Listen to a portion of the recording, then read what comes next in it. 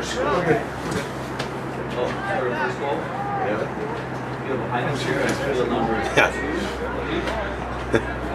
Lambert Park is 1-0.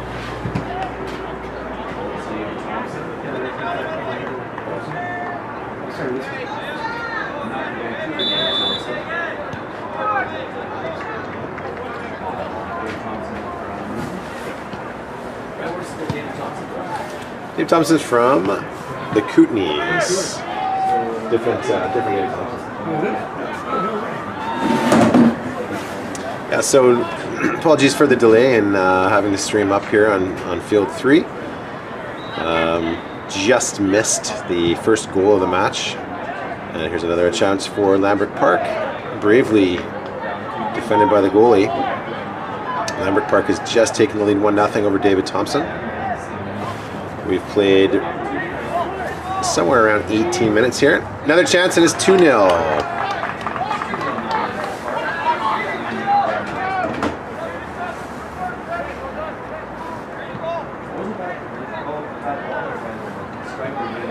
Great finish there by Lambert. Actually, both goals. The one that was just scored before we went live here. Cracking finish from the left winger, it looked like, from Lambert. Cut nicely to his right. Fooled the goalie. So 2-0 for the Lambert Park Lions of Victoria over David Thompson.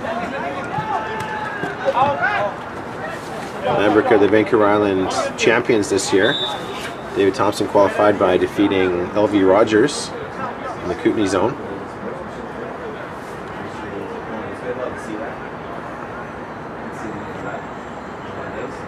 Beautiful morning out here in Burnaby. Weather's cooperating today. Tomorrow might be a bit of another story. The forecasted atmospheric river.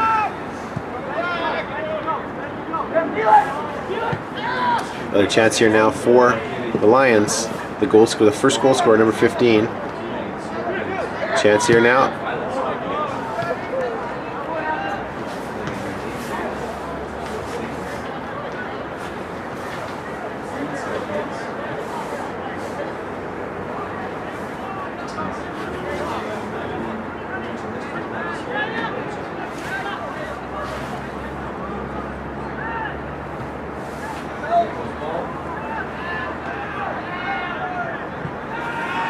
Referees in this game here on Field 3, we've got Miro Stremcevic in the middle, Bob Jet's our far side assistant referee, and Joe Sorich is our near side AR. Lambert have started quite smartly here for the first game of the 2022 BCAA Boys Soccer Provincial Championships. Again, they are the Vancouver Island champions. They defeated... See, who did they defeat, if I remember correctly? They defeated Glenline and Norfolk in the final, and then the other third and fourth place teams from the Vancouver Island zone this year. St. Michael's University School finished third, and then Gulf Islands finished fourth. Gulf Islands is playing right now on field number 1 and behind us in the tower, and that can be streamed as well on BCSS.tv.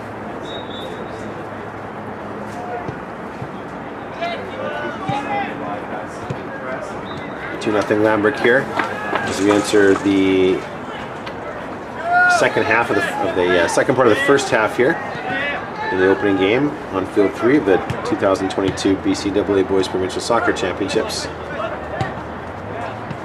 Again, apologies for the delay in getting things going this morning and some technical difficulties, but those have been sorted out from our friends at Sports Canada TV.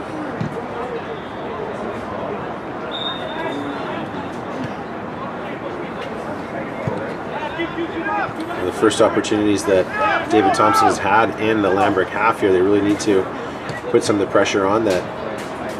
Put these Lambert defenders under pressure here. Sorich is given a throw for Lambert.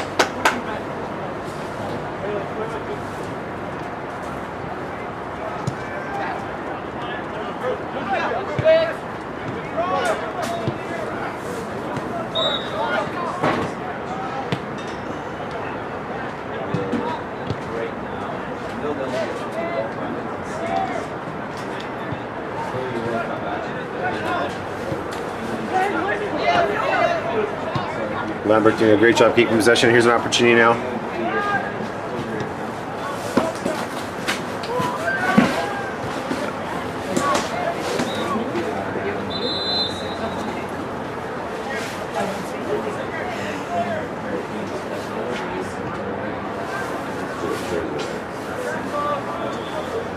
Corner kick now, opportunity for the Lions of Lambert Park.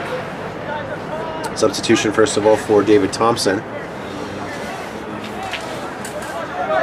And that's going to be brought back as the substitution was not completed. Joined in the booth here now by Karen Hum, our newly anointed Assistant Director of BC School Sports. Chance now for the Lions, defended well. Yeah, just text me. I can promote it. Okay, perfect. Yeah, thanks, Joe. Chance on top of the box. Nice hit there, 3-0 for the Lions.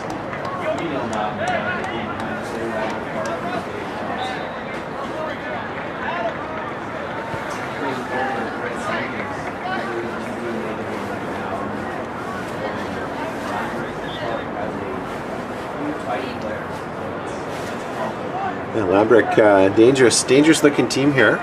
Opening game. This is their first appearance in quite a few years, actually, up at the provincial championships here. Of course, last year our tournament was the BC Coastal Championship. We had the effects of the atmospheric river and fuel shortage that prevented teams from the interior north from traveling down. So our Coastal Championship was Lower Mainland and Vancouver Island teams. And then COVID canceled 2 years of the tournament, and so here we are with our first opportunity in a number of years to be all back together here. There's another opportunity, chance now for Lambert Park. Cheeky attempt there by the center midfielder, number 10. Last year's Coastal Championship was won by the Notre Dame Jugglers of Vancouver. They are representing the Vancouver Sea to Sky Zone as the zone champion again this year.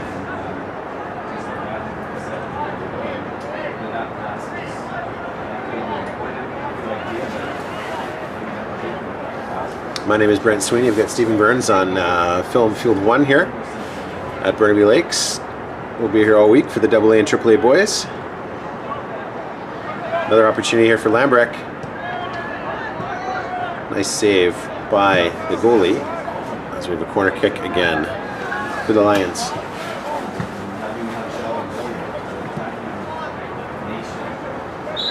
It can be a struggle for the teams from the interior and from the north coming in. Just the level of competition can sometimes be a little higher in the Lower Mainland here against some of these schools that have the opportunity to play year-round, which is certainly an effect of or an impact that those teams that are, the Kootenays here as an example would face, the inability to do that.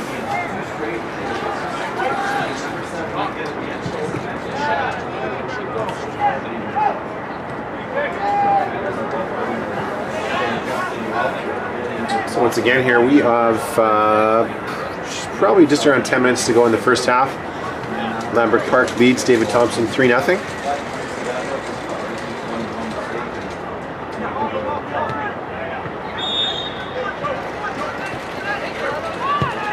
Jump from distance there. Easily saved by the David Thompson keeper.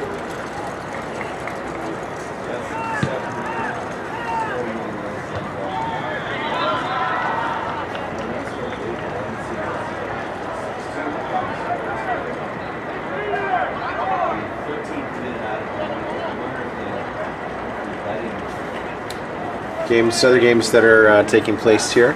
And behind us again on field number 1 in the live stream, we've got the Sand Scorpions against the Gulf Island Scorpions.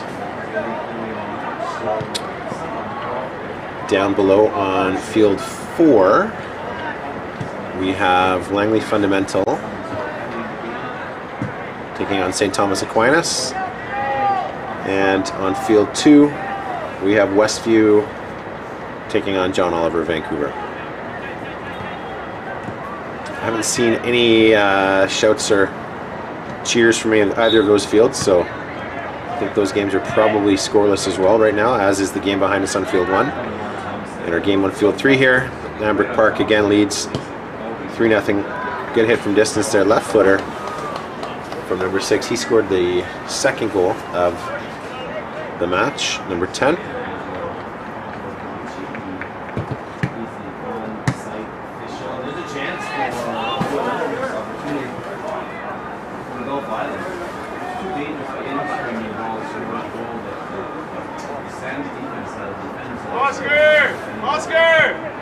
Oscar, you bum!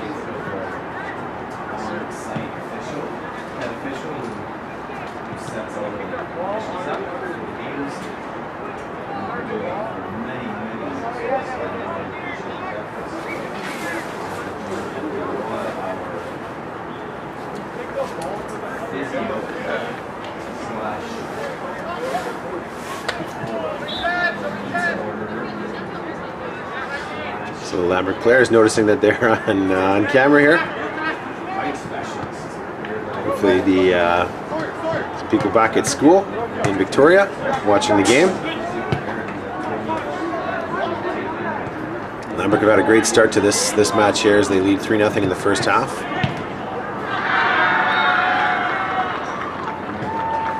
With a goal on field 2, Westview have taken the lead 1-0 against John Oliver.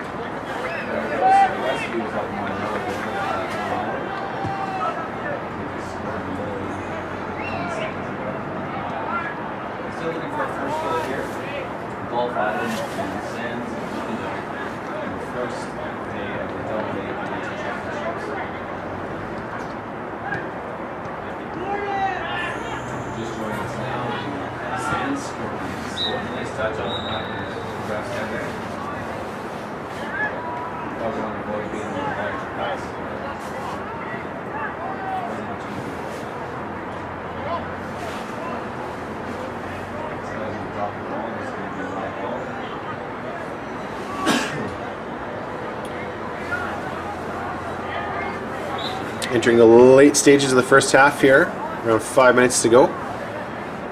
Lambert Park of Victoria leads David Thompson of Invermere 3-0.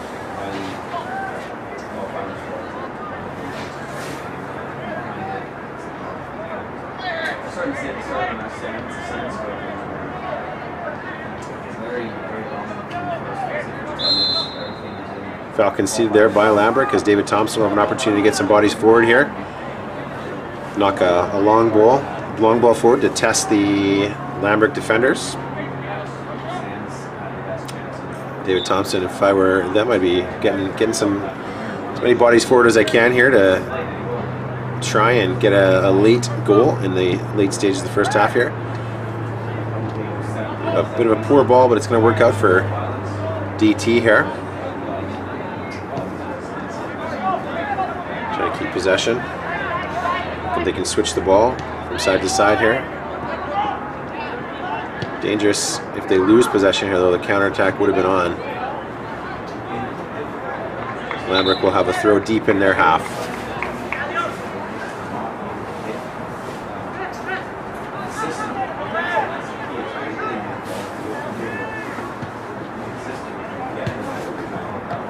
BCAA Boys 2002 High School Provincial Championships here at Burnaby Lake West.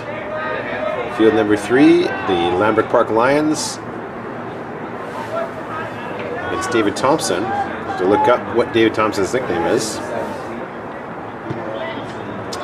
Well, their shirts say the Lakers, so I'm guessing that's probably what it is. Chance here now on the counter for Lambert, well defended by the Lakers. Oh, Lambert gets possession again here. Right bit of pace here on the left-hand wing.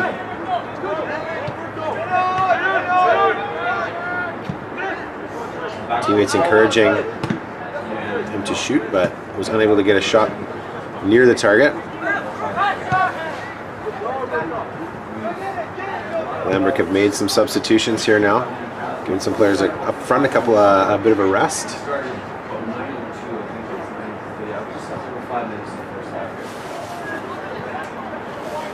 Entering in the last 5 minutes here of the half. Bit of a high foot, not called by Stremcevic, our man in the middle. Shot on target, not really any danger for the David Thompson goalie.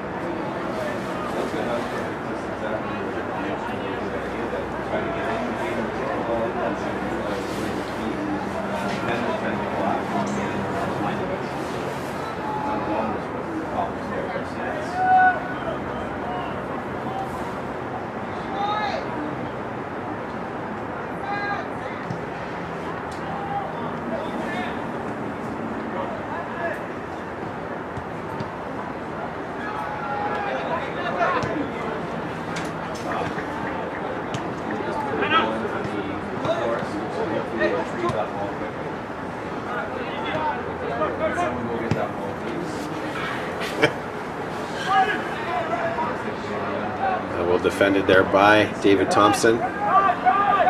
Promising attack that was stopped. Lambrick will send this ball all the way back to the goalie. He's content to knock it forward here. Any an opportunity to keep possession, but they're going to win the foul at midfield. Push in the back. Played quickly well here.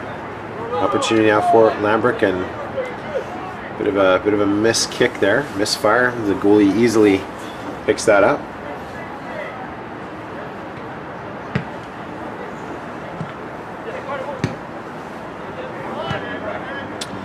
I mentioned our tournament committee here, so Stephen Burns and myself, or Brent Sweeney, were the organizers of the tournament.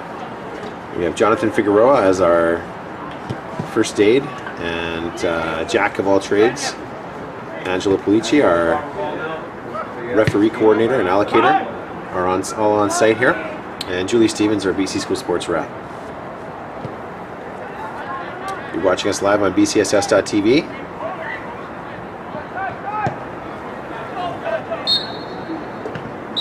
First half whistle called by Miro Stremcevic. And at the conclusion of 35 minutes of play, we have the Lambrick Park Lions leading the David Thompson Lakers 3-0 here on Field 1 in our first game of the BCAA Boys High School Provincial Championships. We'll be back in a few minutes.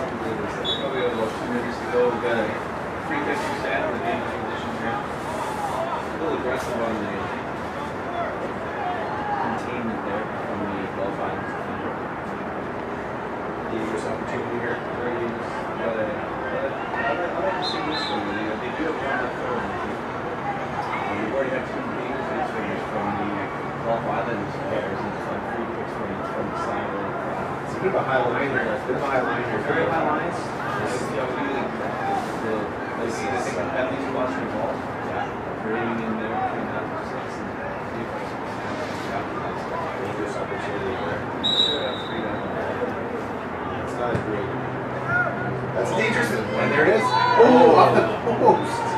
Wow. That was exactly the ball we talked about. Get it in between the penalty spot and the 6 and the ball.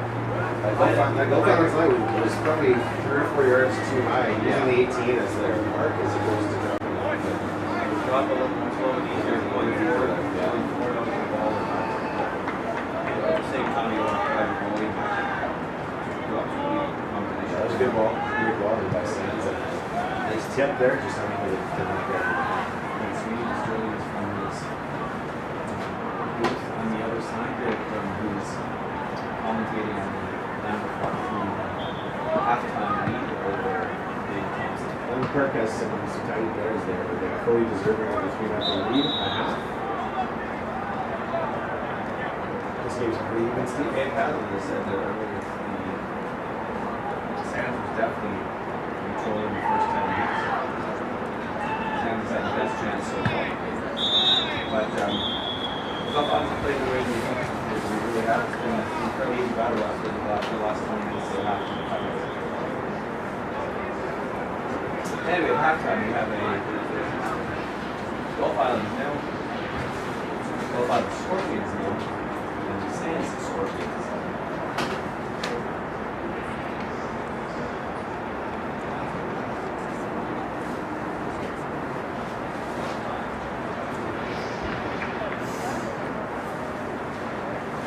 Speaking of Mel, Ron getting the shot on the goal.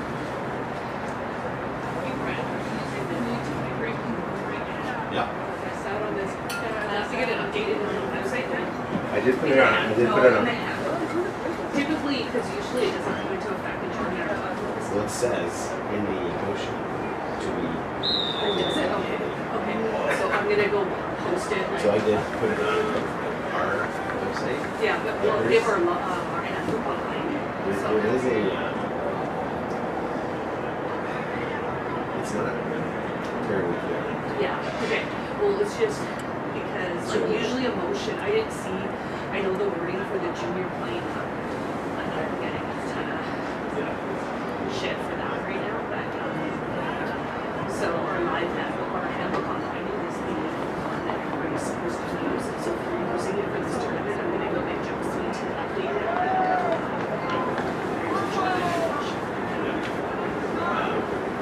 I didn't see it.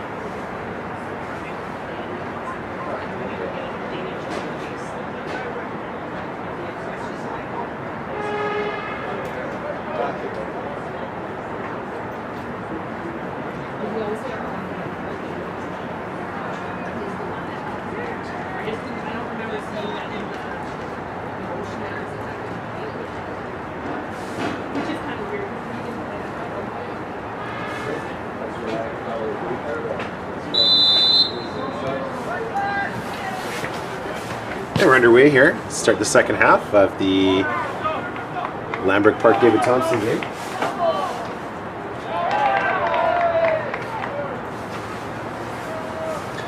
Lambert Park leads David Thompson 3-0 after 3 first half goals. We had some technical difficulties this morning, so again we apologize for missing the first 10 or 15 minutes of the game.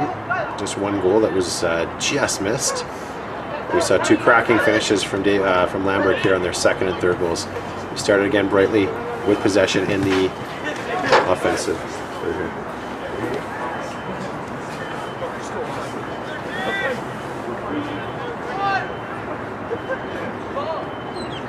Opportunity here again for Lambert. Oh, the goalie did very well to come out there and prevent that cross from getting across here. Corner kick now here for the Lions.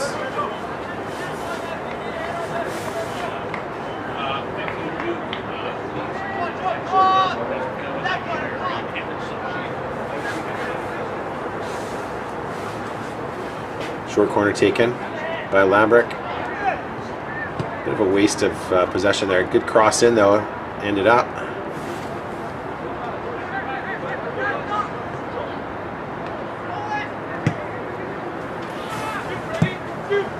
Well forward here now.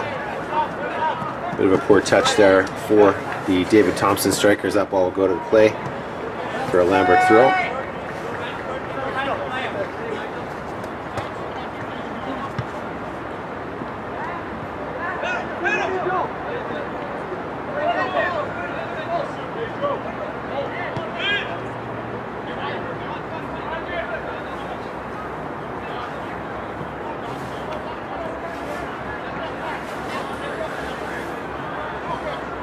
Second half underway here, the game 1 of our BCAA Boys High School Provincial Championships at Burnaby Lake West.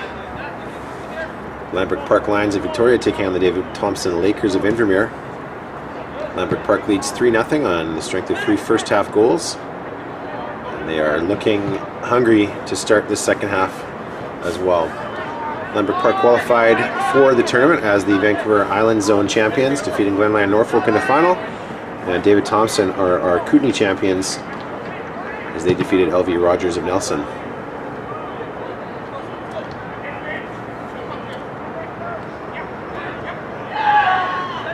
There's a chance here for Lambert. Just getting a boot on that was the center back of David Thompson, team captain.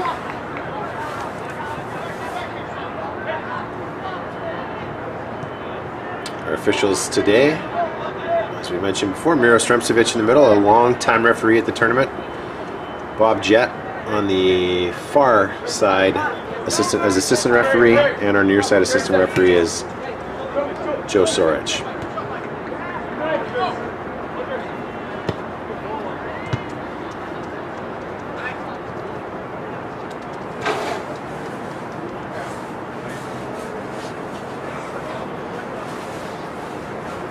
Bit of a brisk morning here in Burnaby, but overall you can't complain. It's dry, the sun is peeking out, and the wind is down, so great conditions for the boys to start the tournament. Tomorrow might be a different story with the forecasted rain, but BC in November, you can't expect anything less. Oh, that's a great piece of defending there by David Thompson, again the captain, the center back number 14 there, doing an excellent job shielding the ball so his keeper can come in and get it. Overall, a very clean game. Not too many fouls have been called. Teams are showing great sportsmanship here in their play.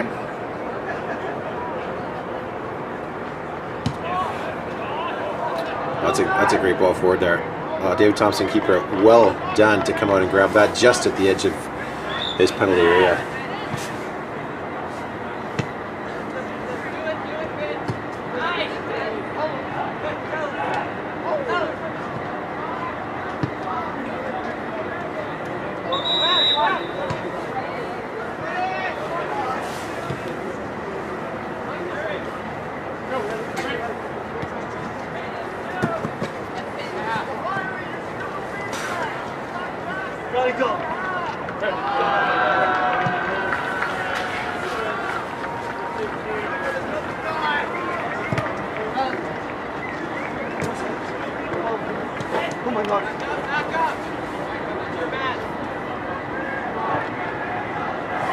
Opportunity now here for the Lions. Cut back across goal, and it's 4.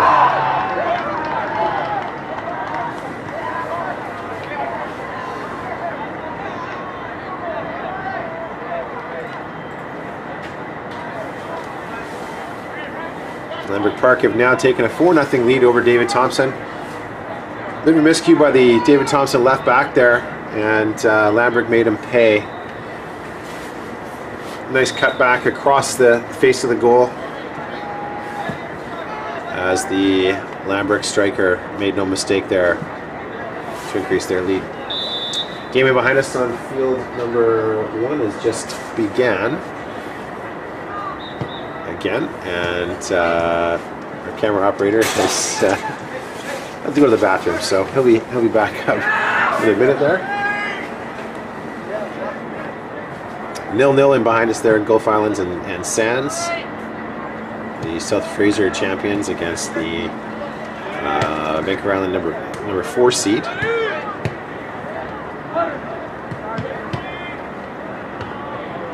Vancouver Island champions here. Lambert are. Oh, there's a handball. Miro's going to play on. Only one hand, I guess. Clearly a handball though by the Lambert striker. He had stopped running as he knew that that was an infraction, but our referee decided not to blow his whistle there. I think I've counted only 2 fouls so far in this game, so certainly not having an impact on the game. The kids in the field are doing a good job of not forcing the referee to make some of those tougher decisions. Lambert again now, getting forward. Oh, that's a nice little left foot there. It's going to fall. Opportunity here. Too much time taken there by Lambert Park.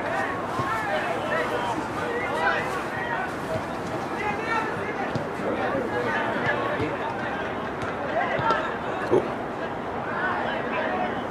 Yeah, it's a good bit of refereeing there. There was a bit of a kick.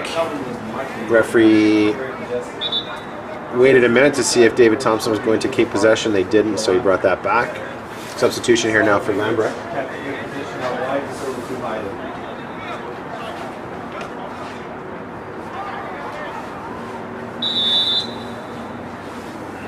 8 minutes played here in the second half.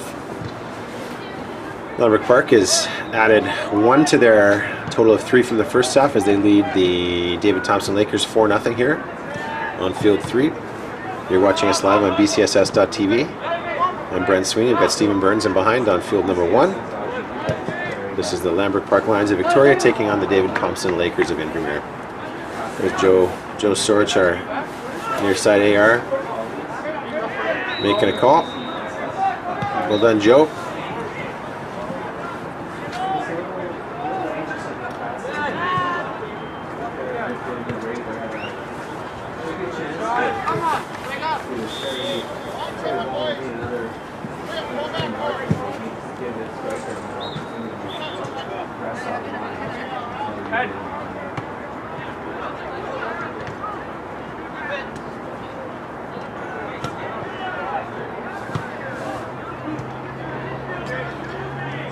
Lambert have looked pretty comfortable today so far in this game. They've held the lion's share, no pun intended, lion's share possession. Have really scored 4 classy goals, all 4 of them well taken, and really leaving the David Thompson goalie with no chance. The first one he probably would have liked to have back, the one that we didn't have on camera. That in that situation, the goalie thought the ball was going wide. It knocked off the post and in. But the other 3 goals have been very well taken by Lambert Park.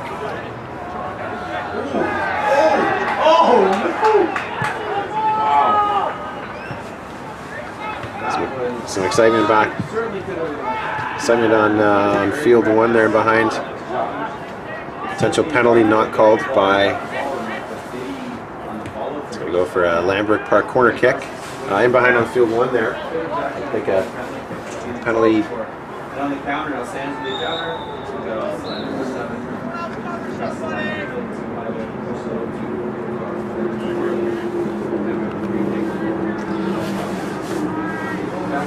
Lambert Park here, they lead 4-0 over David Thompson.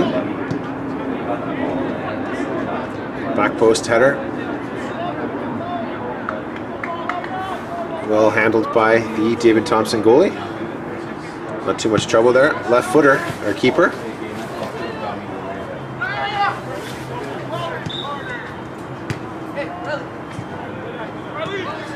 A number of Lambert Park players look very confident on the ball. Good to see the level of skill that they're displaying here. David Thompson kids are working very hard.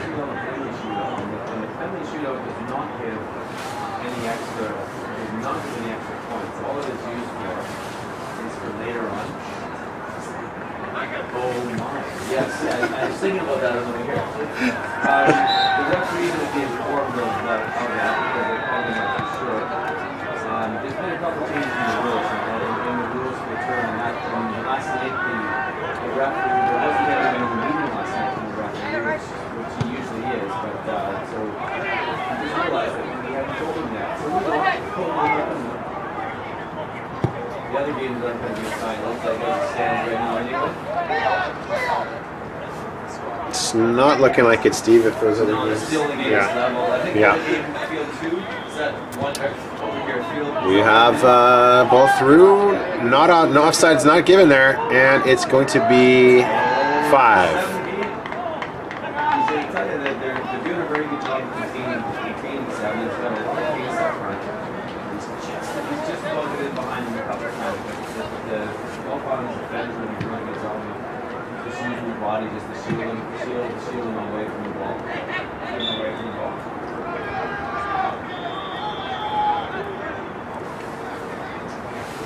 The thing is, Mr. Sweeney, the other coaches will know, right? So. Jonathan. Hey, buddy. Is Angelo there? Okay.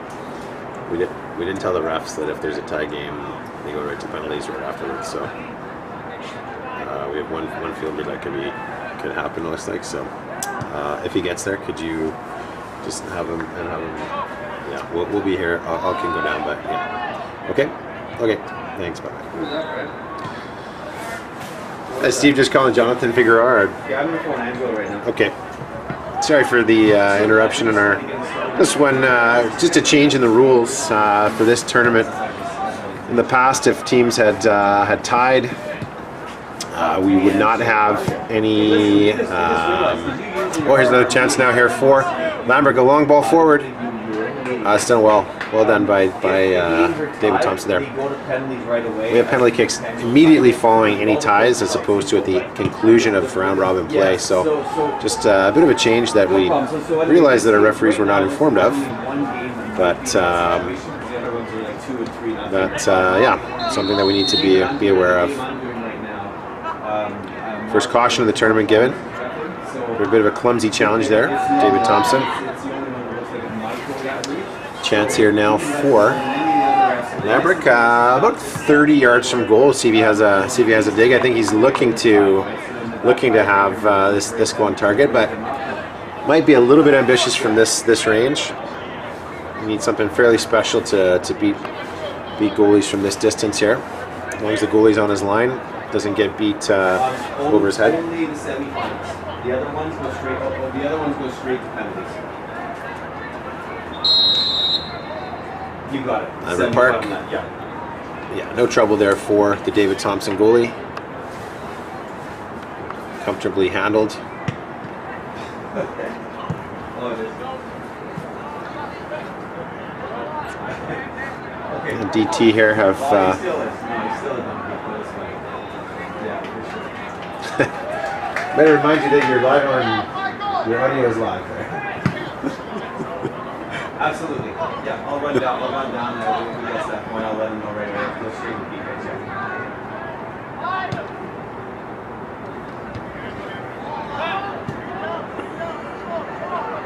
Oh yeah. Okay, sounds good. Thank you. Okay. We played 15 minutes here in the second half. BCAA boys. Oh, here's a chance now for David Thompson. Opportunity to give me the first shot on target. Not a bad hit, just wide of the right post. Substitution here coming. As I was mentioning there, first game of the BCAA Boys High School Provincial Championships here from Burnaby Lake West, field number 3. The Lambert Park Lions of Victoria lead the David Thompson Lakers of Invermere 4-0.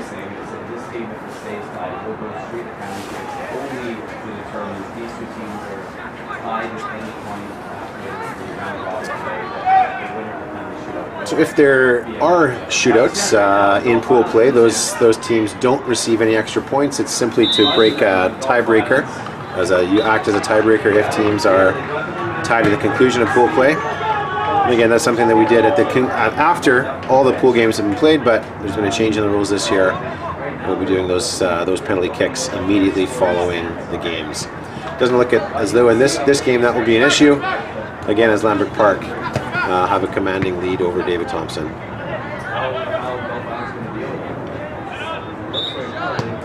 Chance here now.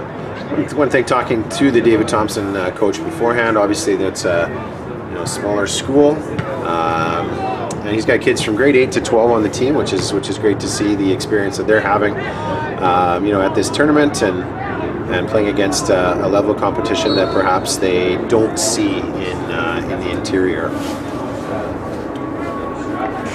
Foul there conceded by Lambert Park. Well called by Stremcevic in the middle.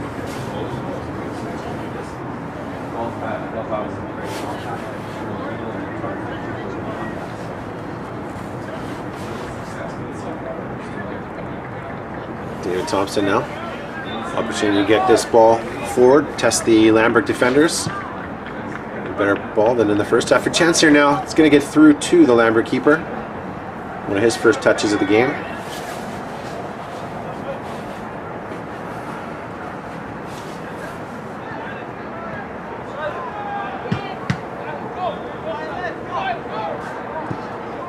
There's a chance here now for Lambert. Crack from distance, a great hit with the left foot just wide of the target.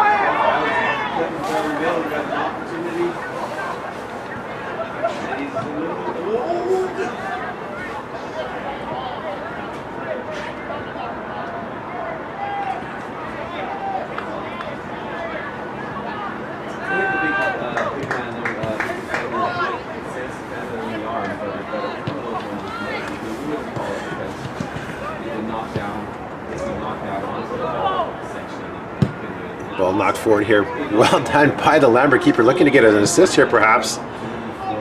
Bit of disarray in the box for David Thompson. That shot goes just wide of the target.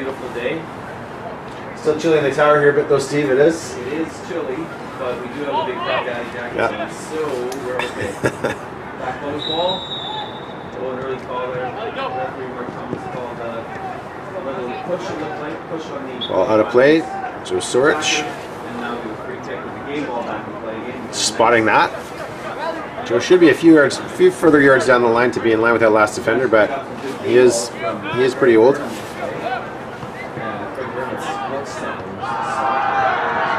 That's a tiny bit of play there from Lambert. The left footer who had a great crack. Yeah, it looks like Westview have taken a 2-0 lead on Oliver. Yeah, Westview on field 2. 2-0 lead there. I have not seen if there's been any goals done on the field down below.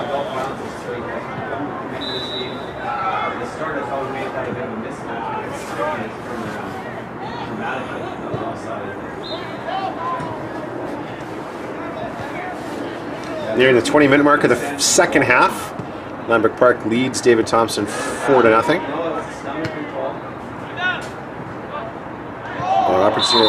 An attempted bicycle kick. That was a bit of a dangerous play there with the David Thompson. It's like left midfielder near it. Really, those are spectacular if they're able to be pulled off, but that certainly wasn't the moment to try it.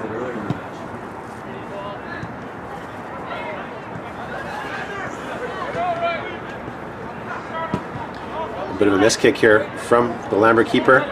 Fortunate to not have that ball taken into possession by David Thompson. Number 7, he's got a lot of pace. Well done by the keeper. He's got a great ball. He's been off the line ball today. He's dealt with any free balls like that. One thing that's lacking, you can probably see There's certainly no quit in this David Thompson team, despite being down by 4 goals. They're defending very well, getting stuck into their challenges, and playing fairly, to be honest, which is great to see.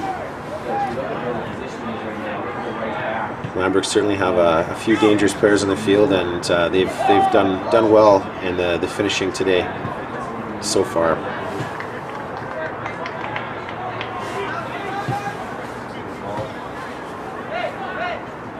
Our field down below, I haven't seen any goals. In field number 4, Langley Fundamental taking on St. Thomas Aquinas, 2 teams that are routinely at this tournament.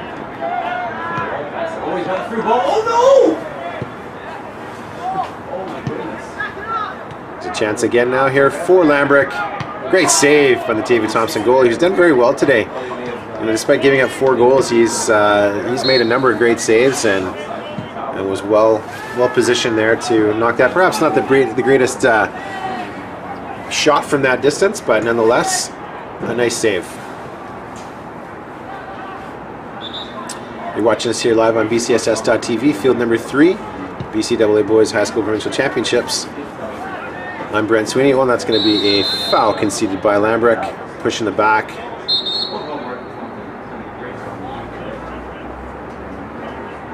Some communication here between our referee and the Lambert Park bench. I'm not sure what that was. Not sure what that was all about. Didn't seem as though there were any. Not sure what that was all about, but looks like there's a substitution that's about to be made here for Lambert. That's a great run there by number 2, but unable to get on the end of that. Keeper again has done well coming off his line as he's done all day.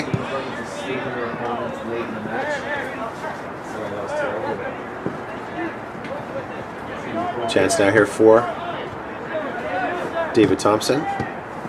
Just unable to keep possession in that final third of the field to have any real chances. And the keeper comes out well again. The big man has been solid coming off his line.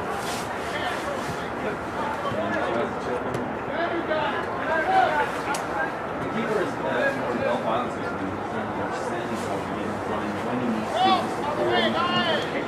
Lambert Park Lions of Victoria lead the David Thompson Lakers of Invermere 4-0. Second half of day 1. BCW Boys High School Provincial Championships presented by BC School Sports.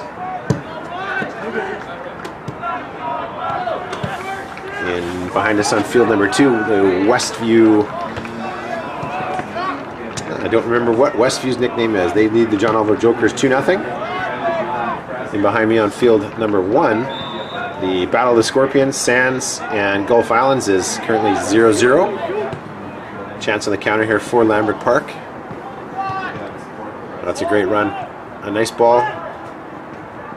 Number 14, the center back of David Thompson has done well. Another great save by the goalie of David Thompson there. He's caught inside. We got a chance and well defended.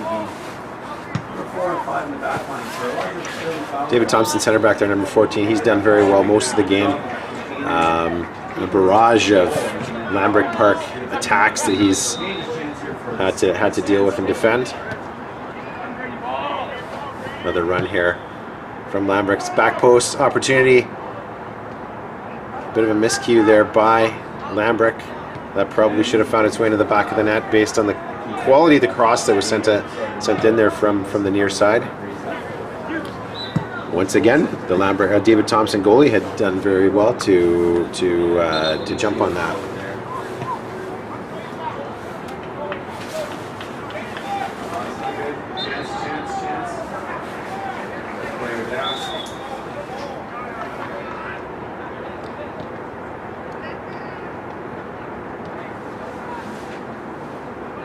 Frustrating as that was for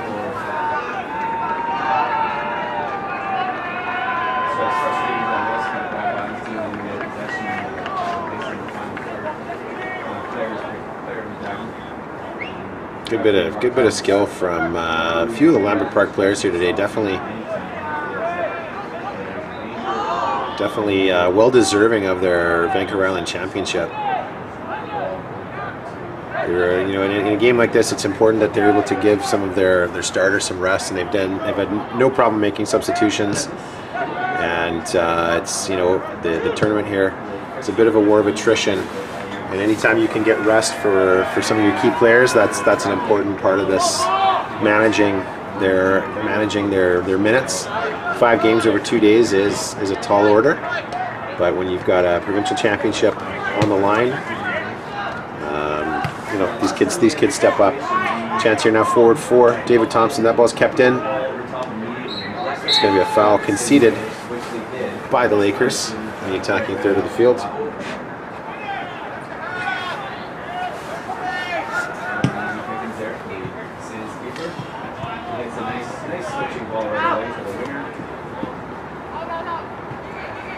Oh, that's a dangerous pass back.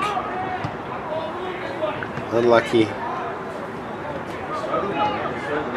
There's a chance for Gulf Island. The only left footer in the field there. Oh, some fancy footwork there. Sometimes the players like to beat one extra guy, and in that situation there, I think it would have been better if he had looked to maybe lay it off and perhaps get it back. Definitely some quick feet there. Throwing deep in the David Thompson end here. Poorly defended there. It's excellent. Number 14 again, the captain of David Thompson. He's had a very strong game for the Lakers. Once again coming across there to thwart that cross, and it's out for a corner kick for Lambert. About 7 minutes to go here. Just over 7 minutes to go in the second half. David Thompson leads Lambert Park leads David Thompson 4-0. Cross in off the corner kick. Well taken by a chance here now. 1-on-1. It's going to be a breakaway here for David Thompson. Oh, an excellent bit of footwork there, and we got a goal. You know well done to the Lakers there. Great finish, composure on that breakaway. The Lambert Park center back was 1-on-1 after the corner kick. Sorry, I've been saying it's 5, not 4. I think it was actually 5. But a great bit of work there for David Thompson, clearing that corner from danger, and then on the counter, the Lambert Park center back fell over, and the DT striker made absolutely no mistake, doing a very good job of navigating the oncoming Lambert goalie to bury it. So we've got a 5-1 scoreline now.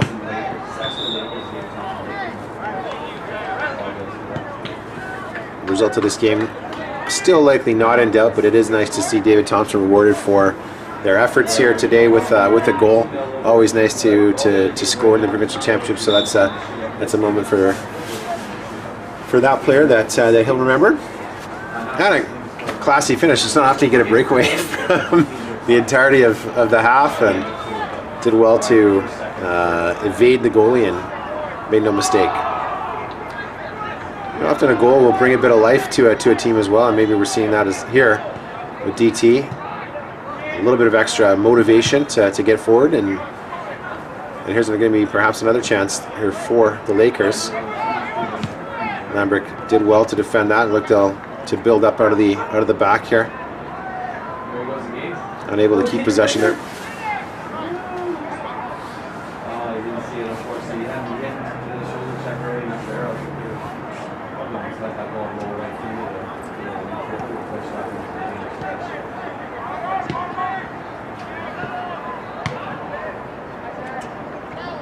So again, we apologize for the beginning of the game there. We missed the first half for those that have been patiently watching. Oh, it's a great ball. Once again, though, the David Thompson keeper is forward. That ball perhaps just hit a little bit too hard. No way that was going to stop on the quick turf here at Burnaby Lake.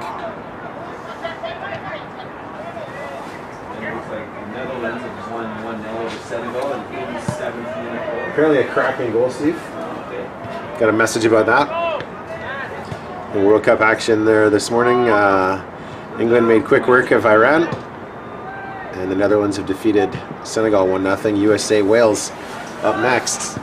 But we'll be watching the BCSS Boys High School Provincial Championships here at Burnaby Lake West.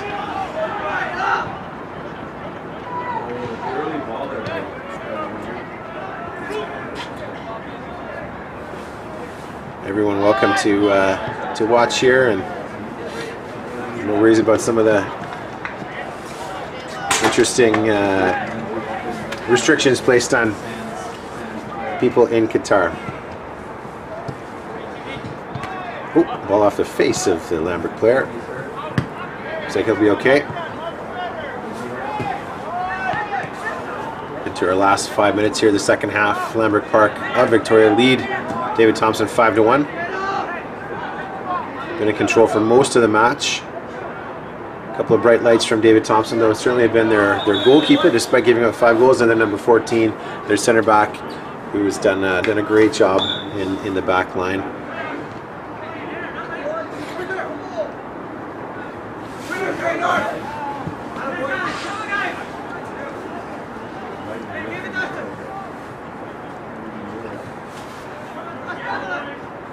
Offside there, yeah. Joe Sorcher near side. Ball went out for a goal kick, so Smiro or Stremcevic, our referee, has given the goal kick. There's a bit of a misplay there by David Thompson. Can the shooters shoot like they have to Any- be in the field at the end? It No. doesn't, right? Yeah. So it can be any. Yeah. I have to go down and let him. I'll write down this game finish first, so I'll write that there. Yeah.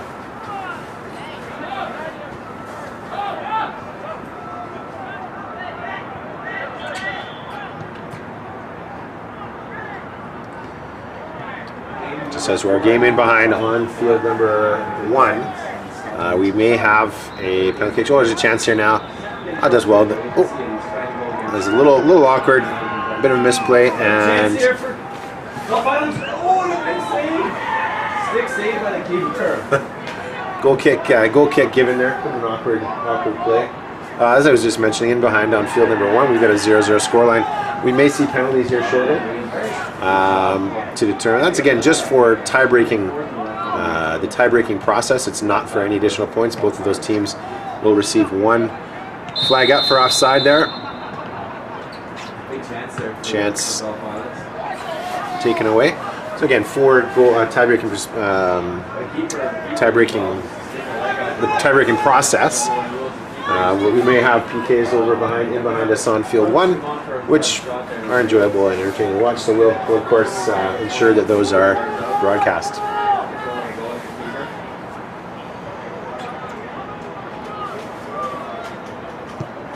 Looks like our game on field 2 has finished with the Westview from Maple Ridge, our Fraser North champions, defeating the John Oliver Jokers 2-0.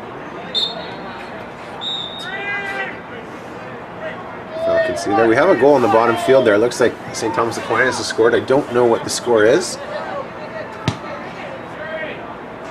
Ball forward there. David Thompson. Keeper making easy work of that. Into the final minute of play here. The Lambert Park Lions, our Vancouver Island champions, lead the David Thompson Lakers from the Kootenay champions from Invermere, 5-1.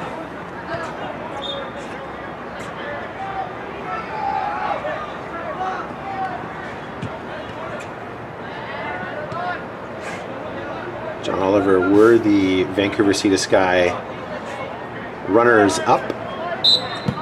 And that is the final whistle. So from Burnaby Lake West here, the Lambert Park Lions 5 and the David Thompson Lakers 1. Game 1 is in the books, and we'll be back on field 3 at 11 a.m.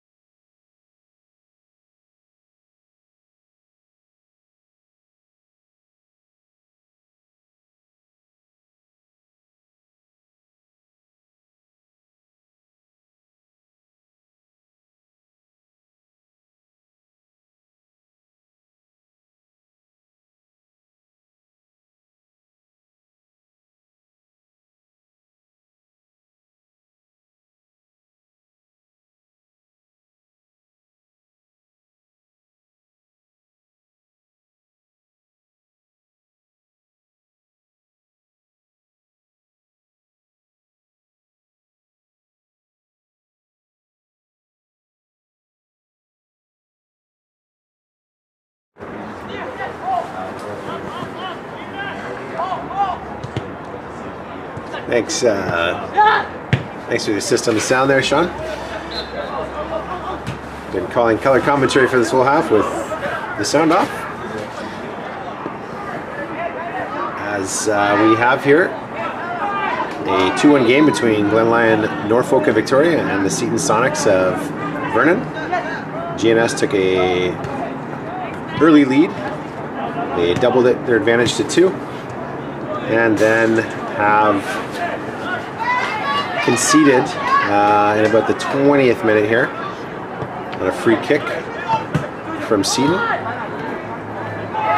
Here we are at the BCSS Boys Provincial Championships here at Burnaby Lake West. GNS are your Vancouver Island runners-up, and Seton are the Okanagan champions. Good to be back here at Burnaby Lake West with a full tournament.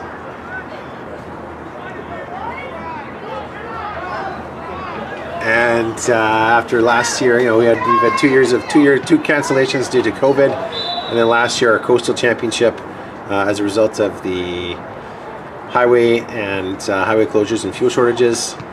With just a 12-team event made up of Lower Mainland and Vancouver Island teams, and it's good to have teams from all over the province here in Burnaby again.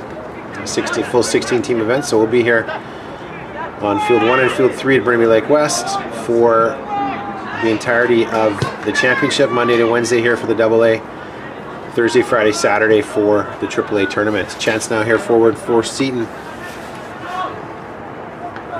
Attempted good tackle there by the center back of GNS.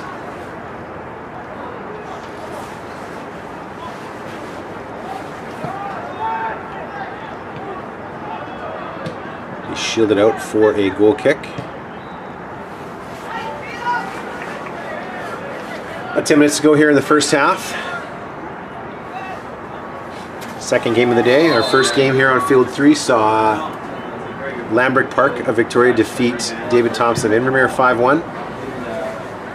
And behind us on Field 1 saw the Sand Scorpions defeat Gulf Island 1-0. It's a chance now for GNS again. Oh, it's a great ball in. Oh, just missed the sword. That was number 6 there for GNS. Probably should have done better there. Great run he made in behind the defender. A great ball that was sent in from the striker there, number 8, who scored the second GNS goal. He's been a dangerous player all half. That was a great opportunity missed there for the Griffins. Seton is from Vernon. Our other morning games of the day saw Westview of Maple Ridge defeat John Oliver 5-0, and St. Thomas Aquinas from North Vancouver defeated Langley Fundamental 2-0.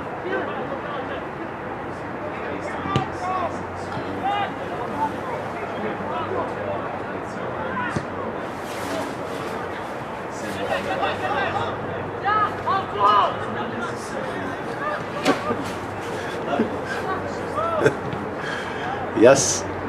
Chance here. Ooh, that was a dangerous ball. Knocked through. Still an opportunity to get this ball back post. You're not gonna have to keep that ball away from the keeper. The GNS keeper. He's a big lad. Looks to be 6'4", 6'5". Not much is gonna get over top of him.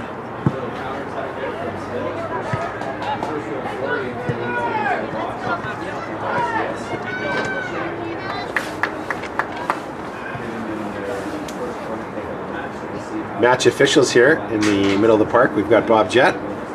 Our near side assistant referee is Joe Sorich. A chance here, wild opportunity here for the Seton goalie. Bravely coming out of his net. Unfortunate there for GNS not to extend their advantage. Well, that's a great ball through here. He's going to get on the end of it, and it's just going to go wide. A brave, well done by the Glenlyon goalie to come out, and that looks like he may have taken a bit of a knock, but that was a great through ball and a great opportunity to tie this game to GNS, just on the heels of a chance for Glenlyon Norfolk to increase their advantage. We're scoreless on field 1 in behind, where the Langley Christian is taking on Smithers.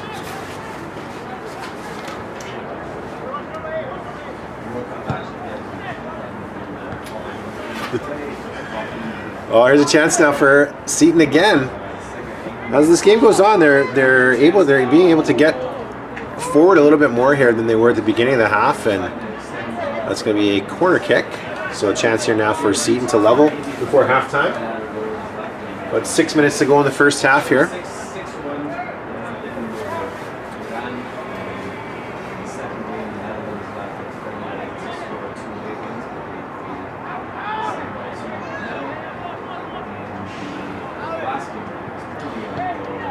Ball will be knocked in, left footer, in swinger here for Seton. Well defended by GNS. Center back knocked that away. Probably could have left that for the goalie as he was unchallenged right in behind him. GNS has been a little more disciplined since giving up that free kick and that led to the goal around the 20-minute mark. There was a spell there where here's a chance now. Here's a breakaway for GNS.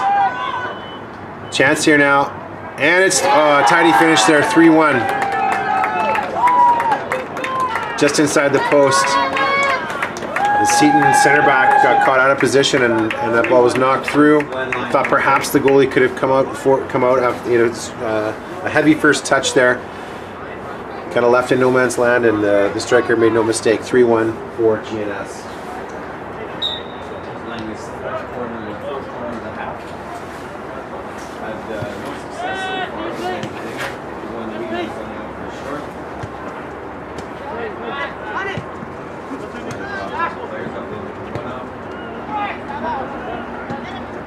And 1 Unfortunately for the Smithers goalie there, wasn't able to deal with the cross. He tried to come up and grab it. Created a lot of congestion there, and he wasn't able to hang on to the ball properly. Finished by Langley Christian on a scramble. But on the basic play, fully deserved to be up 1 right now.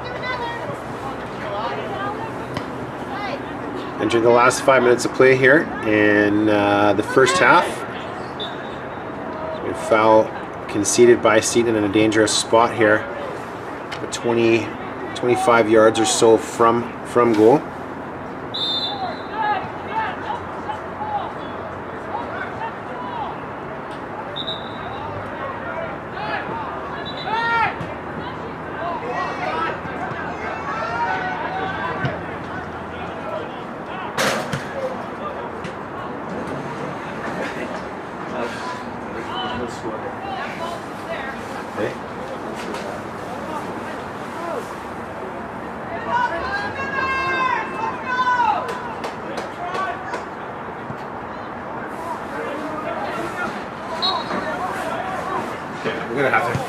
A chance here now. Oh, and it is 4. That's a great free kick there by GNS. Cracking hit there.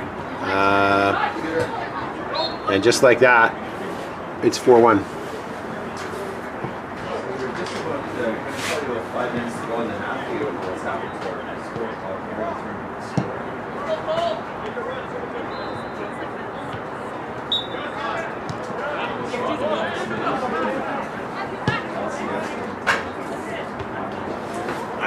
I fixed it.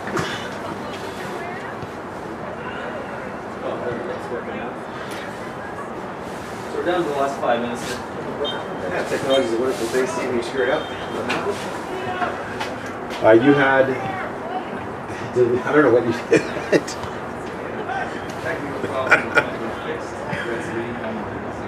Yeah, here we go. In behind us, Langley Christian has taken a 1-0 lead over Smithers. Here we are on field number 3 with Glenland Norfolk from Victoria now up 4-1 over WL Seton of Vernon. GNS has looked the more dangerous team throughout the first half here, although Seton has had a few opportunities. They had a great chance to level it at 2. just prior to the third Glen Lyon goal, and then a cracking free kick has increased their lead to 3 just a moment ago. Late stage of the first half here, second game of the day, BCAA Boys Provincial Championship. You're watching us live on BCSS.tv.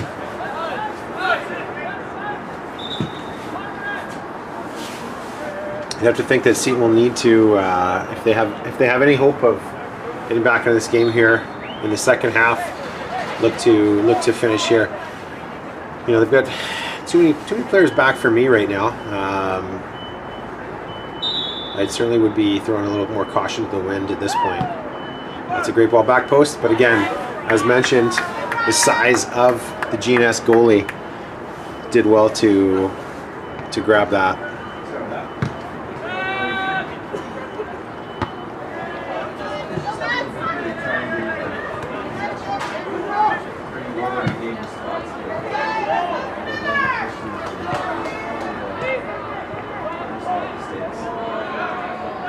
It's going to be a goal kick. Ooh, nice spot up here. See that as knocked out by GNS, but Jet may not have had the best view of that one.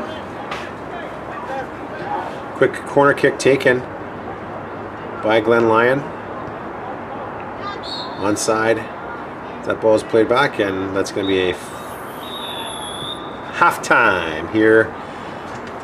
Would have been a foul, but a halftime whistle blows, and we've got the Glen Lyon Norfolk Griffins 4 and the WL Seton Sonics 1.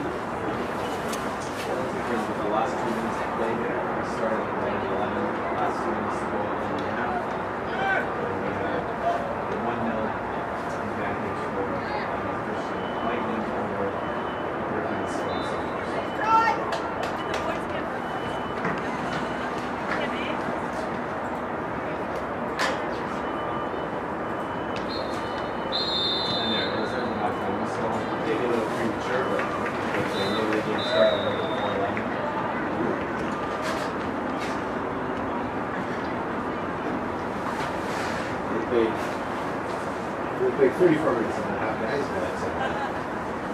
It's usually 2 hours to share how that happened, but we're in a different time zone from that.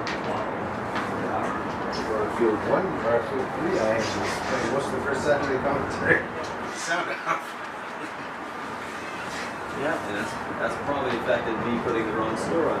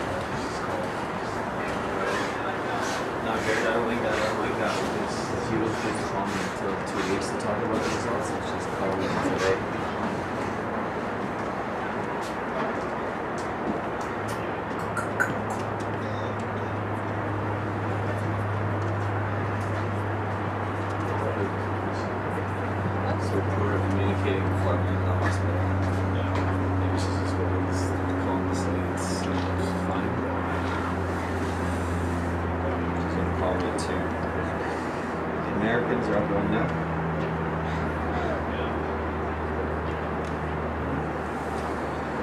Moms were late for over 2 hours.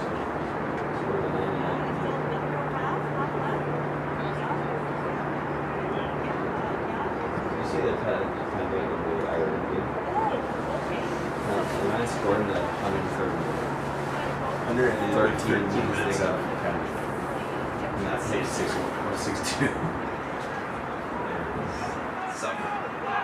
defense should be invested in that going that long. Because someone's got a penalty at any time in the game. 5-1. And they have 5 or 6 minutes.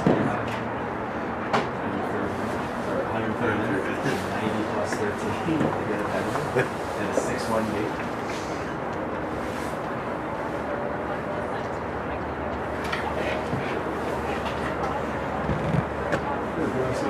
Is from the calf, is it over there? Concession? Yeah. I agree. Probably have to representing.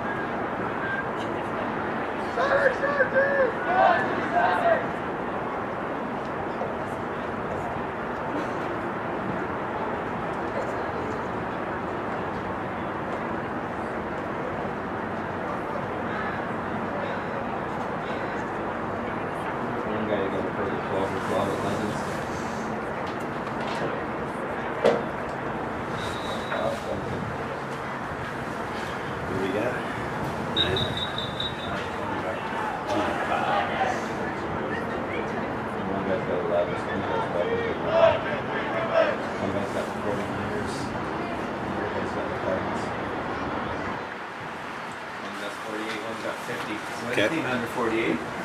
That's good. 49, it could be a punch.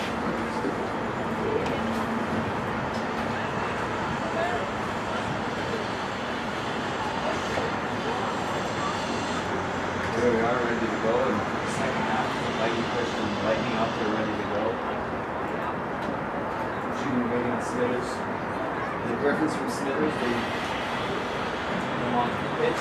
They started the second half. First half, which was mainly dominated by Christian. Jordan players and Smithers half the pitch. A couple of good chances, not great shots, and a couple of good chances. Smithers just has struggled to get into offensive mode.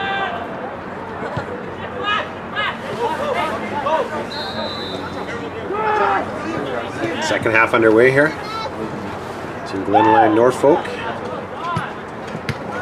and WL Seton. GNS leads 4-1.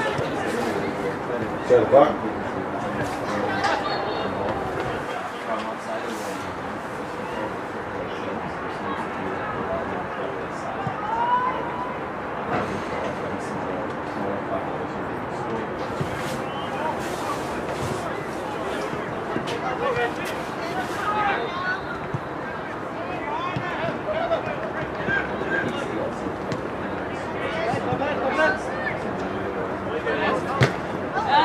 Crunching tackle there, won by Seton. The Okanagan champs look to get themselves back into this game here. They're going to need an early goal to give themselves a bit of hope.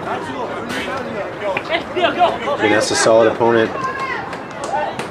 Their first year at the AA level.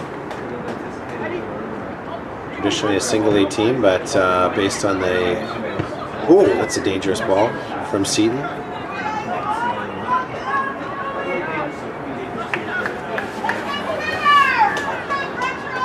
Certainly number 8 from GNS up front there. He's been probably the most dangerous player in the field. He's got 2 goals in the game so far here. Free kick as well as a nice finish off of a good run.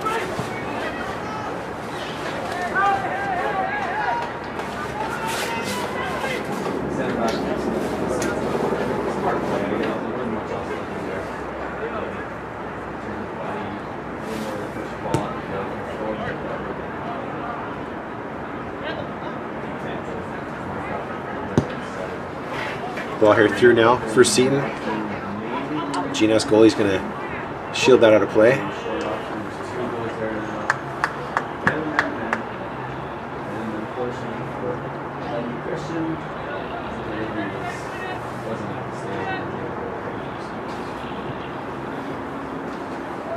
great to have the tournament going again. Last year we had a makeshift building.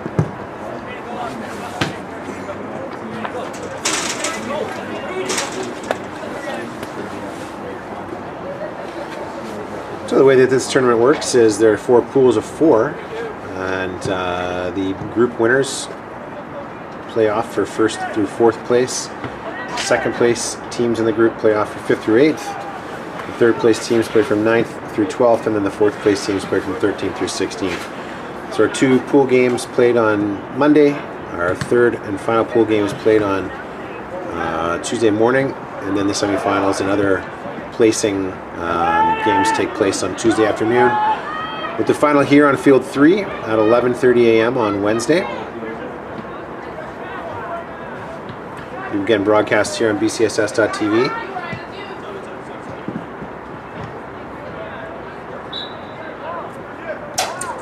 BC School Sports Oh, here's a chance here now again for GNS. Number 6, he scored a nice goal in the first half here, doing a bit of great footwork and just dispossessed by Seton. The BCSS Instagram account is at BC School Sports. Look there for tournament updates and images. I'll message or mention to our tournament medical staff of Jonathan Figueroa, longtime member of the tournament committee, as well as our referee allocator Angelo Pulici. Did a great job in making sure that we've got officials in to be here and allow these championships to take place, and then also to ensure that the kids are able to be healthy and safe there. Jonathan does a great job with making sure that any knocks are dealt with appropriately. Great work, Jonathan, if you're listening. It's going to be no handball. Looks like it may be bounced off his chest there. Chance here forward now for GNS.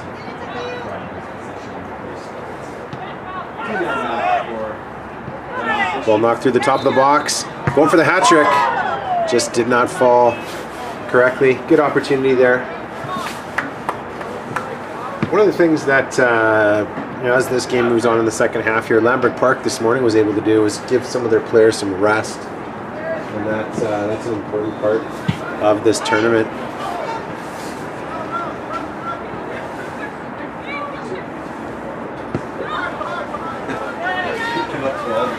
Yeah, as I mentioned there, just to be able to give their players some rest here. So we'll see as the second half moves on, if the scoreline remains the same or if they increase it. If Glenline Norfolk will be able to do that, to give that, just again some of their key players, center midfielders, strikers, who may be needed later on in the tournament.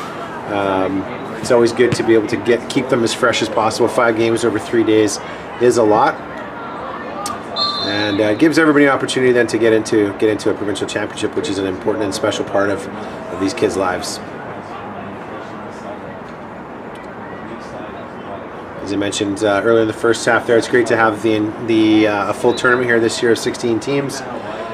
Last year's event was down to 12 of only Vancouver Island and Lower Mainland schools as a result of the flooding and transportation issues. So it's good to see teams from all over the province here in Burnaby once again. Throwing deep in the GNS end for Seton here.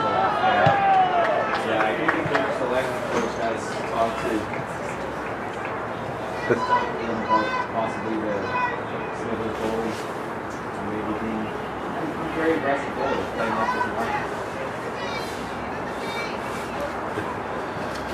And behind us here now, Langley Christian has taken a 3-0 lead over Smithers. I haven't seen any scoring in the game beside us between Notre Dame and Dutchess Park, but I haven't been really paying attention, to be quite honest with you.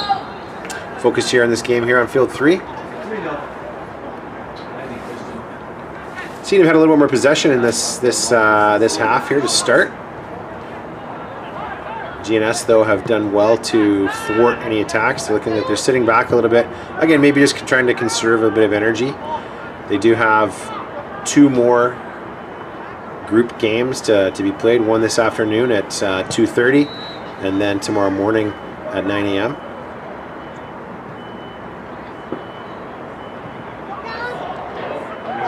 There's an opportunity now here for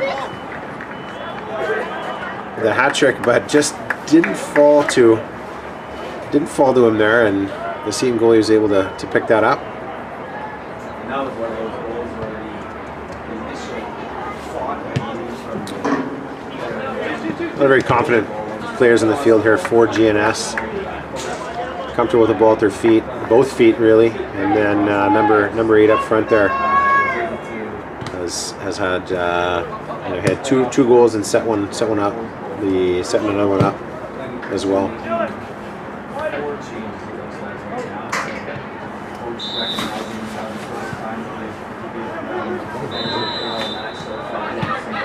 My clock is messed up. I'll try and fix that.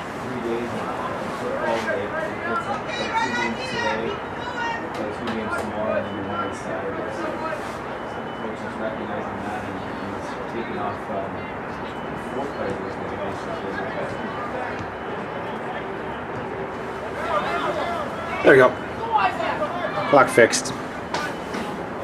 So we're 43 minutes played here, 8 minutes into the second half. I'm going to have a guess that this is going to be on target here. And it was. Seton keeper bats it away from the goal. Number 8 GNS hungry for his hat trick there. Might have been a little ambitious from that distance, but that's a terrible throw in, but Jeff's going to let that go. Oh, that is a foul. Bit of a clumsy tackle there from Seton. Not, no rush here. Seton player knocking that ball away. There's absolutely no rush for GNS at this point, leading 4-1 to put this ball back into play.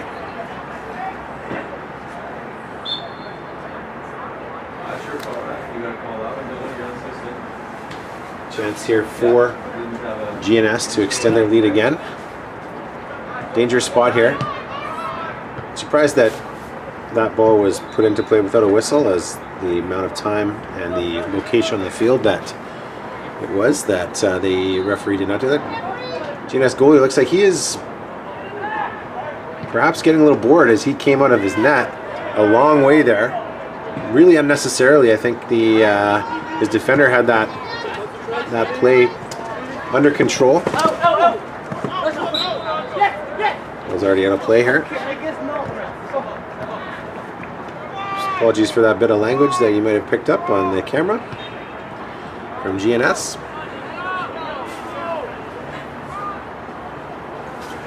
Okay. So that.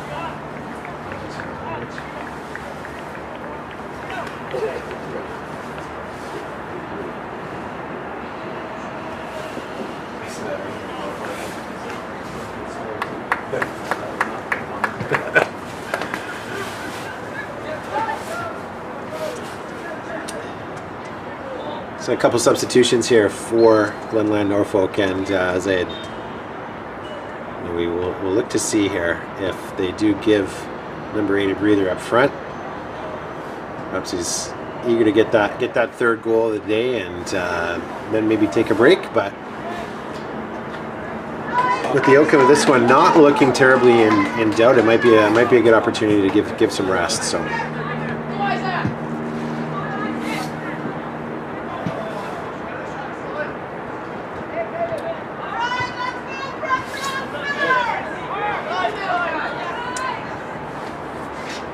Bit of sloppy play there from Seton. A bit of an errant pass, going all the way out of play. A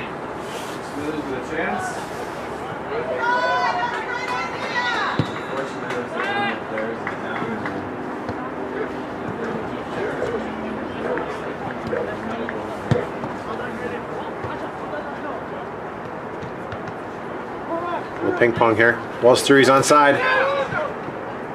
Oh. Was he out of the area there? Don't know. Stromcevic in a good spot on the far side there. I think the striker for GNS did a good job of not getting into that challenge with the goalie, avoiding any potential injury this early in the tournament.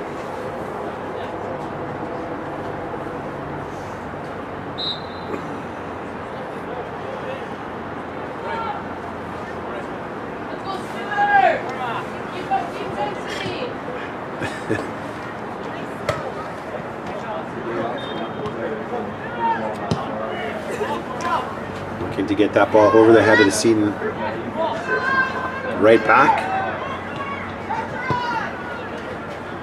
You know, those balls knocked forward there. There's just not really anyone getting on the end of it for Seton. Their strikers have got to do a better job of trying to get the ball at their feet, coming from the back line there and holding it up, allowing the attack to build through the midfield.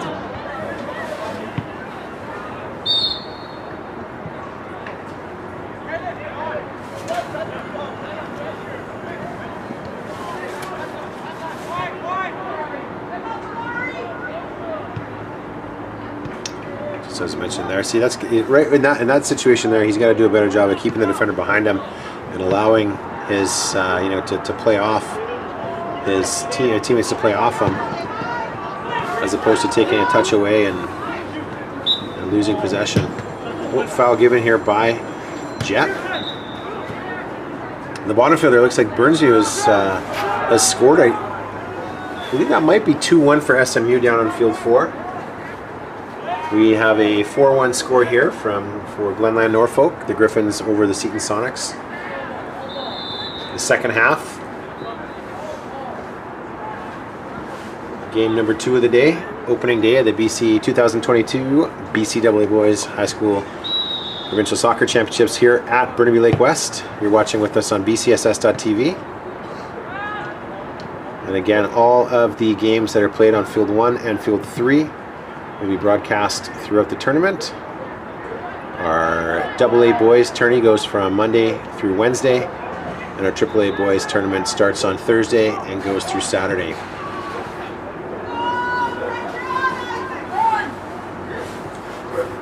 GNS do look to be sitting back a little more here in the second half, not putting as much pressure on Seton. Commanding lead here. They scored 2 late goals in the end of the first half. Really a tale of perhaps a lack of focus for Seton there. At the beginning of the game, they gave up a goal in the second minute, and then 2 late goals there. Had an opportunity to tie it when the score was 2-1 on a breakaway.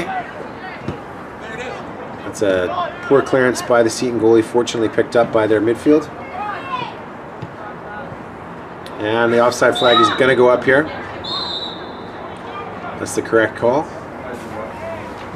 Sorich in his 5 to 7 yard stretch there was well put. Doesn't like to move too far towards the end line, nor does he go too far towards the middle. So that was right in the spot where he likes to stand.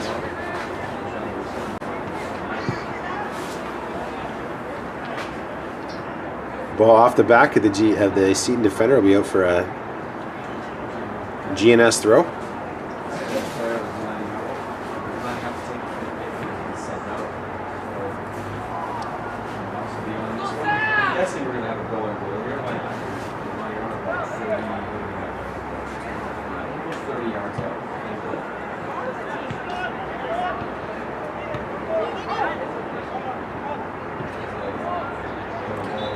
Yeah, number 10, that's about his 3rd or 4th foul of the day here. Took a break, and it's again clumsy, not really necessary at that part of that place in the field to give that away.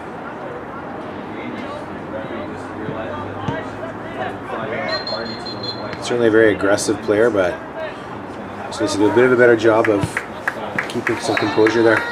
Substitution made here for GNS. One of their strikers taking a break.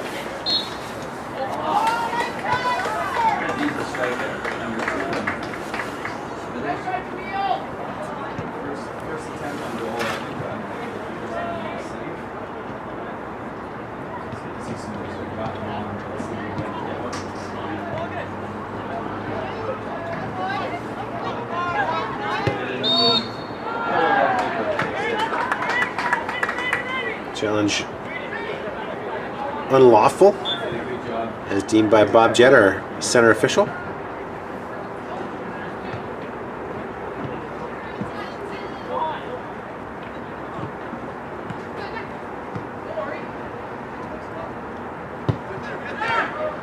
Ball ping forward here by GNS. Ooh.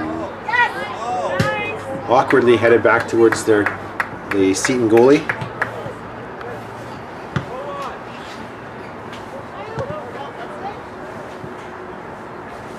Great facility here at Burnaby Lake West. It's been the home of this tournament for probably at least the last 15 years. It's become known as the home of the high school provincial championships. Both boys AA and AAA. The single event was actually here a few weeks ago as well. Oh, a good opportunity there for Seton off the outside of the post. It's going to be well, that should have been a goal kick, as no one touched that, but Seton is going to find themselves with a corner. So as mentioned there, the single A championships were here as well. That was hosted by West Point Grey Academy and École Jules Verne. The Francophone school in Vancouver were actually the winners of that tournament. Single A tournament takes place a little earlier than the AA and AAA as a result of the number of schools that play in areas where snow takes hold a little quicker than down here. Good bit of possession here for GNS. Chance here from distance. Oh, that's a great hit and a nice save there by the Seton keeper. I think that was going to find its way into the back of the net had he not gotten his hand on that.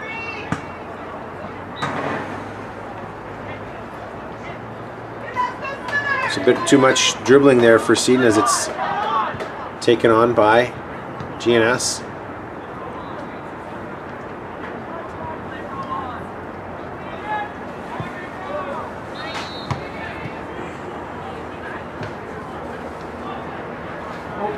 It's a handball. There's a chance here now for GNS. The right winger is free, got a bit of space. We're going to take this defender one-on-one. He's going back post. Free header there. Can only say that was probably well defended by the Seton striker, as he did not do as well as he would have liked. Knocked forward here now. Oh, bit of a miscue. Oh, miscues all around here as the Seton keeper bobbled, handing the GNS striker a golden opportunity that he knocked wide. Some substitutions for Glenland Norfolk now, as number 8 mentioned before, look to get him some a break here. With the lead as it is 4-1, it's a good call to make at this point. Another game being played today, and then 3 more throughout the next 2 days.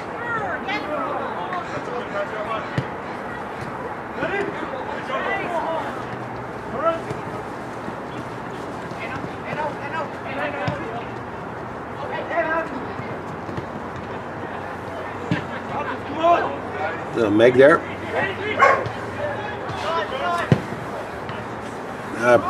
Aimlessly kicked forward there. Bit of a hit and hope situation. Gonna keep that in, but not getting it out for a goal kick for Seton. One of the few times that that GNS has actually knocked an aimless ball forward. They've done a good job of keeping possession, and Seton's had a couple of chances as well, though. They probably feel unlucky to not have at least one more goal. Couple of good chances. Certainly GNS would be in the same boat there, though, as well. That's a good tackle.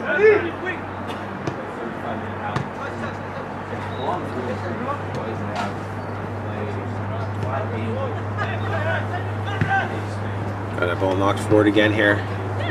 GNS left back. He's had a bright game. There's number 2 at left back for GNS. It's going to be out for a throw-in, though, for Seton. That's an ugly throw again. That's allowed by Jett. My take on throw-ins, though, to be honest, is simply get the ball back in play. As long as it's not egregious, let it happen.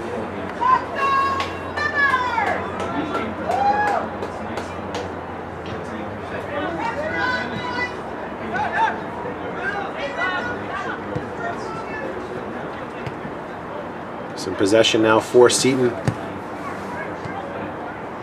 Oh, unlucky to, that's going to be a, yeah, Seton throw.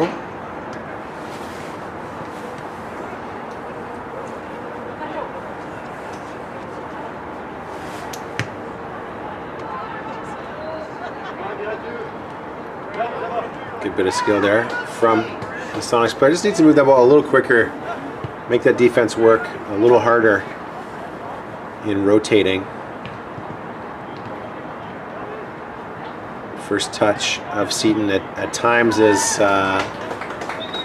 leaving them.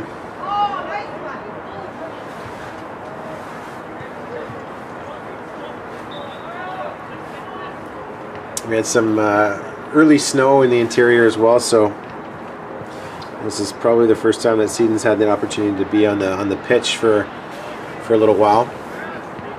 If anybody watched any of the U Sports Championships that were hosted by Thompson Rivers University, Hillside Stadium in Kamloops was completely surrounded by snow. That game, that title, of course, won by John Anteloff and the TRU Wolfpack over UBC. An exciting game in penalty kicks for their first national championship.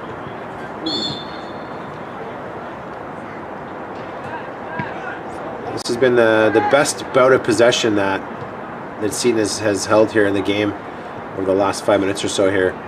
Really putting the pressure on GNS and forcing their substitutes to defend. They'll be looking to see if they can. Haven't really created any other opportunities out of this possession, though. That's really the key. It's fine to have the ball at your feet, but really if you're not creating anything, but there's a chance there.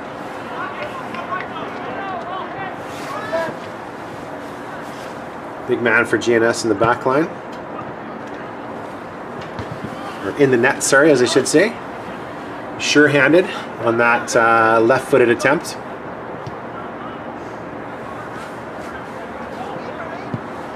About 15 minutes to go here in the second half. Game 2 of the BCAA Boys High School Provincial Championships 2002 edition. Glen Lyon Norfolk Griffins of Victoria lead the WL Seton Sonics of Vernon 4-1. And behind us on field number 1, the Langley Christian Lightning leads Smithers. So what's the Smithers nickname? Griffins. The Smithers Griffins. They lead them 3-0. We have the GNS Griffins, the Burnsview Griffins, and the Smithers Griffins here, along with the Sands Scorpions and the Gulf Island Scorpions. So, very popular nicknames.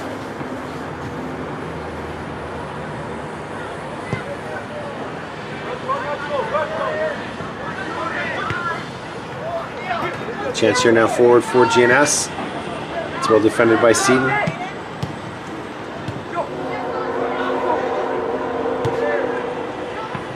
He's free again. The GNS goalie not afraid to come out of his net. And now he's going to dribble. He's about he's well out of his goal there.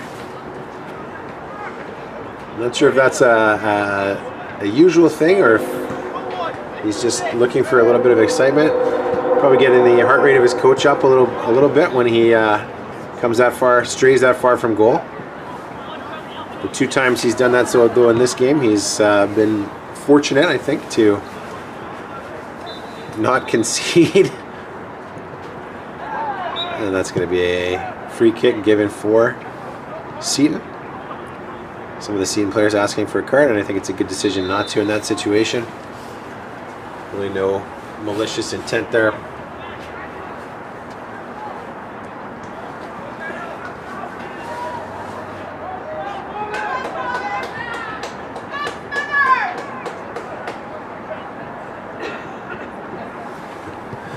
Ball knocked through here. A couple of high feet. There's a missed challenge by Seaton. It's going to give an opportunity for GNS to get forward here.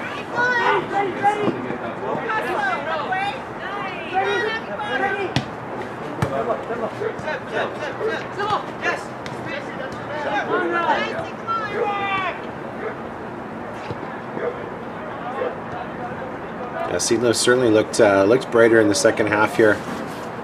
See if they can find a second goal.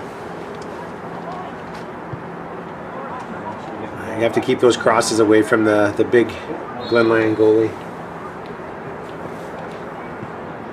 Certainly that would be a key in their games going forward for their opponents.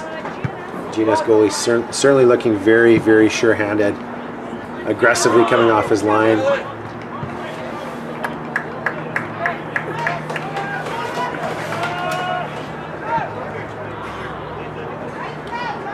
Imagine with height like that, he might be a basketball player as well.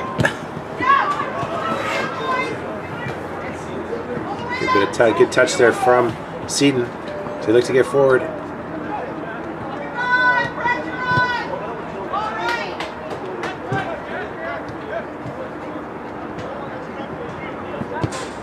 Well, that's a nice ball through. Flag went up for offside, which Jet will give. That was a nice cross, sent in, a nice run, unable to get his head on it. Was offside in any case, but a good bit of brightness from Seaton.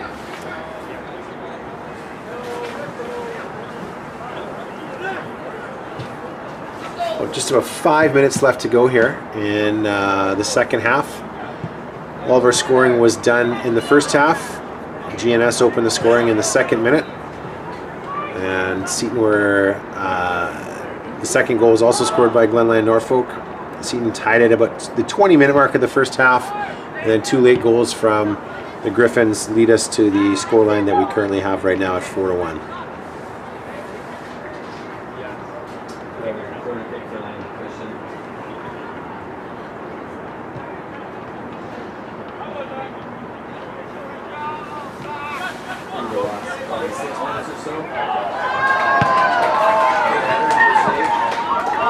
Ball knocked forward here for the Griffins.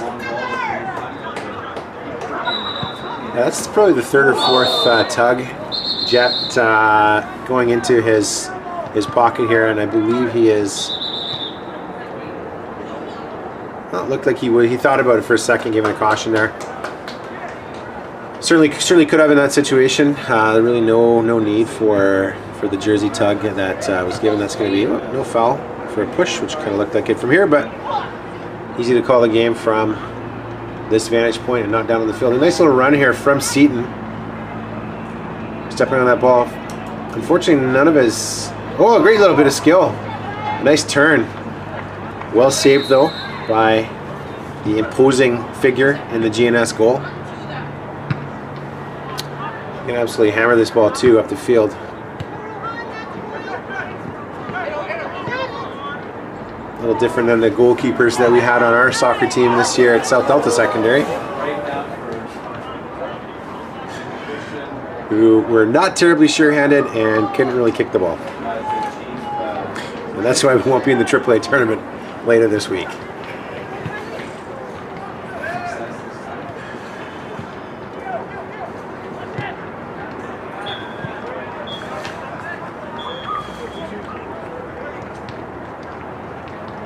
Nearing the end of our second half here. As I've said there, Seaton have certainly had a little more possession in this half, but haven't. Well, that's a good hit from there, but again, it's going to take something special to beat the GNS keeper from distance. They've certainly had more possession. Took them a little while to get settled into the game. Their start to the game and their end of the first half, I think they would. The coaching staff of Seaton would like to have back, but it's been a pretty solid performance from the Griffins.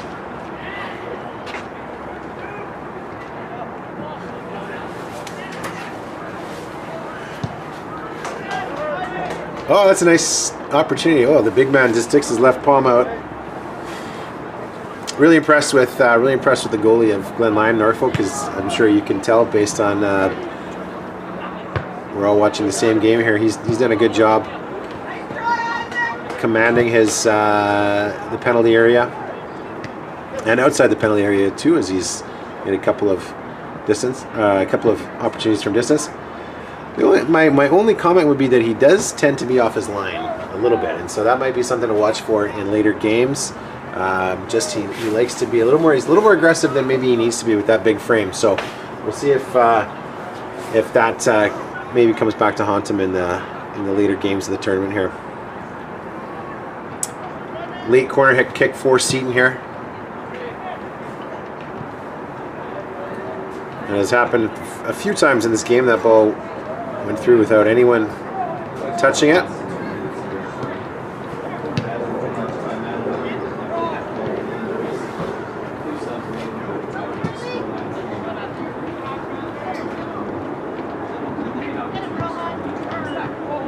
Well, knocked through here. It's going to fall to the foot of Seton. Unable to muster a shot, however. GNS will keep possession. Looks like we are nearing about the last minute or so here of our match. The Vancouver Island runners-up are well in control here as they lead the Okanagan champions 4-1.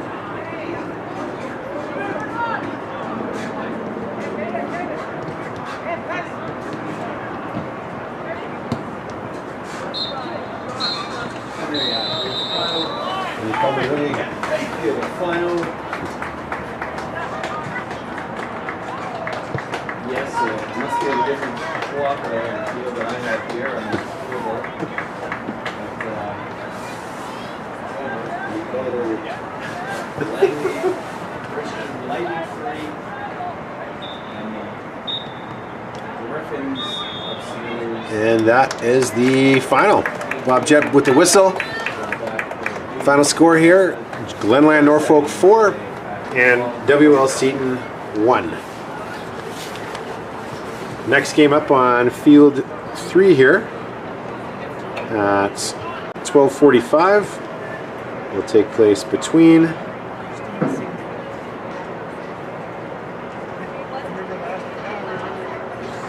David Thompson and Westview. On field 1 and behind, we'll have St. Thomas Aquinas and Sands. Thanks for watching this one here on BCSS.tv.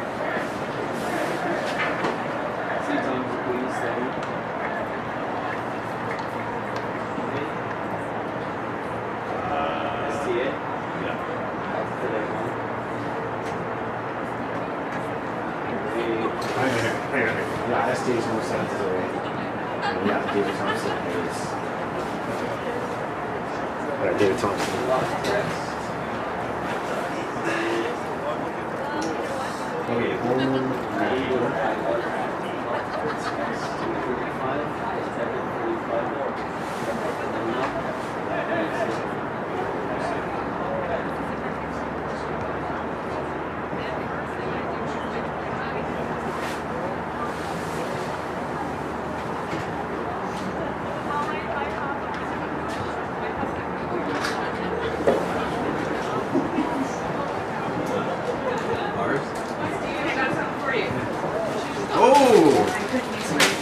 Thank you.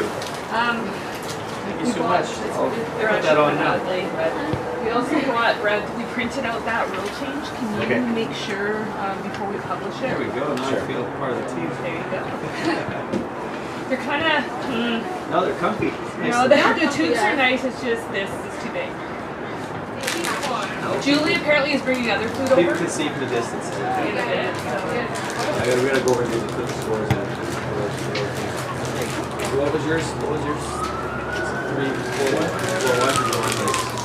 How come it doesn't, it's not on the Google sheet? You know your draw? It's not live scoring on the... Thank you. Julie said she's bringing other food over. Yeah, can you just text me if there's a Sure. problem with it, because Sure. we want to post it. Yeah. It's not in the this year. I thought this was going to be indoors. I thought this one would be indoors. What do you mean?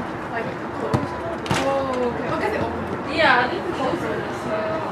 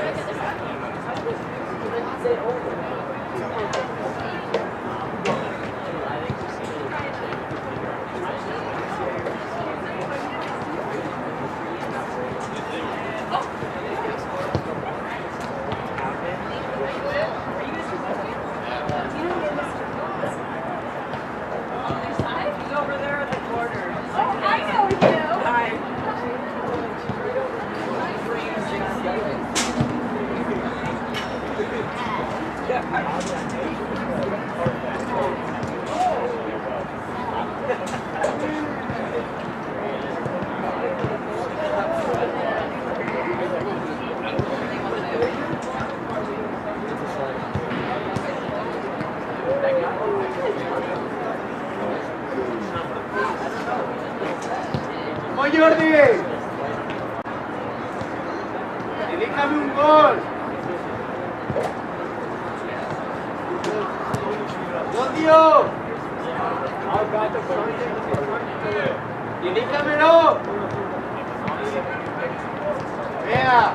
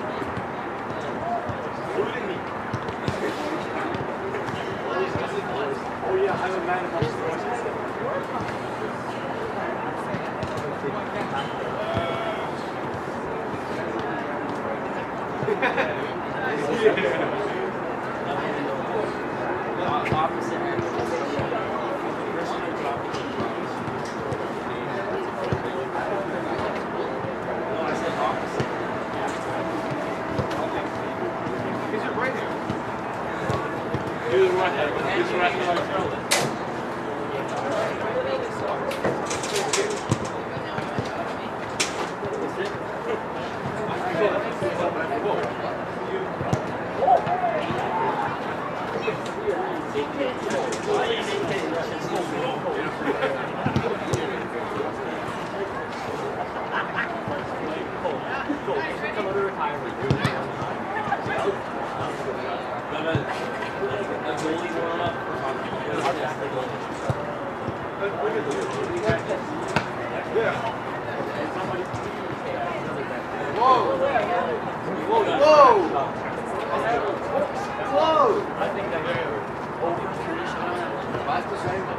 They don't include me.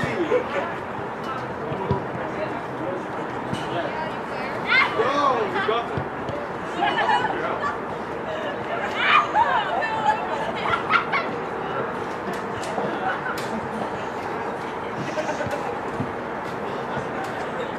Whoa, it hit the crack of the floor. It hit the crack of the floor.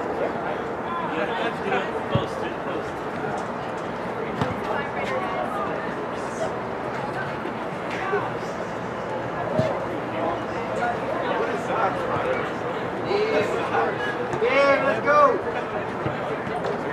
Jump on!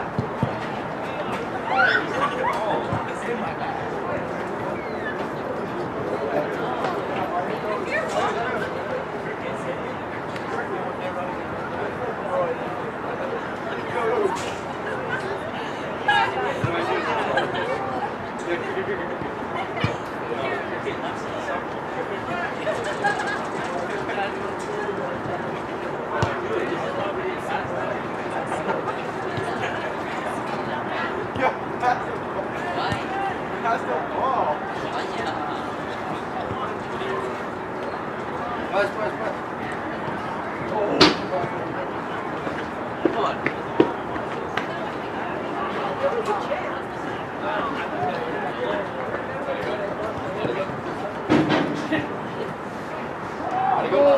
Yeah. Oh.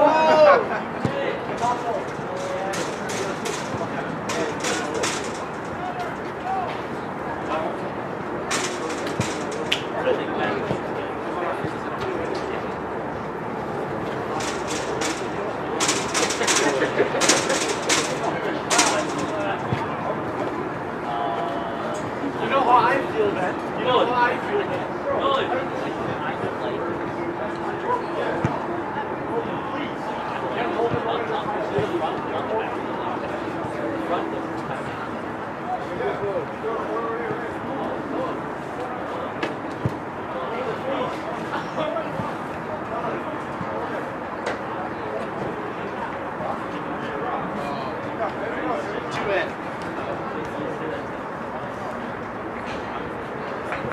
He's a pro.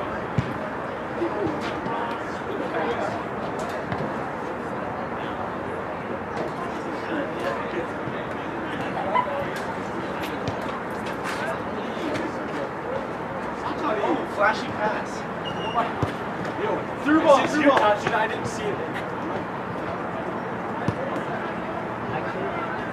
Flashy pass. Ow!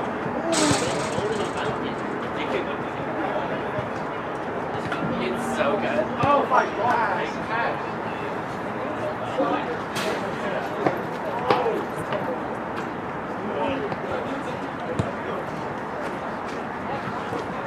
What a dime!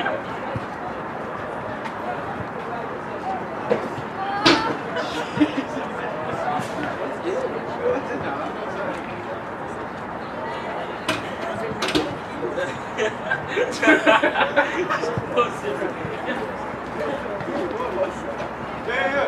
Over. Yeah. I got you. Oh!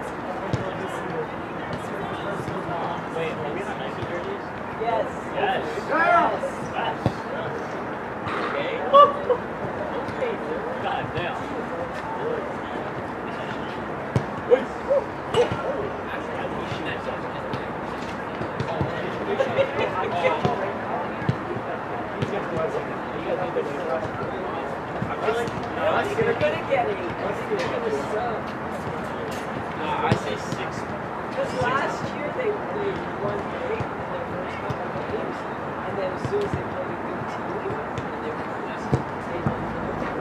follow through. But there's no, like, it's not like practice. It's like, cool, run, first to who you play, and if you go for 75. And there's no messing around.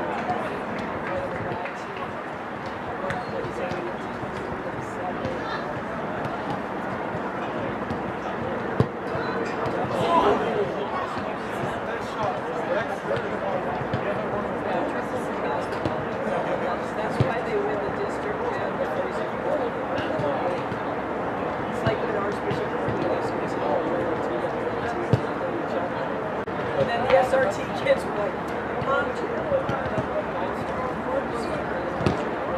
didn't have a tournament, they had one game. They didn't stop. One game.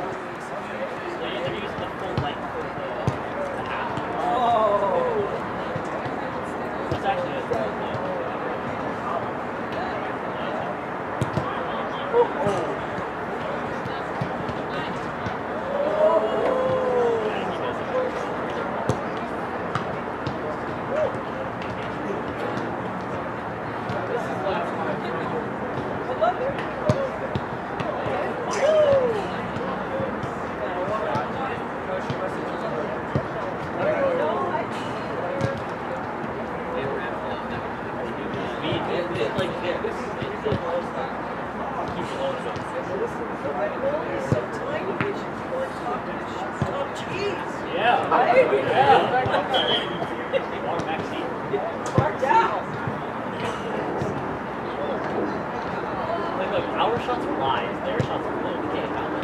That makes you look like that. No way.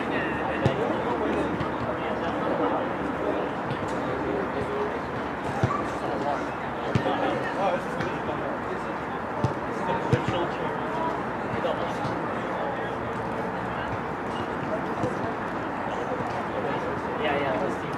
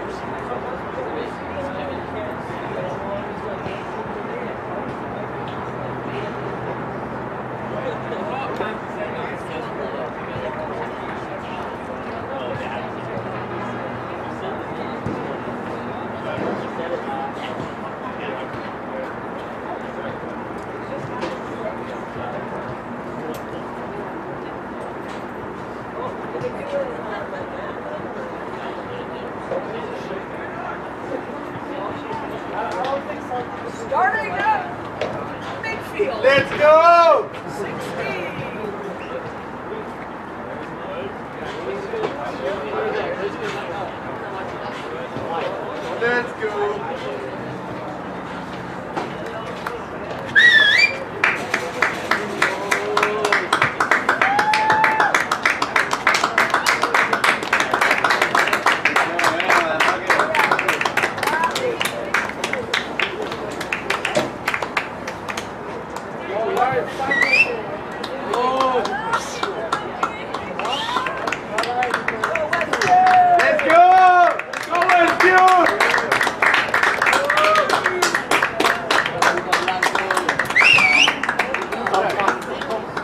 Why aren't there little kids to hold hands with? Like, Don't hold my hand.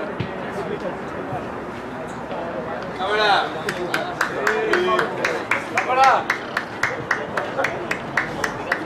very professional. I should take a picture of this. Start the line up.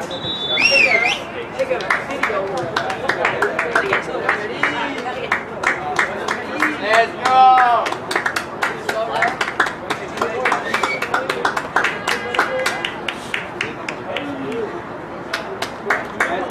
Let's go.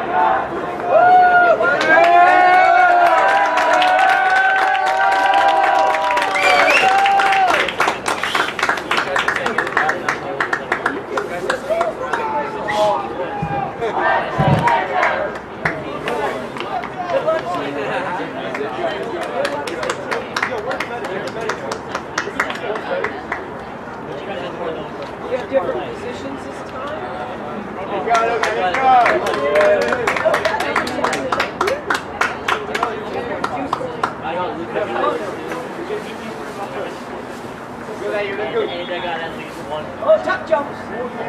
Tuck jumps. If you're losing shooting.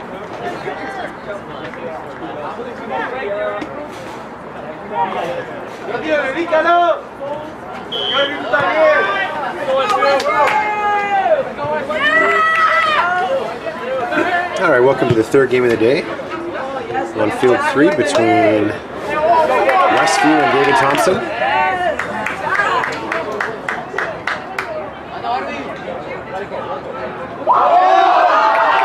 Let's hit over the skill here. Flags up or offside there. Great bit of skill from Westview there. Nice little layoff, but the striker was in an offside position.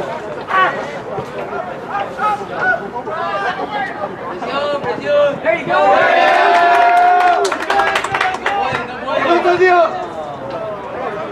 Westview with a decidedly international flavor here.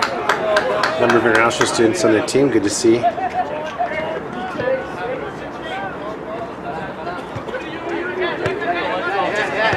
Oh, beautiful.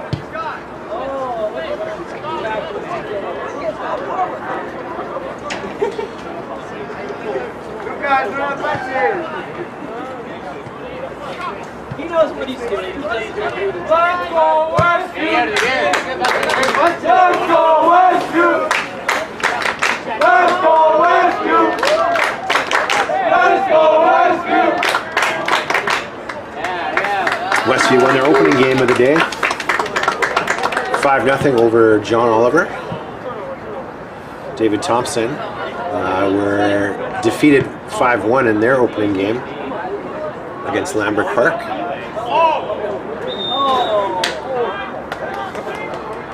Ryan Pink, our middle official.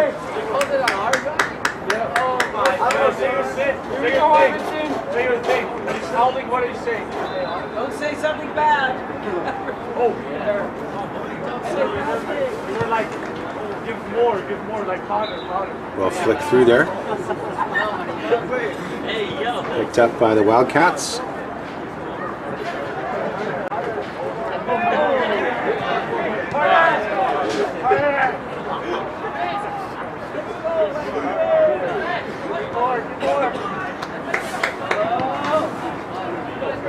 Get the ball.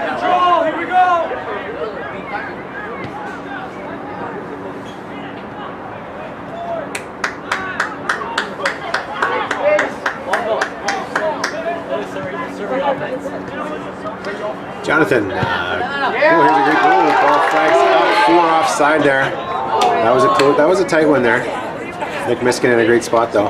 Hey Jonathan, let's get you over here to start, please, because the game has started right now. Okay, bye.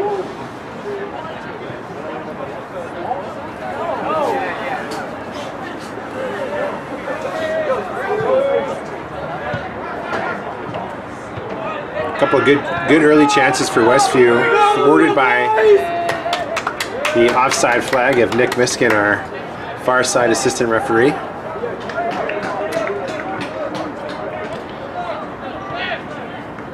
Certainly comfortable in possession here. Longtime head coach of the Wildcats, Dennis Schmidt, in his typical seated position on the far sideline. We'll try and get him on camera in a minute here when we get a moment.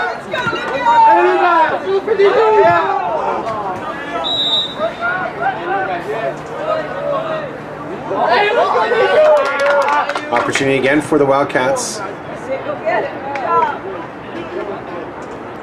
1 on 3 here, looking to maybe get something out of this, hopefully a corner kick. Cross into the box, some space free. Ooh, a little awkward on that clearance.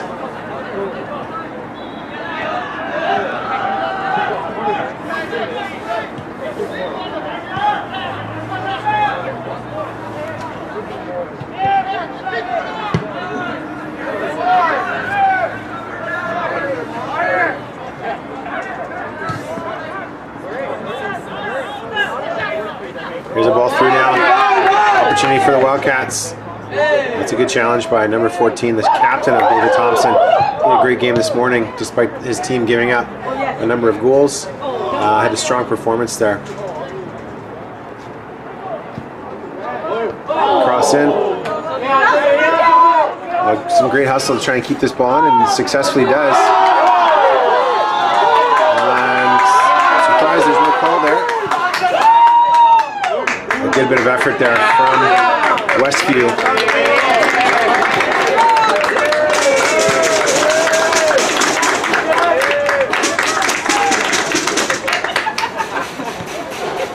Give it to him again! Yeah!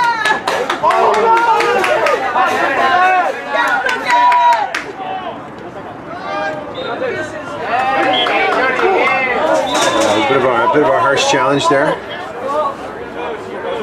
Foul conceded by Westview. David Thompson with an opportunity to get this ball forward into the box, test the Westview defenders. Ball knocked through there. It just started.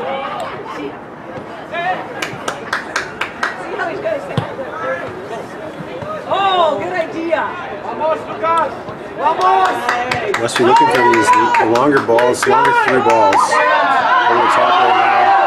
There's a chance here for the Wildcats. This took a little bit too long on that. Ball cleared out for the throw-in.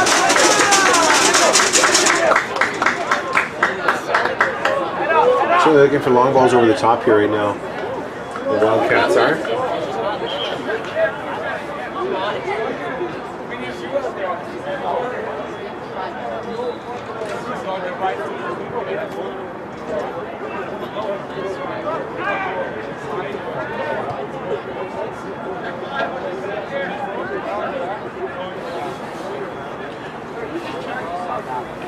One of the things, David Thompson, they're speaking to their coach before the game here.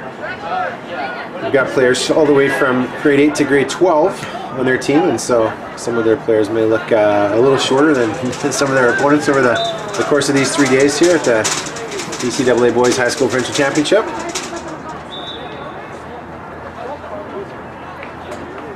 Beautiful Burnaby, BC here at Burnaby Lake West Sports Complex. Weather's cooperating so far today. Looks like tomorrow will be a little bit wetter for the boys.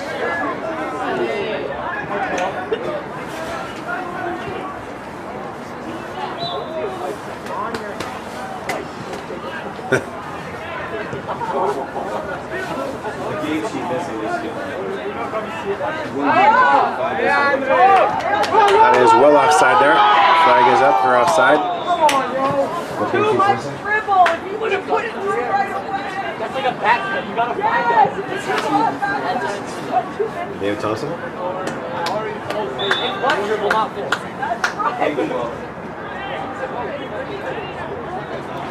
Gulf Islands, Langley Fundamental. Okay. Oh no, because I was doing this one.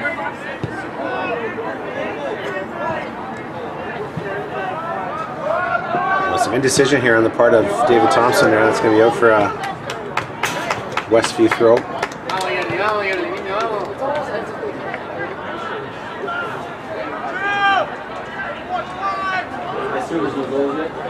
Nope.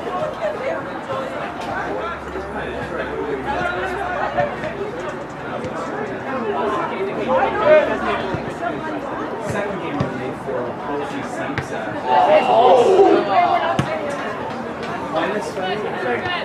St. Thomas Aquinas, yeah, they won 2-0. Aquinas, yeah. Turn the camera half.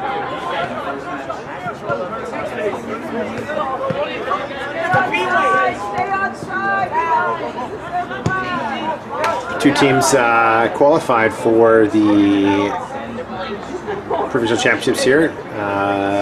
Westview, the Wildcats there from Maple Ridge, were the Fraser North champions. They defeated Archbishop Kearney in the Fraser North final. David Thompson from Invermere were the Kootenay champions, and they defeated Elvia Rogers in their zone final.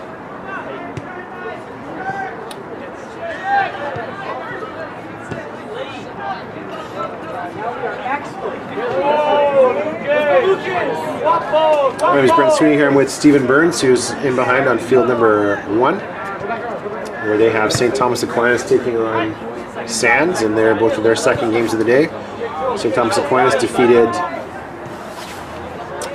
Langley Fundamental 2-0, and Sands were victorious 1-0 over the Gulf Islands Secondary School. There's a chance here now from distance. Perhaps looking to have a go from the top of the 18, not able to get a chance. Continuing the run on here. Lays it back. Probably should have had that first time if he had an opportunity to. So great play though from the Wildcats of Westview here. They brought some fans to the game today. Hopefully these kids all were excused from school and aren't skipping. For those that are watching back in Maple Ridge.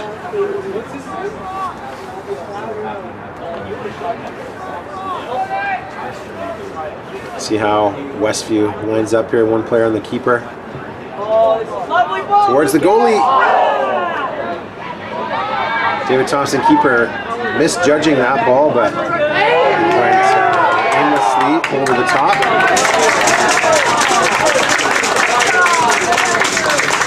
No one able to get on the end of that, and DT will win possession of the throw-in and promptly give it right back. Just over 10 minutes played here in the first half. Game 3 of the day between the Westview Wildcats of Maple Ridge and the David Thompson Lakers of Invermere. As I mentioned before there, Westview were victorious in their opening match of the day, 5-0 over John Oliver from Vancouver, and David Thompson were defeated 5-1 by Lambert Park of Victoria.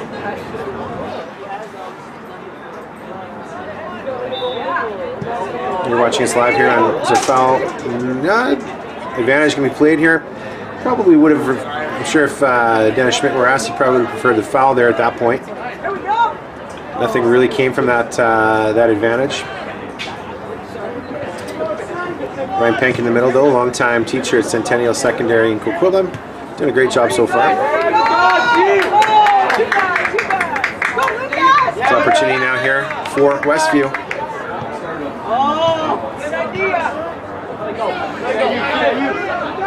Chance from distance. Oh, just wide of the target.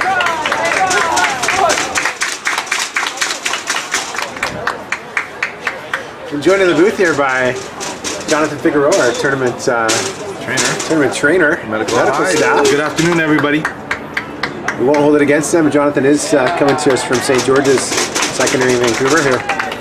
They did qualify. We'll see them later this week here, Jonathan. The AAA boys. That's correct. Thanks, Brent. So it's nice to join you again after a year with you and Steve Burns. And we're missing Gary Hagson. Gary Hainsgen, long time volunteer. Yes. Unfortunately, Gary passed away about a year and a half ago. Yeah. And the long time volunteer at the tournament, and we do miss his smile. Another offside if that was going to be called there, but the ball ran at the end of play. It's a lovely day for soccer there, Brent. Beautiful day, Jonathan. Beautiful day. Yes, I believe the. What's the temperature, Jonathan? Temperature's about 13 degrees. There's no way it's 13 degrees here. That's what my app says. Your app. Thank you. Yeah. Well, I can feel it. I don't need an app to tell me that it's not 13 degrees here, Well, Jonathan. I think you might be confused there. Old age does that to you there, Brent. Last time I checked, Jonathan, I was still younger than you. Okay. Yeah, I think you're right, Brent. Yeah. Speaking of old age, we've got our referees on the field here. No, we jest. They do a good job. Oh my God. Angelo Polici, our referee allocator. It's tough to get referees out in the middle of a workday and midweek, and a lot of these guys have been here at the tournament for a long time, and we look forward to seeing mostly good calls, and if there aren't good calls, then we'll let you know about it too. Yeah. Well, Angelo's done a great job, Brent. He has done a great job. We just gave him a toque too. Yes. Because he doesn't have any hair to keep him warm. Gotta keep that head warm. Yes. Not sure what's been called here. Looks like Westview picked up the throw, even though it was a David Thompson. We're scoreless here after almost 15 minutes of play here, Jonathan. Westview Wildcats from Maple Ridge taking on the David Thompson Lakers from Invermere. Oh wow! And what's the score? It's 0-0. That's what scoreless means. Oh, you mean you mean 0-0 is in soccer terms, correct? That is a soccer term. Yes. There's a long ball through here for Westview. Oh, the touch just got away from him.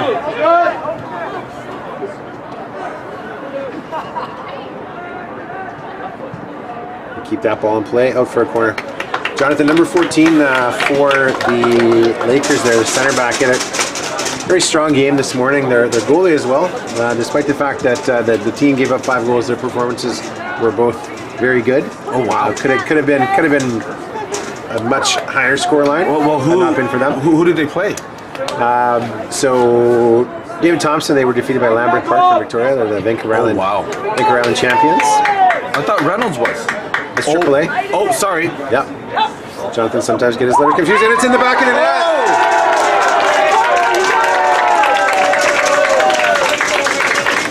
Off the corner. Wow, that 1-0 Westview. That would have been a tough one to stop there, Brent, for the goalie. A little bit of a mishmash. Yeah, as was the case in the previous corner kick, though, Jonathan, as well. The goalie seemed to be a little too far to his near post, allowing that ball to go over his head.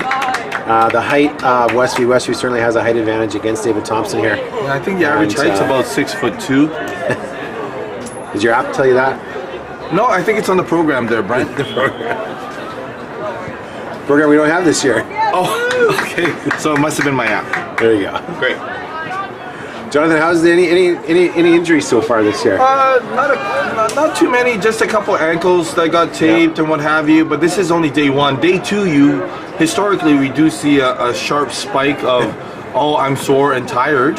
Yes. And then the heavy rains are coming tomorrow. Yeah. Which will kind of weed out the players that like to play in the rain. That's right. Yeah, five games in 3 days is we mentioned before. It is a lot. So oftentimes you see, some of the best performances on day 1 when teams are fresh, and then as the players pick up knocks and just through fatigue, you tend to see some more action for the medical tent.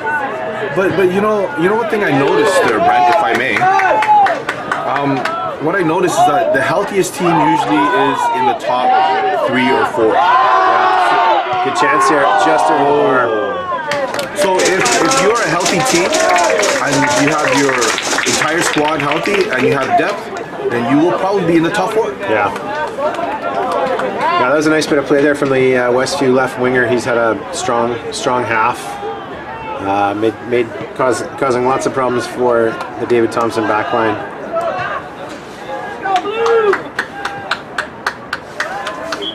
See Burnaby Mountain SFU in the background here.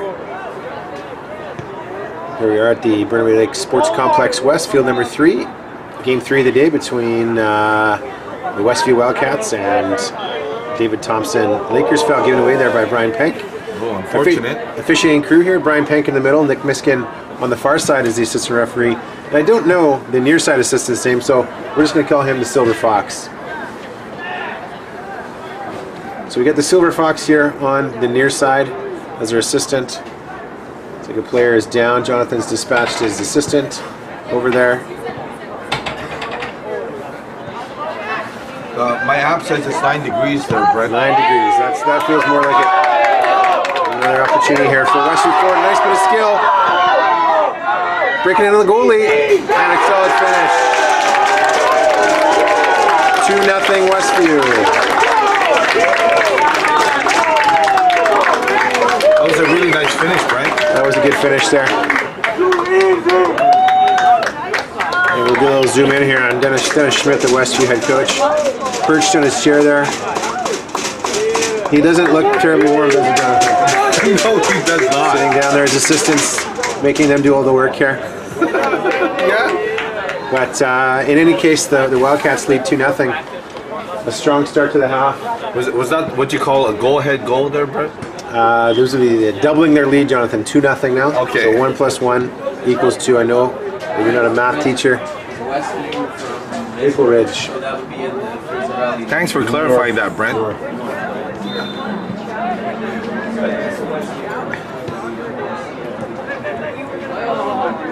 Some handy players here on Westview. They're pretty good. Now, Westview, were they number 3 or number 2 out of the Fraser Valley? They were from the Fraser Valley North zone. They are the only. There's only one team. Okay. At the AA level, and so they were the zone champions. They defeated Archbishop Kearney in the final. I'm not sure what the score was in that game, but they were the champs. At the AAA level, the Fraser Valley North has 3 berths. I don't think he's going to get a penalty, but it's in the net anyway. The Westview player knocked it on goal. Turned to the referee to complain for a penalty kick, and didn't actually see the ball go in the net. 3-0 for the Wildcats.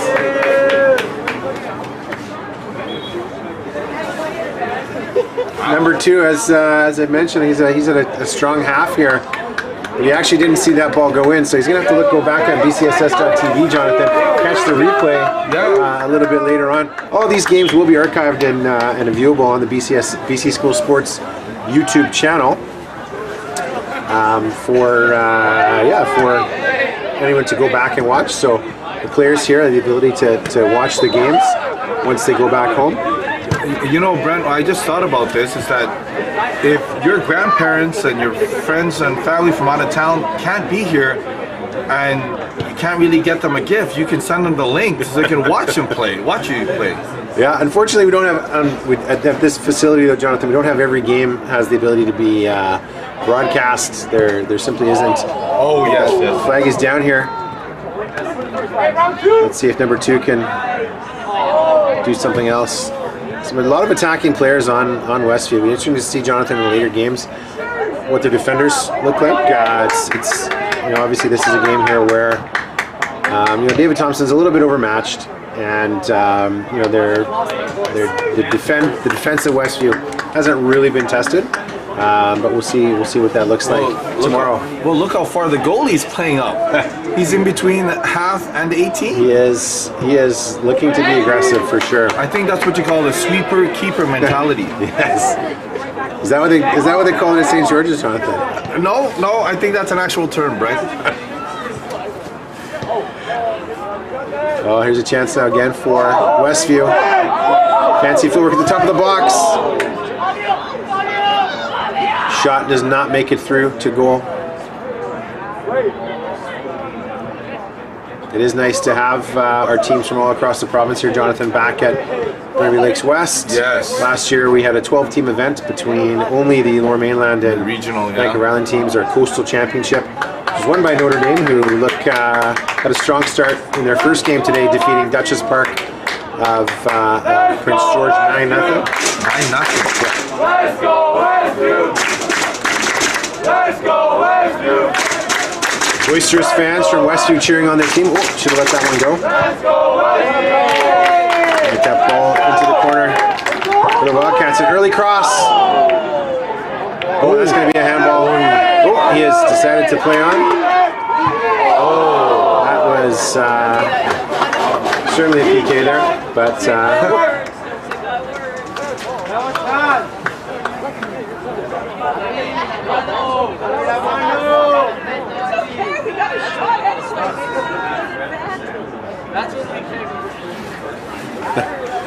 yeah, the fans from Westview, they're drowning out some of my commentary here, Jonathan. Really? They are. I just got a message there. Oh, that was a bit of an ugly goal, given up by I think it's at Gulf Islands down there. Oh. In behind us. Yeah, of course we do apologize if there's any language that gets picked up by the camera. Sometimes players and fans can let that get the best of them.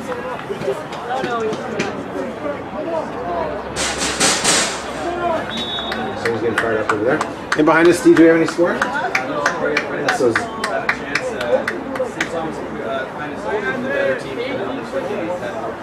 Yeah. So St. Thomas Aquinas and Sand still 0-0. So new rule change this year, Jonathan. If there's any ties, that's an ugly bit of play there. I agree that's not a pass back there, so that's a good bit of refereeing despite the fact they went off the foot of the David Thompson player. There's no intent in that. So as mentioned there, Jonathan, if there is a tie in the game, they will go directly to penalty kicks. So we, in the past, had waited until the conclusion of group play. But they go straight up? Straight to penalty kicks. So okay. Doesn't look like that's going to be an issue in this game, but we could see that in behind us on field number 1. Hey Brent, did South Delta make the tournament? South Delta did not. I was mentioning in the game before, Jonathan, commenting on the strength and size of the Glenline Norfolk goalkeeper. That was one of the keys to the problems with our team this year, is that our goalies, they couldn't catch or kick a ball. Something that he excelled at today in his first game. Wow. Yeah. Wow. Okay. Well, hey. Well, good luck to South Delta next year. We're still looking for that exhibition game with St. George's, Jonathan, to be invited out. Okay. And we'll sort something out. Yeah, foul given away there. Couldn't reach into his book, but looks like he is just going to have a word. Referee Brian Pank there. As I was mentioning, Jonathan, looking for an invite to the St. George's dining room, some like cutlery and fine china that the students there have access to. No, it's regular stuff, I don't think there's fine china there, Brent. Wow. Maybe not for you guys. For the rest of us. Okay, well, thanks, Brent. This free kick looks a little interesting outside the 18 there, Brent. The keeper is guarding that back post, and it is flowed.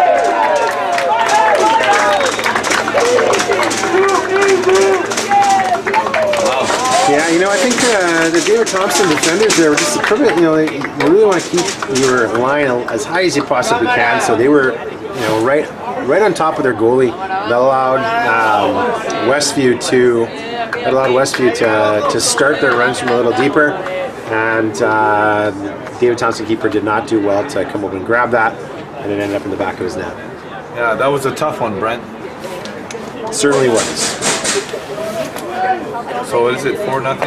4-0 here right now. Okay. One of the things we might see, Jonathan, here as this half goes on and into the second half, is the importance of getting some players some rest for Westview, right? Correct. There's a game tomorrow morning that they're going to be playing against Lambert Park will likely be for first place in their group, and as a result of that, you want to keep your team, your legs as fresh as possible. 2 games in a day. Today is a lot, even though there's 70-minute games, 35-minute halves we play here. That's still a lot. And great another chance here now. And it is 5.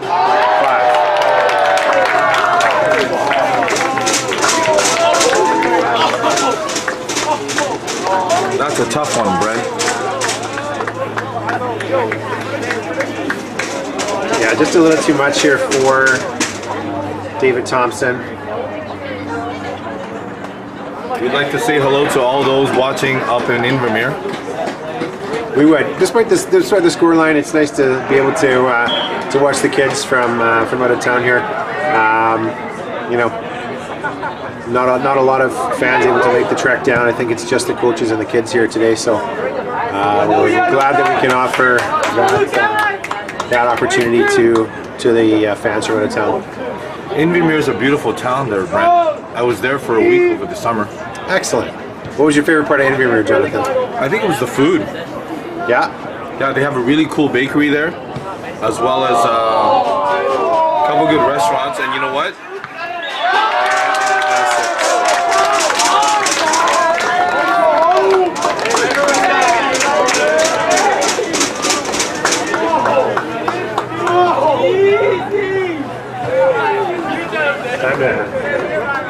Five minutes to go in the first half. Might be time for Westview to make some substitutions here. Give some breaks to these goal scorers.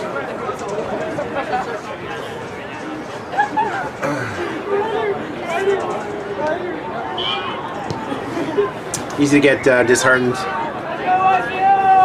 after this number of goals here.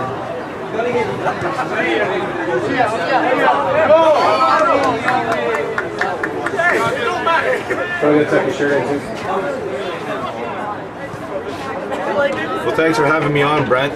Jonathan, were you heading over to Steve's side now? I am. I'm gonna go see and check out the Sands and the St. Thomas Aquinas. Aquinas game. Okay, I'll see what's going down there. Thanks, Brent. I'll see you in a bit. Thanks, Jonathan.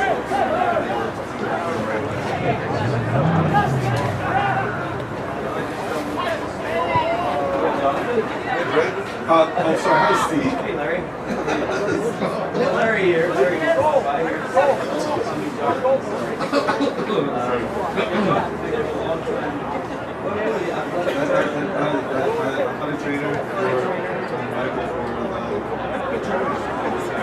So wait,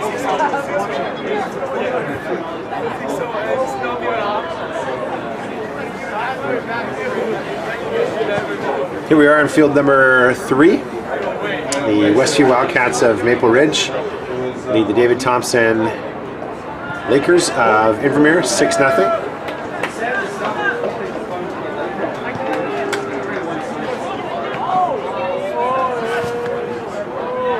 And behind us on field number 1, the Sand Scorpions have conceded a goal to St. Thomas Aquinas, the Fighting Saints of STA from North Vancouver, as the STA has taken a 1-0 lead here late in the first half on field number 1. The ball just over the bar.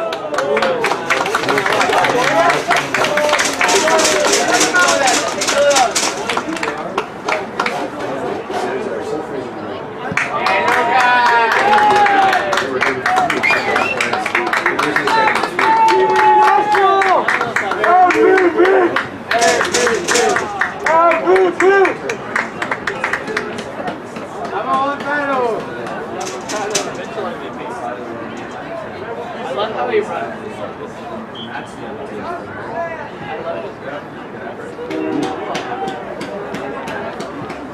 So it's 1-0. just happened at 5 minutes late. We're getting close to the 5 minutes to go. Nice. We have time there almost there.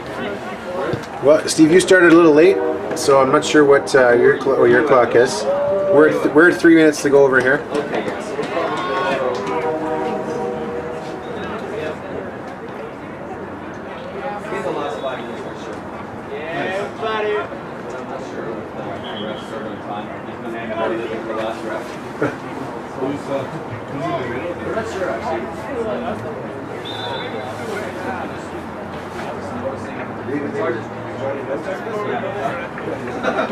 It's hard to tell.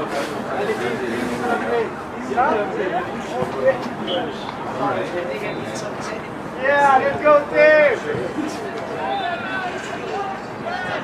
Yeah, number 2 for Westview here. Doing well the track back. He's had a strong first half. Oh. Bit of a high. Both players getting their arms up there, and I think probably a good no call. But referee Brian Peck may want to have a word with them. Yeah, just to make sure cooler heads prevail here.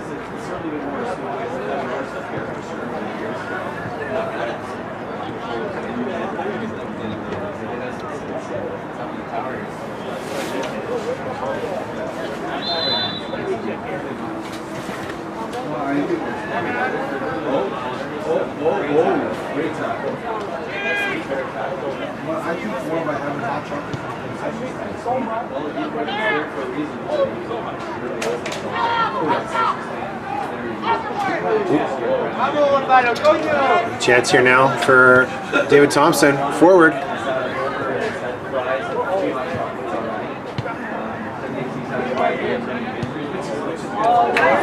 Oh, that's a bad call. He was onside. That was a great run from Westview there. Nick Miskin on the line, but that was a well-timed run. I think the player on the near side here, number 2, was in an offside position, but number 14 making a run through. Looked to me to be onside.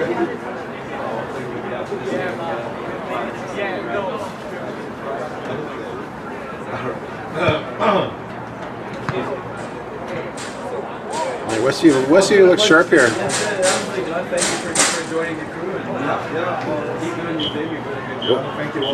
Halftime whistle blows here. After one half, the Westview Wildcats 6 and the David Thompson Lakers 0.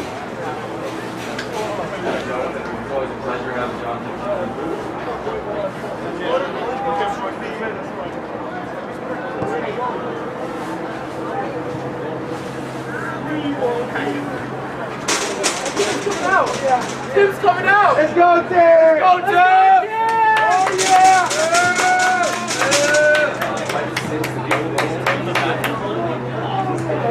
Tim's coming out?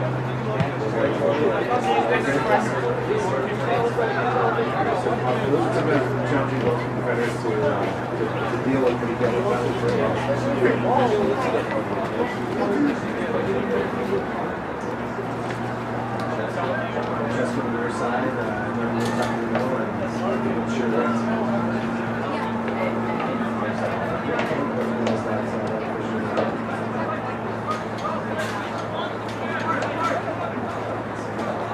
crowds are increasing here now.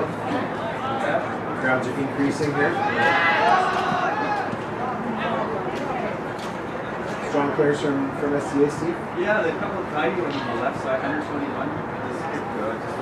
Yeah.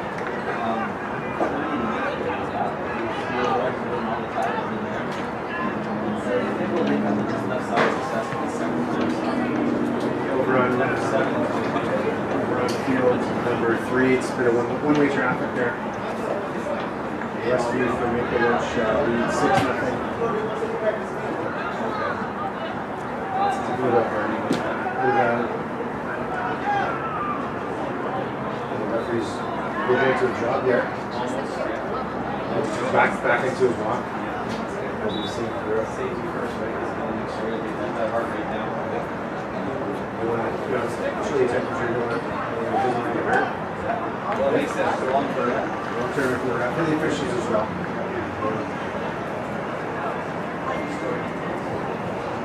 What are the chances for Sands? Despite being out late. Take the first down here. Get something from it. Poor service there. He's just going to get right back in the box. Let's go, Tim! Guys, out! Don't miss the ball! Watch there. Waiting for the center circle lead. Get it as comfortable.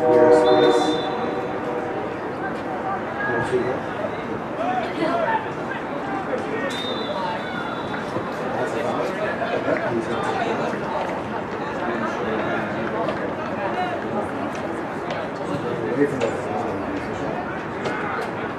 closer to his far-side system as opposed to here.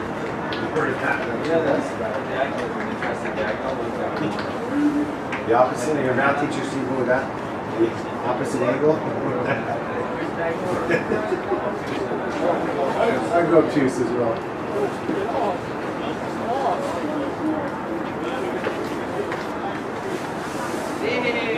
Let's go, team!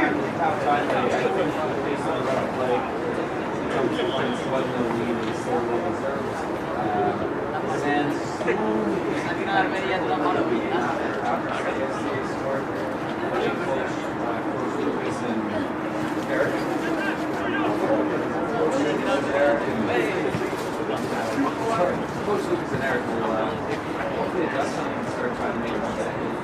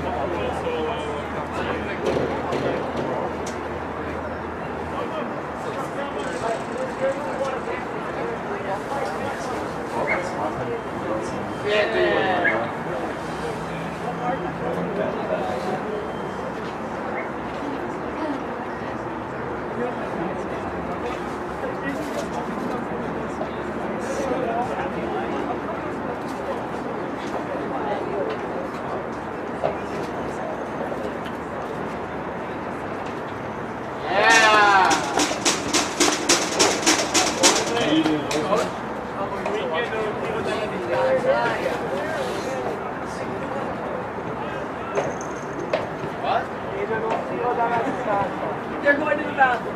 I'll let you go too. You want to go too? Why?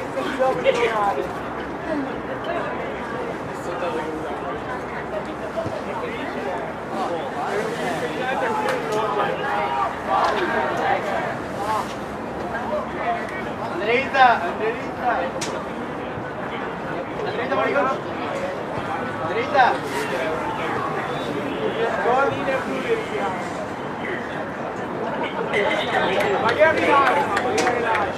I did.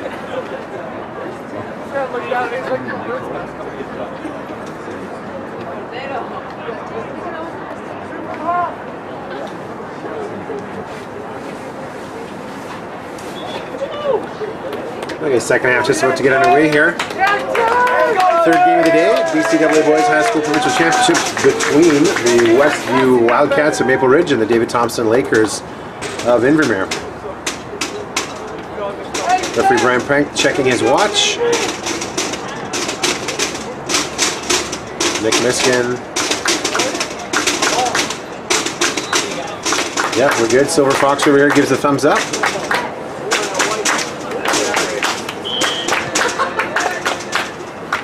And we're underway.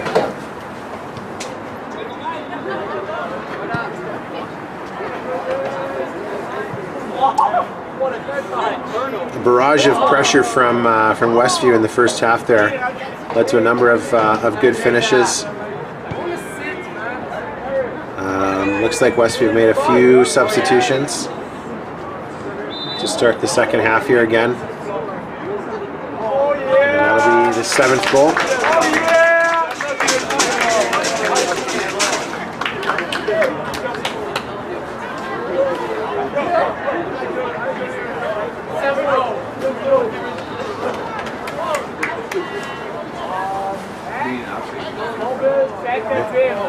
Might be time to dial things back if you're Westview, and a few things that you can do to limit the score. Obviously, in a situation like this, or against an opponent that's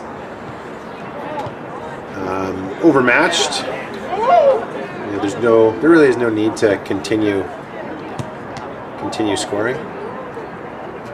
The outcome of this game is not in doubt. corner kick here for Westview.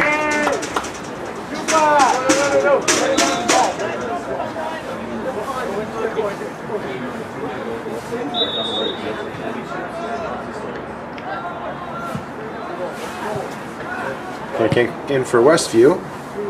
Cleared away by David Thompson.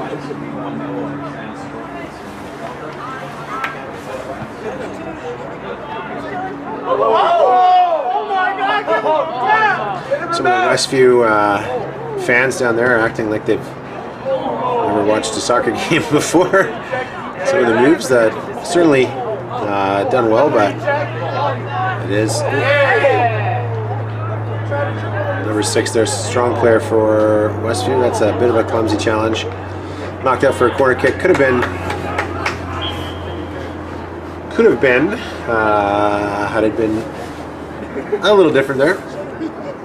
A little more aggressive, but substitutions now here for David Thompson coming.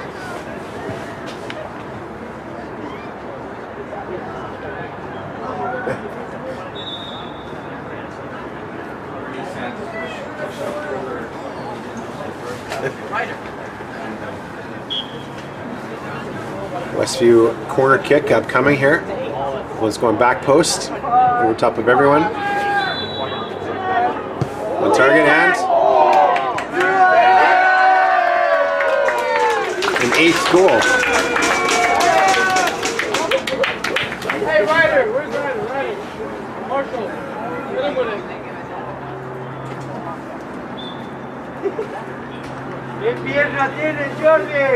Sorry, I had missed the 7th goal on the scoreboard.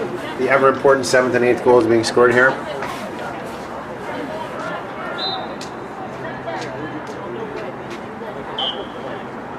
Very fun to be a part of these games, but they do sometimes happen.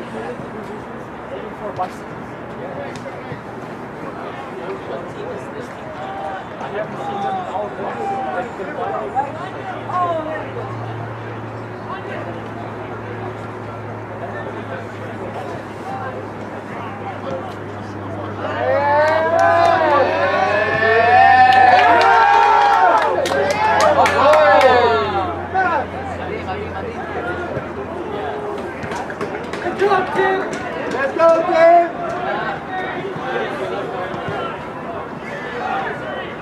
Silver Fox has a flag up for offside.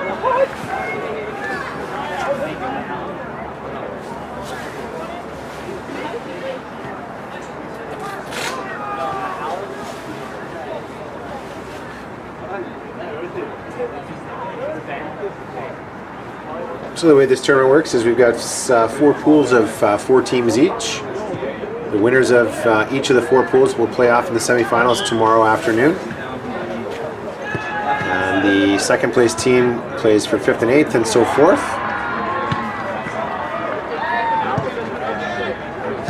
Our final is slated for 11:30 a.m. on Field 3 here on Wednesday morning.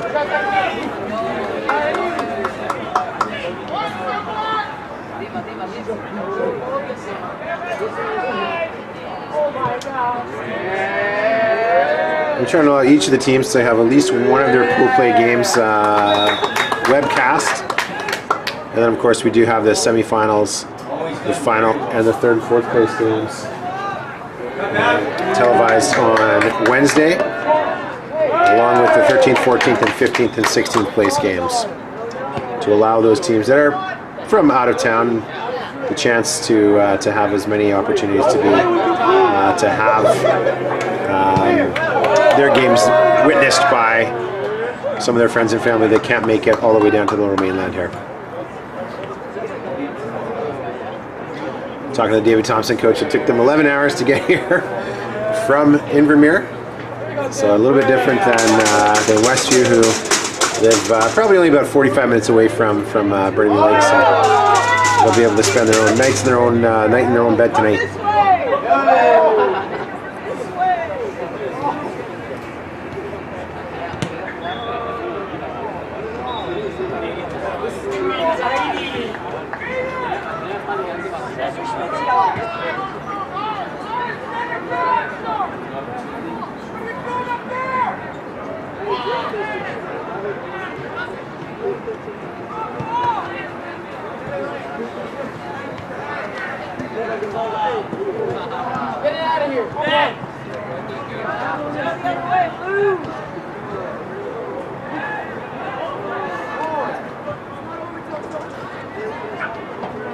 Anything's possible.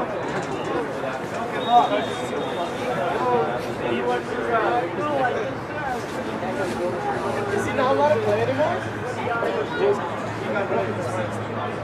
That's too easy. Get back in here!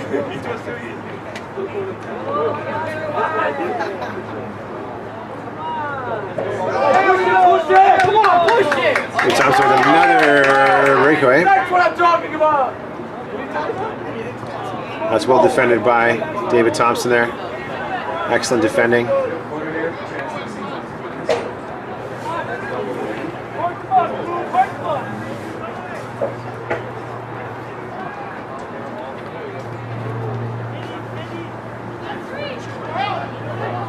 And a good save there by the David Thompson goalie.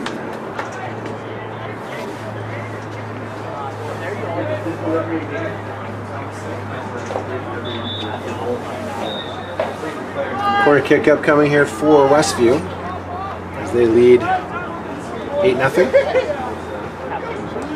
Nice dummy there to the top of the 18.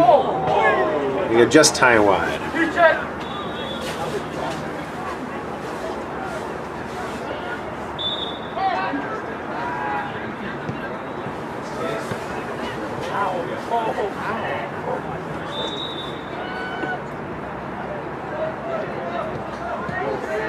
Gaming behind me on field number 1 between the Sands Scorpions and St. Thomas Aquinas Fighting Saints has STA ahead 1-0.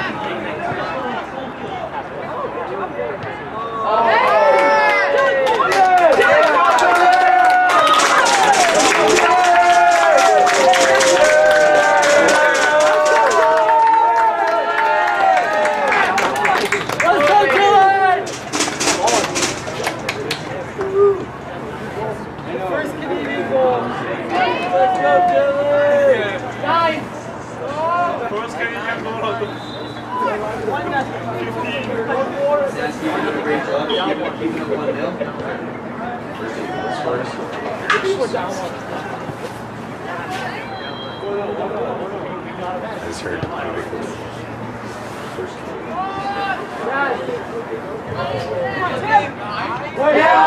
Chance right now for David Thompson, goalkeeper of Westview. Been tested so far, getting a little.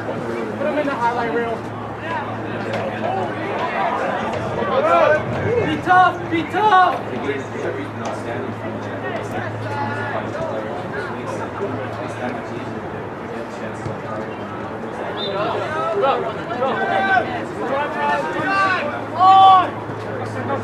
It's too easy for Jakob, it's too easy! Oh! You got this! Oh, good job! Go to the glass! Offside. Yep, flag's up there. Silver Fox with the flag up for offside.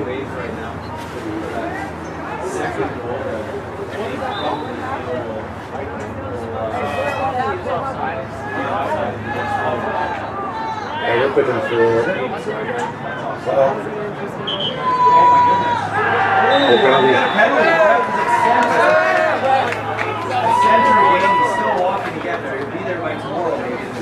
He's reached his left pocket. Is he gonna send him off? To be honest, it was offside. The assist on the other side was possibly blocked. No, he is not giving any. No, he was just scratching himself right there. Penalty behind us, some action in field number 1. If you want to flip over to the stream there, we got a penalty kick up coming for Sands against St. Thomas Aquinas. Well, I was quite surprised to not see the outside flag come up. I'm waiting for the call from Qatar. VAR in Qatar might disagree with that. Wrong side! Good, it's so excited. I'm not doing Hey, strong! Oh, yeah!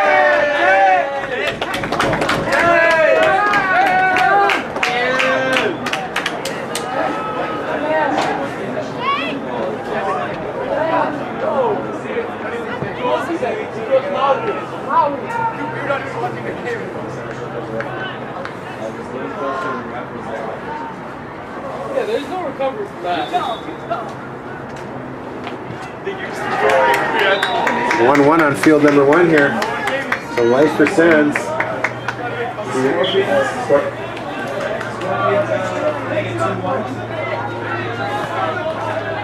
Now the energy level.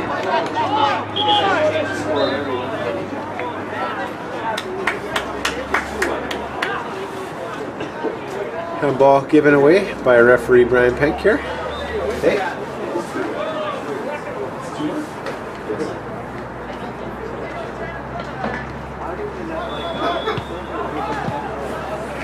Oh my goodness, Steve. Hey?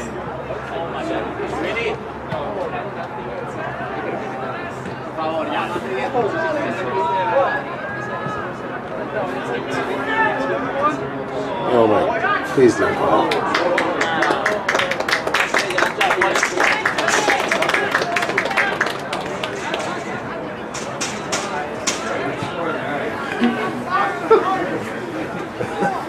Don't worry, Steve, I messaged John O'Flynn to see. I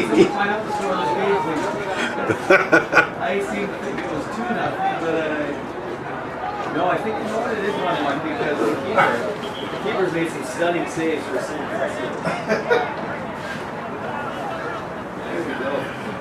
My counterpart on field 1, the camera operator Stephen Burns, not knowing what the score was. He's been watching the game the entire time, and we think it's 1-1 over there. Yeah, so I think it's 1-1, but I thought that it's 2-1. I think they have the Sands keeper that people can save after save.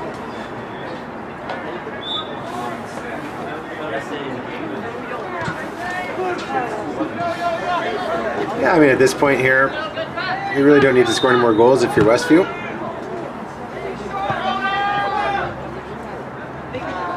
There's things that they think that can be done to prevent those when I've been in games that are out of hand, as this one is. You know, we make it so that everyone on the field has to touch the ball. You can only score off headers. Have to be your opposite foot. Things like that. So that you know, you still. One thing I think, keeping possession, keeping the ball is one way of doing that, and building up out of the back. It works on that, but then also allows the opponents to keep playing. Looks as though Westview has taken the foot off the gas a bit.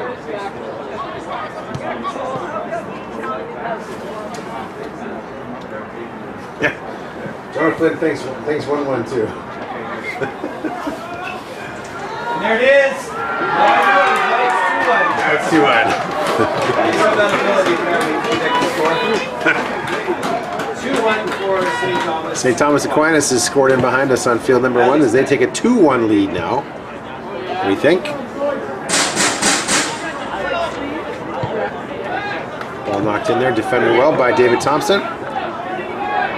No handball given.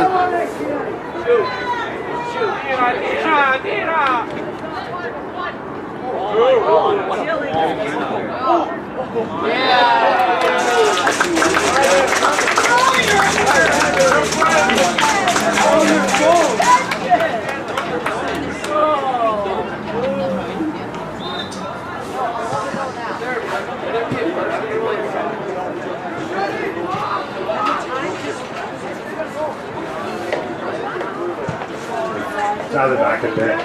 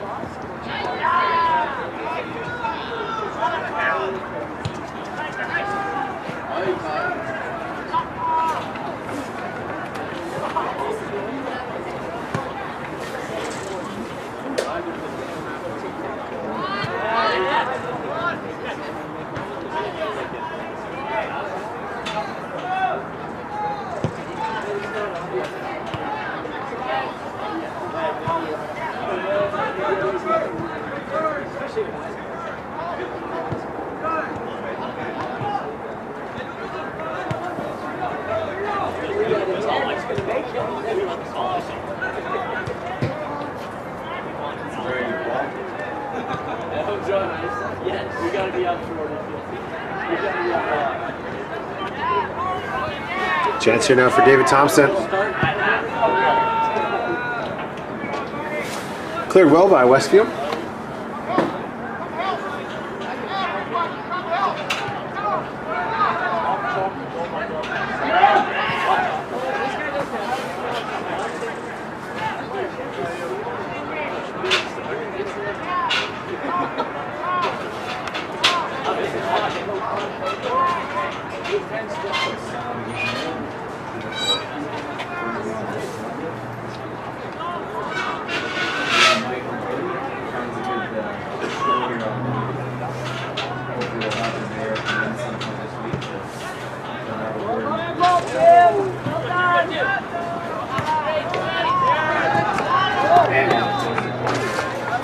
No foul given there by referee Brian Pink. Number 7, cut back.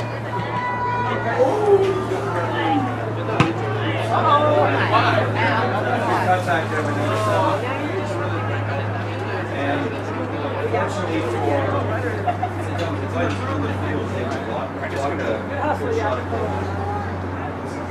right up from the last second, he was not quite missed.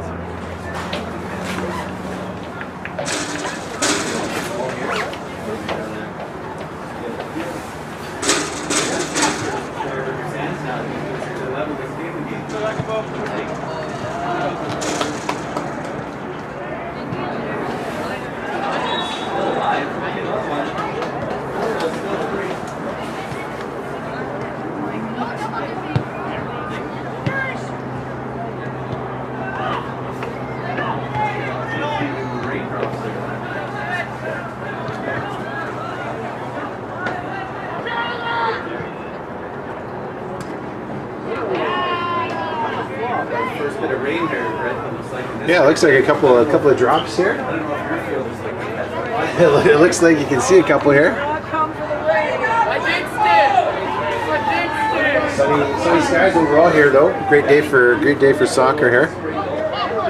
Yeah.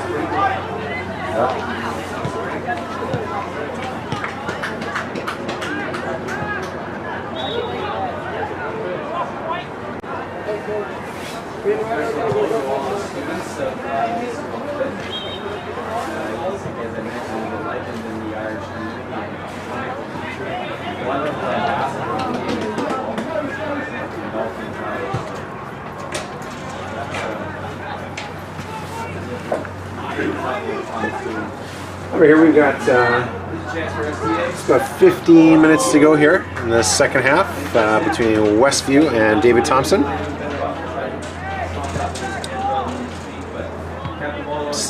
Result of this game will likely set up a match tomorrow morning between Westview and Lambert Park for first place in their group. Important thing for Westview to get out of this game without any injuries or knocks, and to give the players some rest to allow for the best opportunity to get out of their group and advance to the semifinals tomorrow morning. Semifinals will be located here on field number 3. First semifinal kicks off at 12:45 p.m. and our second semifinal tomorrow will kick off at 2:30 p.m. The final takes place on Wednesday morning at 11:30 a.m. on field 3, with the third and fourth place game kicking off at 11 a.m. on field number 1.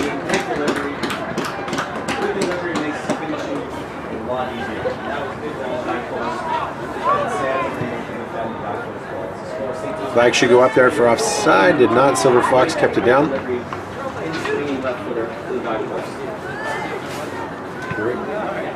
STA have just scored to make it 3-1 on field number 1. Another corner.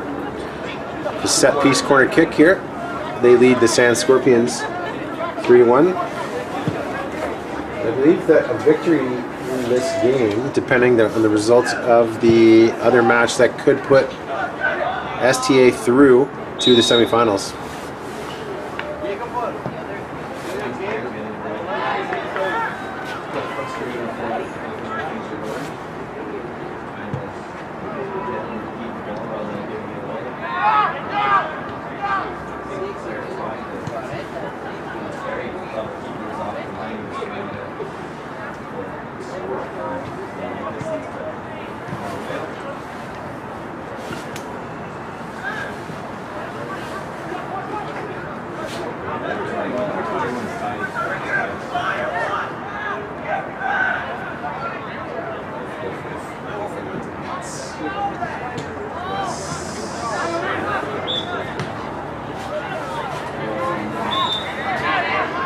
Opportunity here for David Thompson. A couple of bodies forward. So you can see they can get this ball in the box.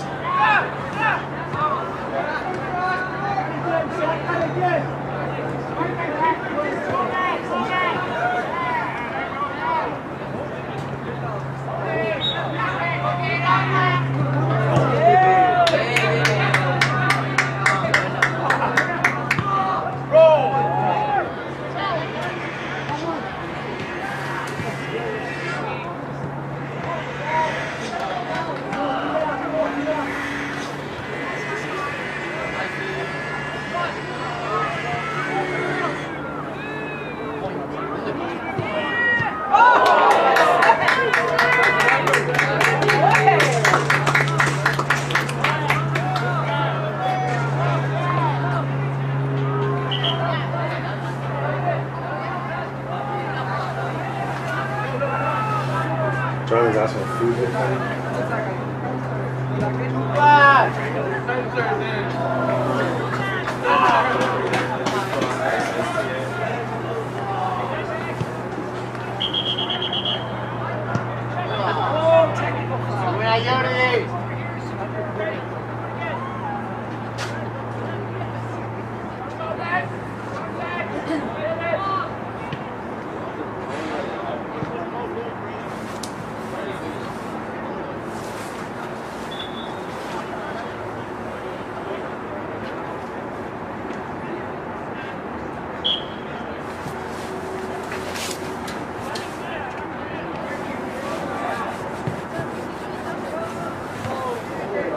We're top of the bar. David Thompson goal kick here now.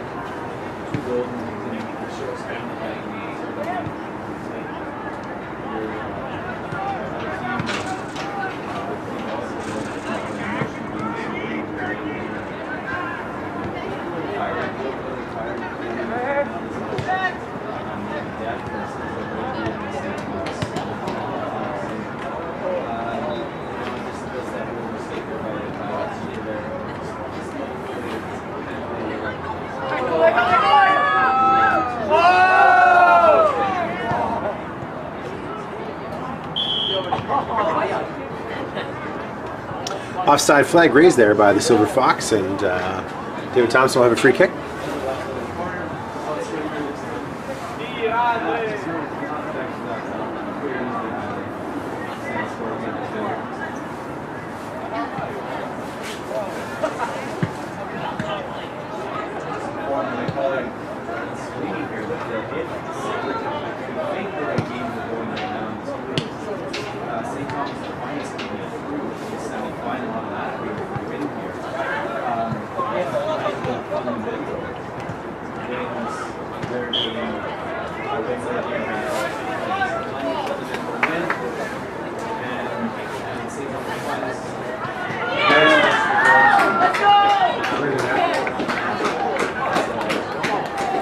Frustration for Sands. Yeah, it's very deflating.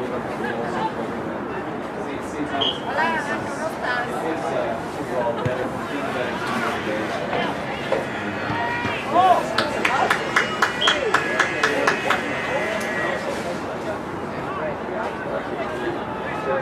So that makes it St. Thomas Finals 4. Again, if I was St. Thomas Finals coach, it would be time to make a few changes right now.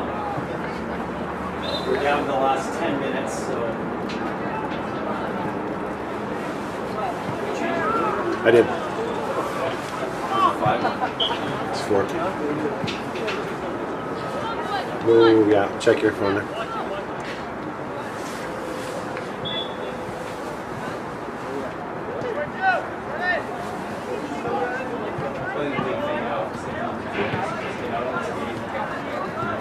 No injuries, just maybe game out management, make it as easy as possible for yourself. In the last 10 minutes here of the second half, game between Westview of Maple Ridge and David Thompson from Invermere.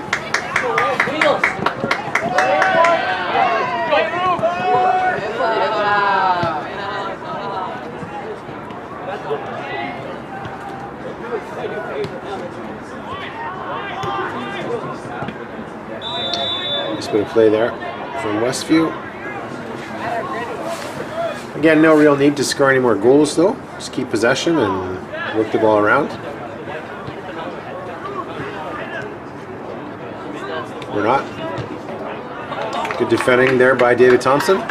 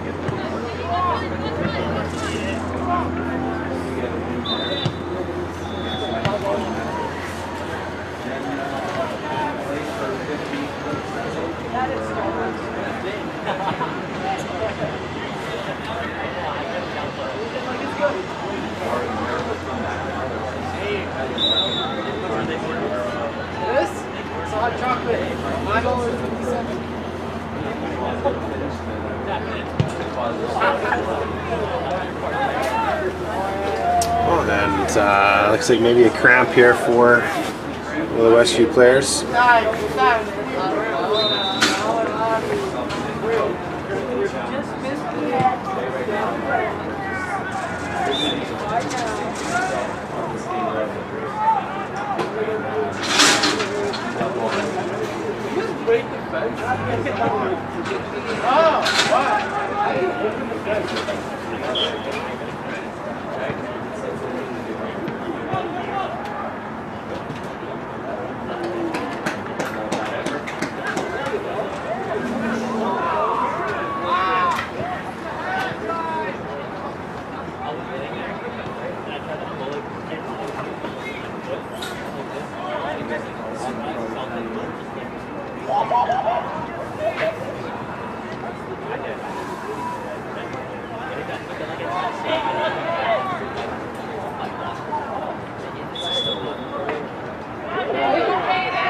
Bit of brightness here from David Thompson.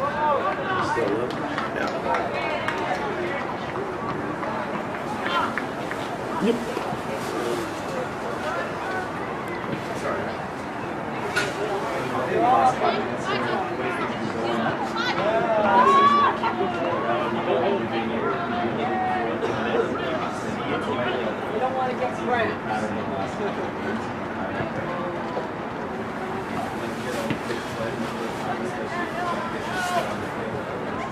Settle down.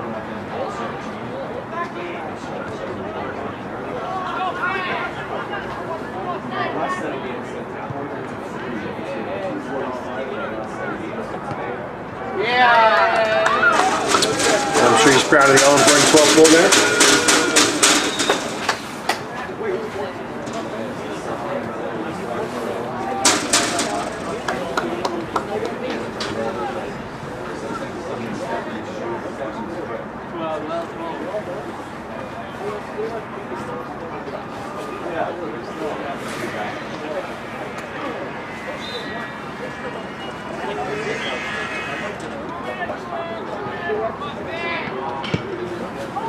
Come on, Tip. Good catch! Good catch! Shaky back there. we might be down to the last few minutes here in this game where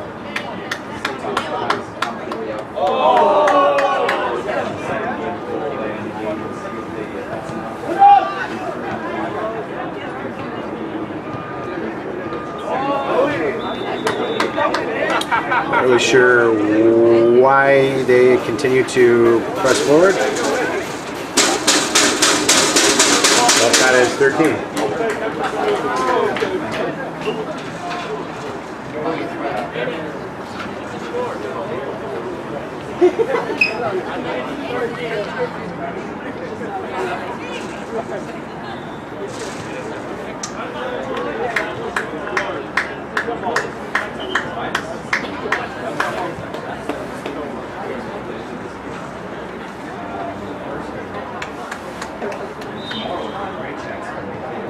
Last minute of play here. Game between Westview and David Thompson. Up next on field number 3. We'll have Dutchess Park and Burnsview, and then behind on field number 1, Smithers and Seaton. Watching BCSS.TV. Third game of the day, the BCAA Boys Provincial Championships in the books. Westview over David Thompson.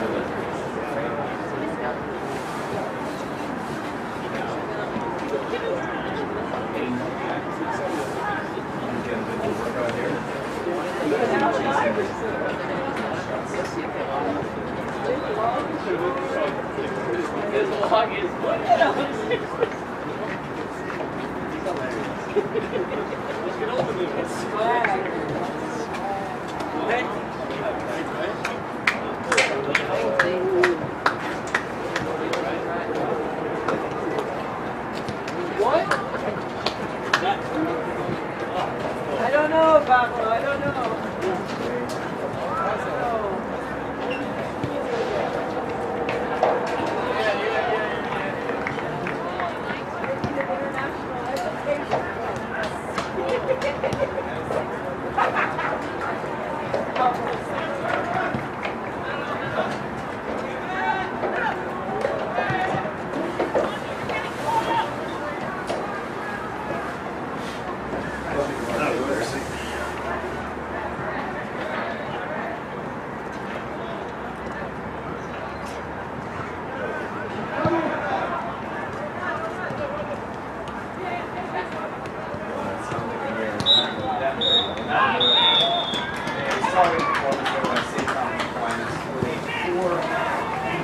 Victory over the Sand Scorpions. We'll see you back in half an hour.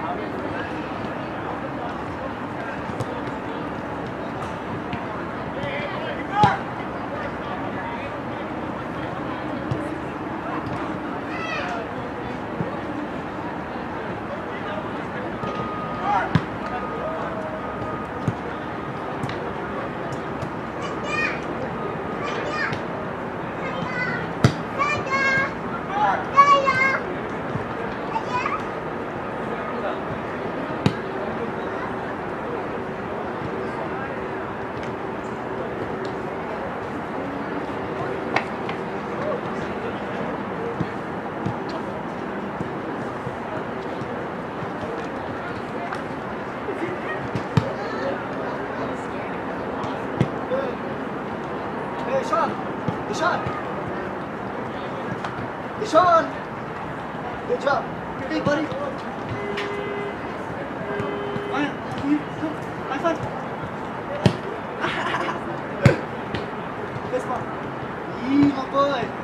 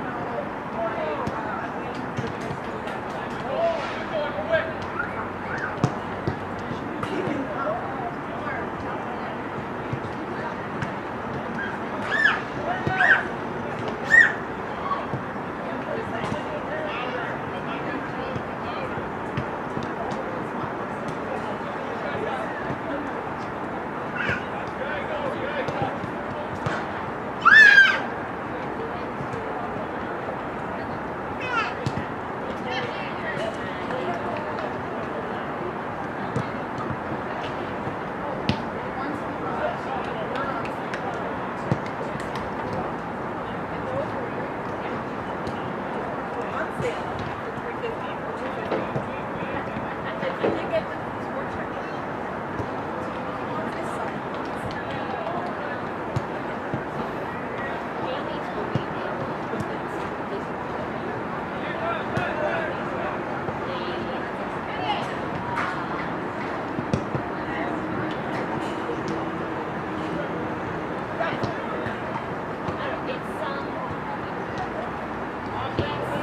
Just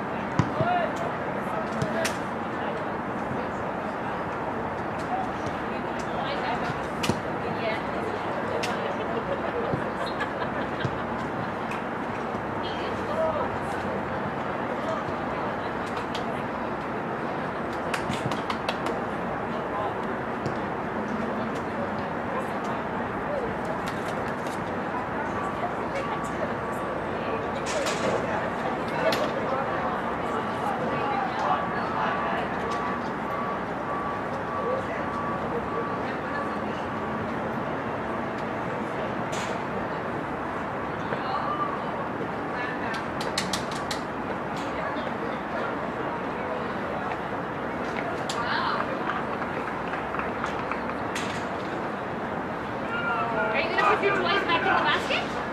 Oh, don't forget your ball, Miles. Your ball. Look, there's your ball.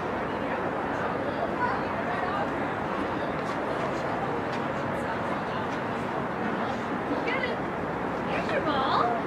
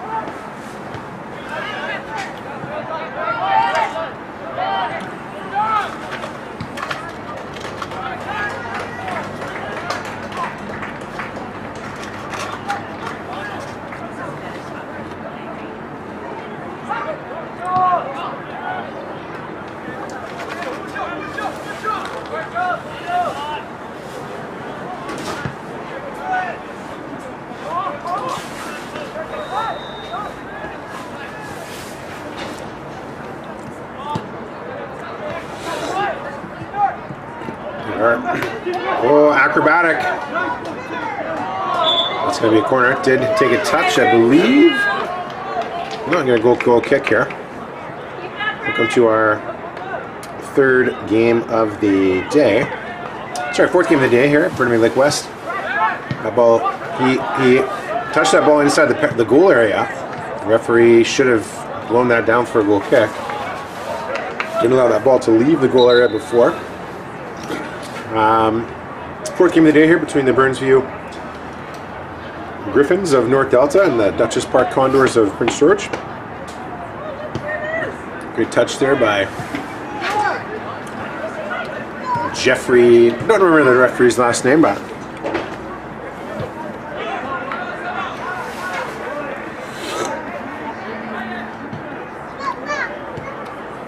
Burnsview won their opening game of the day 4-2, I believe it was, over St. Michael's University School. Foul conceded there by Dutchess Park. And Dutchess Park was defeated by Notre Dame in their first game of the day.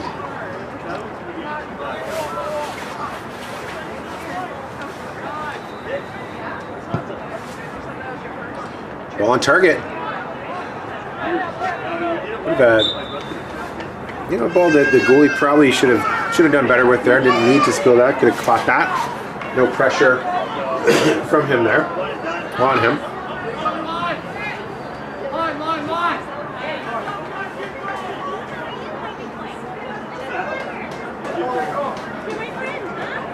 Corner kick here now for Burnsview.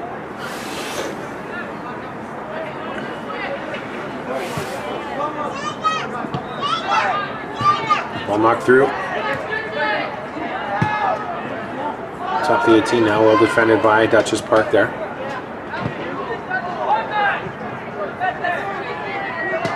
Oh, a little bit of indecision by Burnsview there.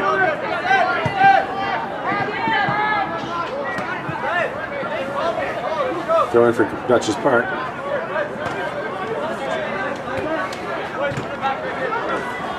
Just tell a hot dog man to hurry up here. Well, we do need the game to be webcast here. That'll be delightful. Okay. Oh, that's a dangerous play there. That's vicious. Okay. Just talking about camera operator on field one who's asleep here right now. Okay. Thank you. Okay, bye. Little awkward challenge there for Dutchess Park and the Burnsview striker.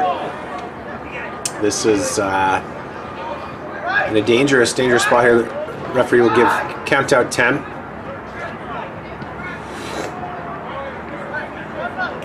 One thing Dutchess Park doesn't want to do here is get too deep, stay too deep, because they want to allow their keeper free reign of the goal area. Ball clipped in on target, well handled by the goalie from Dutchess Park.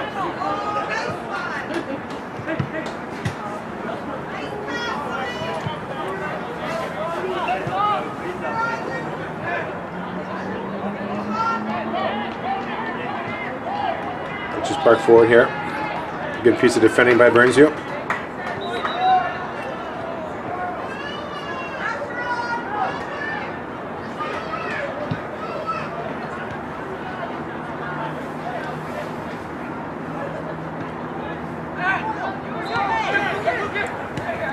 Through ball here now. Chance for Burnsview.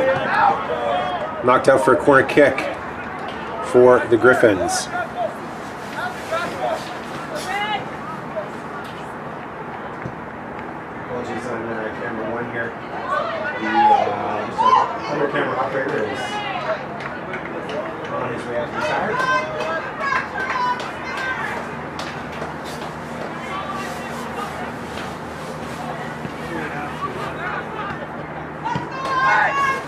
That's a good ball in there. Poor clearance from Dutchess Park. And that will be a corner kick for Burnsview on the opposite side of the field. Dutchess Park did not do well to clear that ball. Knocked it right back into the path of Burnsview player at the top of the 18. Got his shot blocked out for a corner kick. Back post ball here, knocked in. Ball just off target here. Fell nicely for the Burnsview midfielder, but he was unable to knock that ball on target.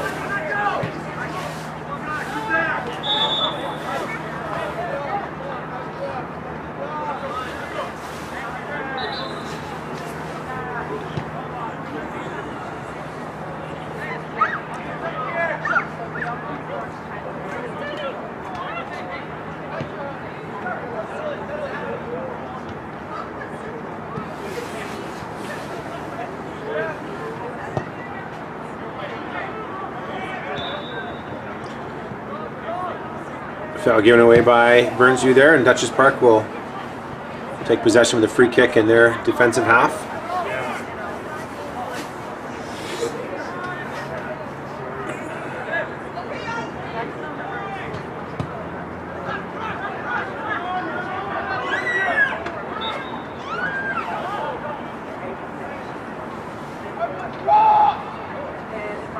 Burnsview qualified for the tournament as the number 2 seed out of the South Fraser, and Dutchess Park were the North Central champions.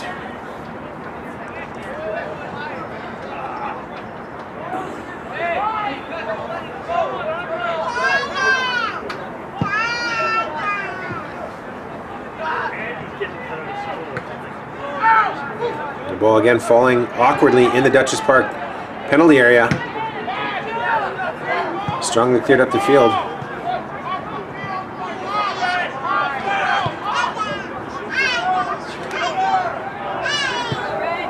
Even a bit of a gap here. Dutchess Park a little slow to follow that ball up the field, giving a little bit too much space for Burnsview in the midfield there.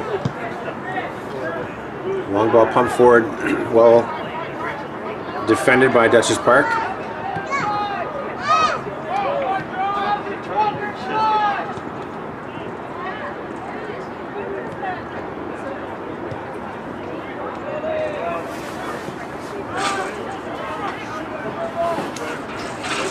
Jonathan's watching on field 3. Maybe he can tell our camera operator on field 1 to stop chatting with Angelo Pulici and make his way up to the tower. That would be great.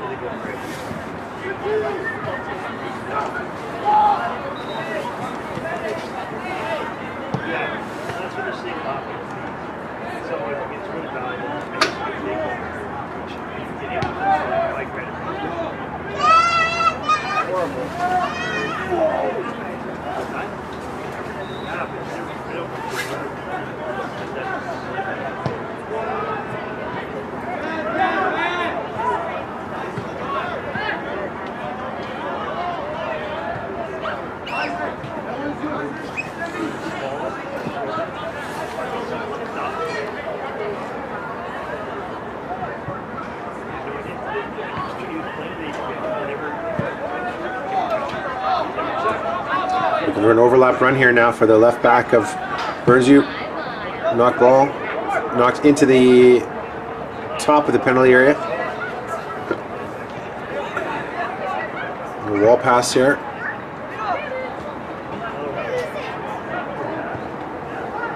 This could be a dangerous cross for the Griffins. Knocked through, not able to be defended. And we got a goal, 1-0, Burnsview.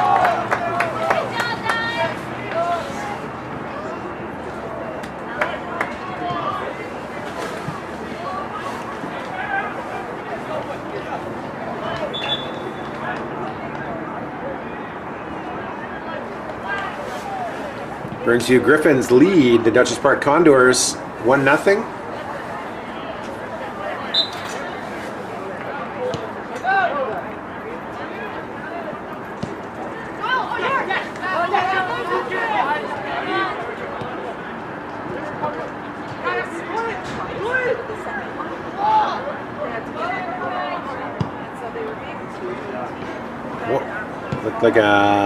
Looked like a handball there, but not given. Ball back post, awkwardly defended, and a knock into the Dutchess Park goalie, but no harm there. Camera operator for field 1 is finally finished. 2:30.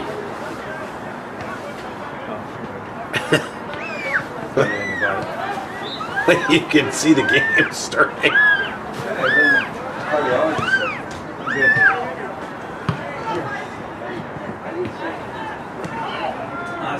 Chance here now for Dutchess Park forward. Ball knocked in. Top of the area. Can he find a place to get a shot? Playing it from the ground here, and his foul is going to be given or conceded. Yeah, he's playing on the ball. That's a dangerous play. Good call by the referee. Burnsview in red here. Lead the Dutchess Park Condors 1-0. That ball's over the top here. The goal scorer looking to have another dig from distance, just outside the 18, over top of everything, and ball on a play. Here we are in day one of the BCAA Boys High School Provincial Soccer Championships. You're watching on BCSS.tv. My name is Brent Sweeney. Happy to bring you the full tournament here. AA Championship runs from Monday until Wednesday, November 21st to 23rd. And then the AAA tournament runs from Thursday to Saturday, November 24th to 26th.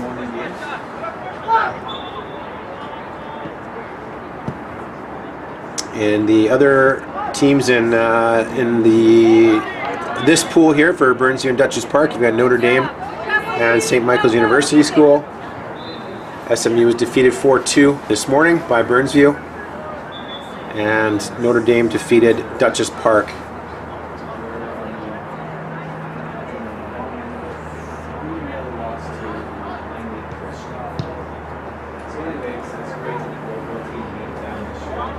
Run here now for Burnsview forward.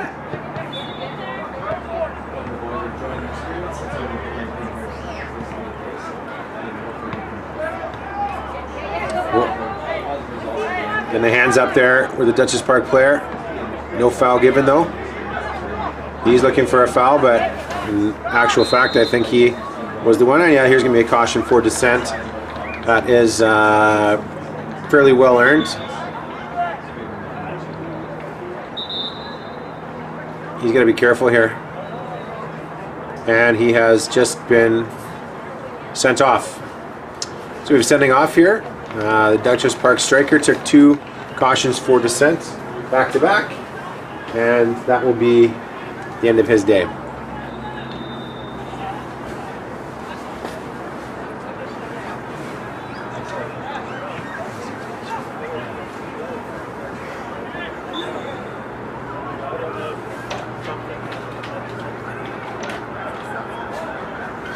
It's not something you see very often. Usually the referee's warning will be heeded in that regard, and typically when a caution for dissent is given, the referee will say no more. And if they continue on, we don't know what was said, but that has resulted in Dutchess Park already down a goal. Now they are down a man as well, so they'll be forced to play the rest of this game with only 10 players.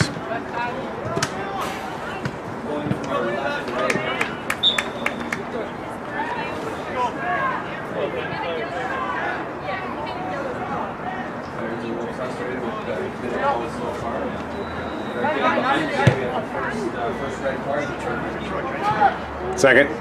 Second red card? Well, that's right, yes. We had one earlier in the early round just for a professional foul, so we'll just stay against the last man situation. Or denying an obvious goal scoring opportunity as the law now is. So Burnsview now look to increase their lead, some space here on the left wing. Flag is up though for offside. That was a close play there. I must admit I was ball watching a bit there, so I didn't see if I would agree with the call the assistant referee, although he was keeping up with the play, which is nice to see, and so I'll agree with that. And behind us on field 1, we got Stephen Burns, who's giving the commentary here for the game between Smithers and WL Seton. WL Seton have taken the lead 1-0 just a moment ago. Ball forward here now for Dutchess Park. Burnsview goalie a little late making his decision to come off his line, but eventually when he does, he's done well to get that. Here's the ball knocked forward here now for Burnsview. Ball clipped in, and that flag will be up for offside again there. That one was accurate. It was the correct call. The incredulous looks of Burnsview players are mistaken in that regard. He was certainly in front of him.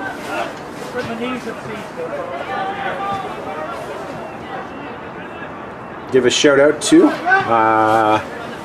the athletic director of Burnsview, Matt Burford, one of the hardest working men in the Delta School District. I think he's coaching 3 teams for Burnsview this season, and does a great job there, making sure that the kids have an opportunity to play at that school.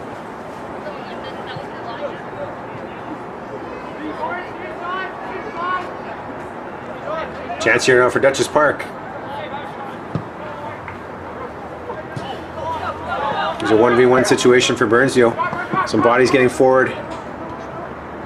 The goal scorer slipping it through. Well defended by Dutchess Park. We've also another mention to the Burnsview Vice Principal, Bill Richards. Despite his advanced age, still plying his trade in the Richmond Masters Soccer League on Thursday nights. Chance here for Burnsview, just over the bar. Number 11 certainly has been the most dangerous player in the field for either team. He's got a goal, and he's had a couple of other opportunities, a couple of the chances there. That one just sailed just over the crossbar.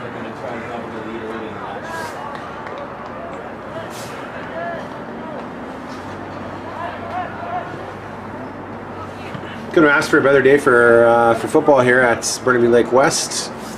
No rain today. It's cloudy skies, cool temperature, no wind. Made for great conditions for the tournament.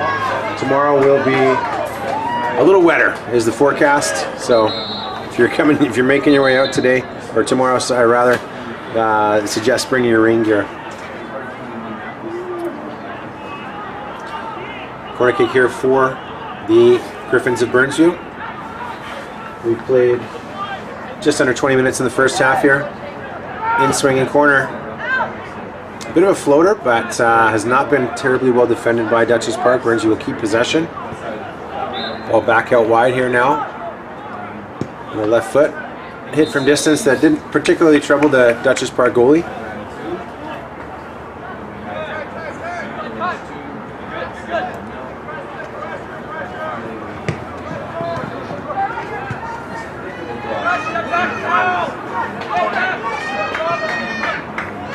Chancer now.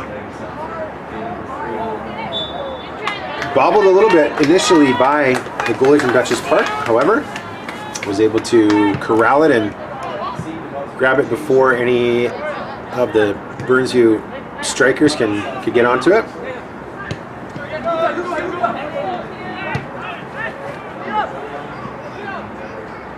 Dutchess Park is again down a man. Just one body up front here. Make the task a little more difficult for them going forward here as the game marches on. The striker was sent off for back-to-back yellow cards for dissent on the same play. And as a result, they're going to be down to 10 men for the duration of this game. Burnsview have looked fairly comfortable on the ball here in this half so far. They've certainly had the lion's share of opportunities, as well as possession.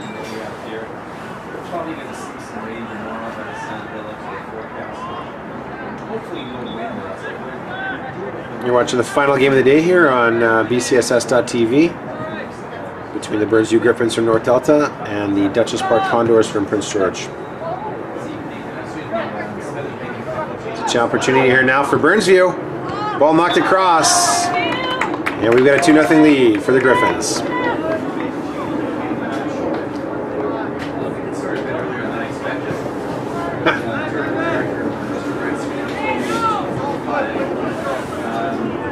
Let's be honest here. You're stuffing your face with a hot knife. No, that's not. Let's get one back. And a cookie. Sometimes you just have to use that.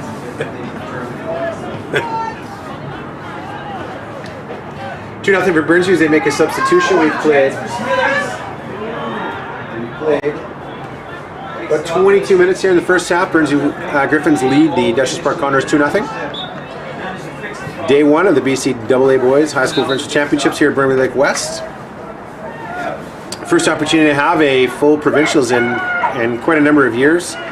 Last year, the AA event was a 12-team tournament that featured only Lower Mainland and Vancouver Island competition as a result of the flooding and transportation issues that were caused by the November rains last year.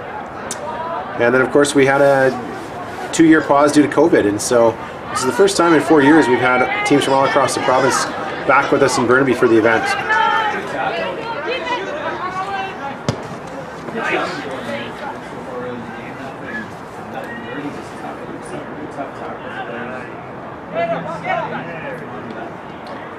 Clumsy challenge there. Foul going to be conceded by Dutchess Park.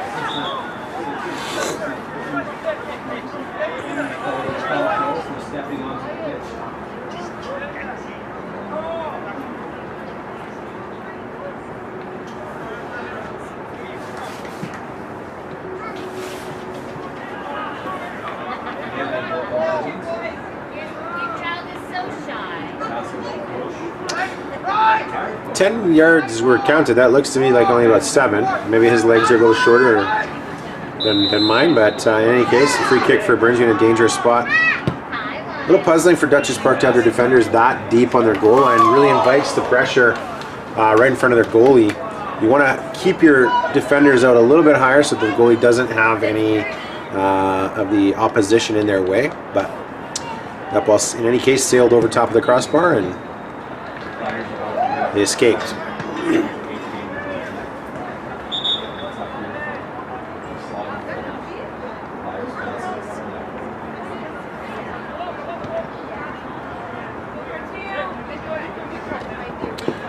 It's a bit of an interesting challenge from the back there.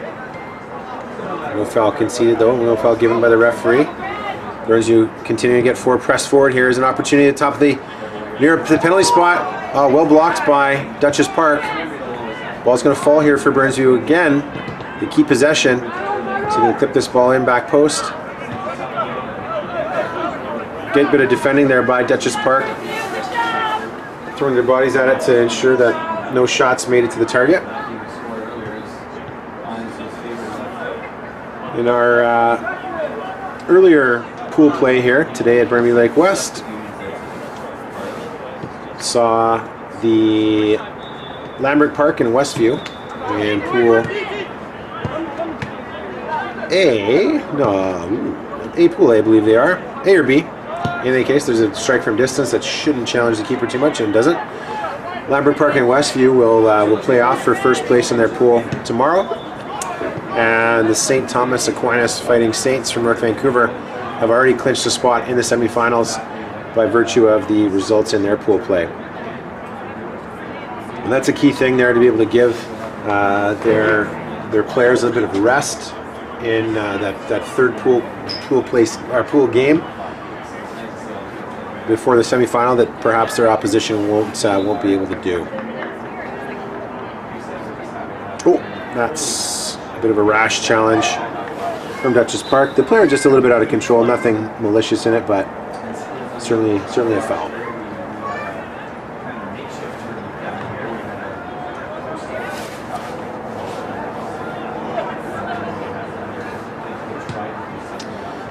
Burnsview now with a free kick, somewhere around 40 yards from goal.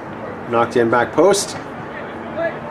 Going to fall right to the foot of the Burnsview midfielder, number 2, unable to get that ball in the back of the net. A nice save by the Dutchess Park goalie.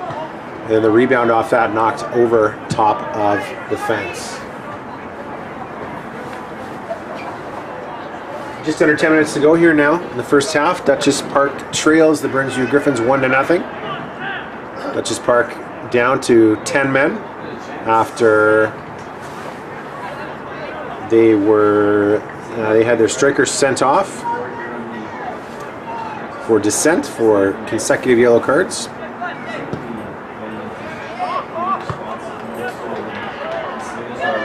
It's a chance now again from Burnsview. Oh, great hit. And it is 2-0. Sorry. 3-0. 2 or 1? That is 3. 3. I forgot the score. I forgot what the score was. It's 3-0. Sorry, Burns you. North Delta area. South Region Zone. They Runners up. 3-0 now. 3-0 now over Dutchess Park. Dutchess Park, who are in from Prince George, I believe. Prince Georgia. Yep. Condors from Dutchess Park.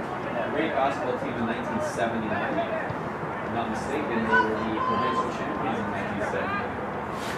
Their one success in the championship. Right around the time Alan Tate was playing. Burns you. Keep coming here. Jim Mills. Well saved by the Dutchess Park keeper.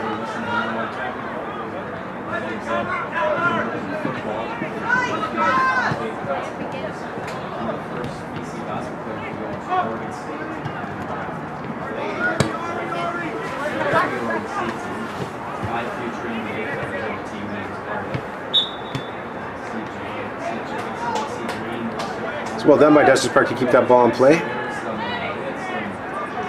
Though they concede a throw in deep in their half. Quick throw in by Burnsu. So space to the top of the 18 now. See if he can find room to have a hit on target. Well defended again by Dutchess Park. They've done a great job even though they're down to 10 men. And throwing their bodies in front of their goal. And they've blocked several shots from Burnsu. And you really like to see them continue with that effort, despite being down a man.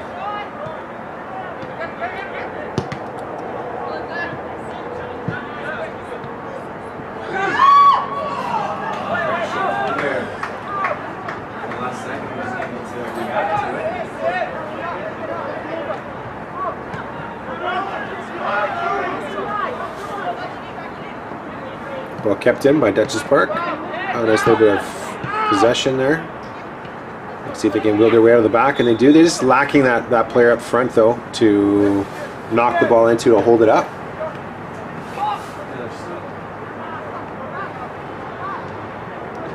Let's see a goal kick.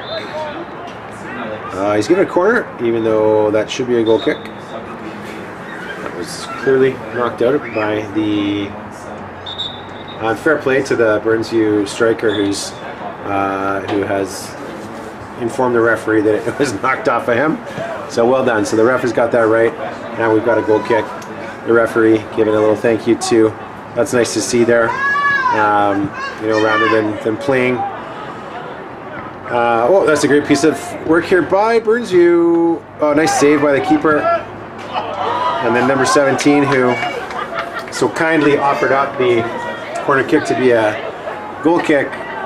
He's kind enough to Dutchess Park there to miss the net. Wide open, yawning cage. But he knocked the ball wide.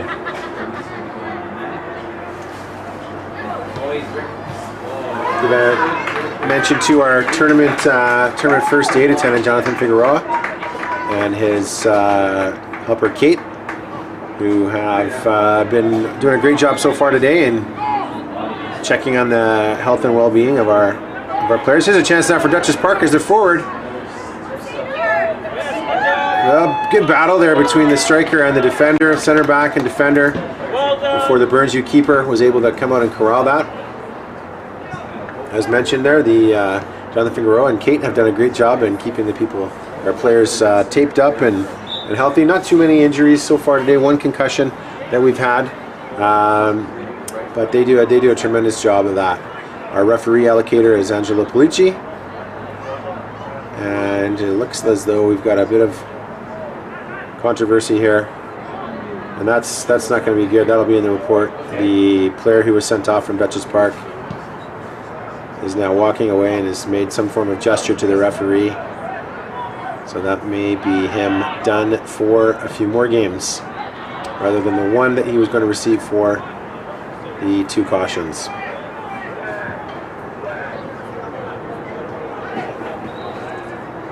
See what the referee has in his report though for that. Our discipline committee may have to be pressed into action there.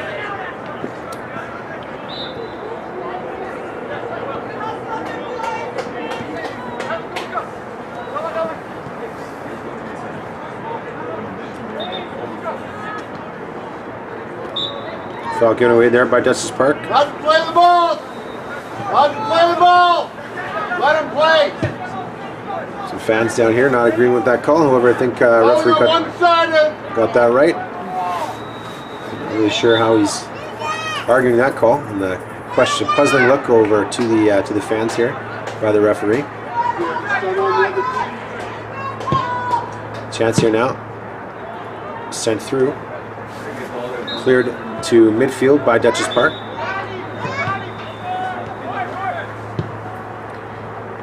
It's onside here.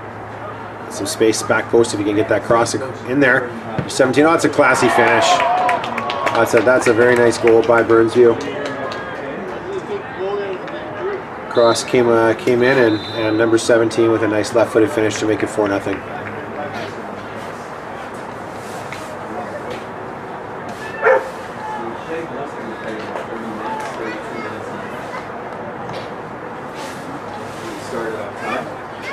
Which I did. While you were in the hot dog there? 33 minutes. We've got 2 minutes to go. Okay, here we are. Burnsview 4, Dutchess Park 0. Dutchess Park down to 10 men. Opportunity for Smithers. Take another corner.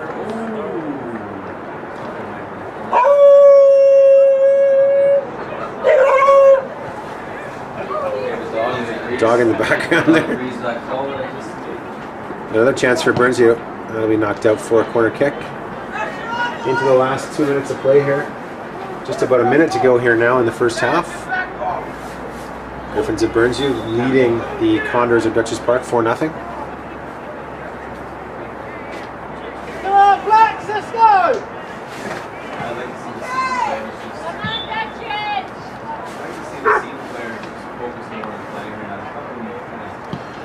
Corner kick in, back post, there's space. Nice header there, and it's 5.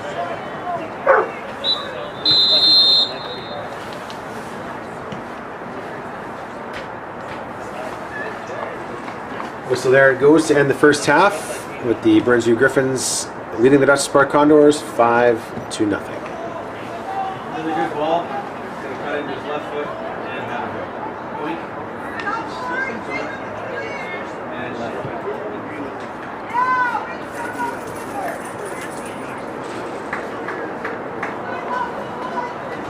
That's actually an example of this.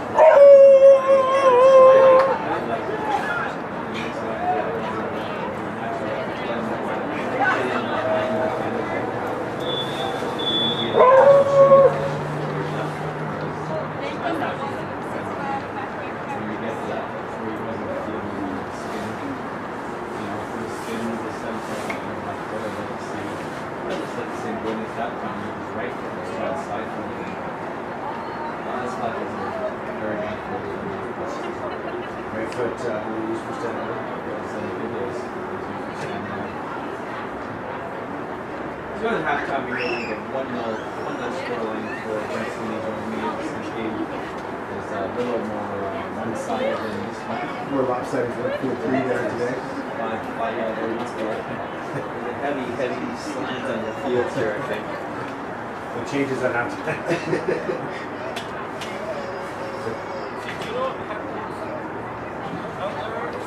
My brother would have been so far great weather today. Actually, I mean, I'm quite pleasantly surprised by the heat level. It's better than last year, and I can honestly say that it's just like, the kids came back last year and played. They had been off for so long, the club soccer just kind of started back again. It seems to be a little bit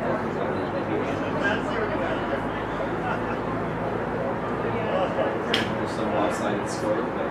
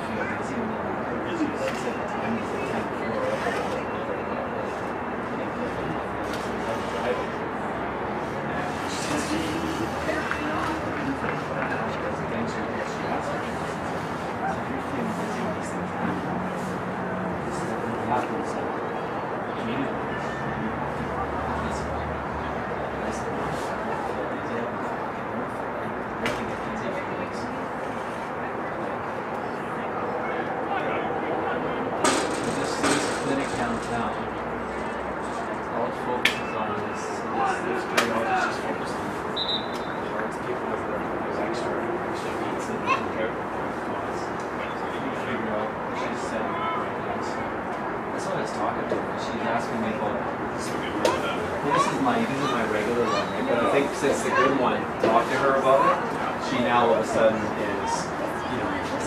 Yeah. Well, when I say care, she's taken time to PMS and that, so she said, "Are you okay to do that? Like, would you be willing to do it?" I'm sure. I like that. Still.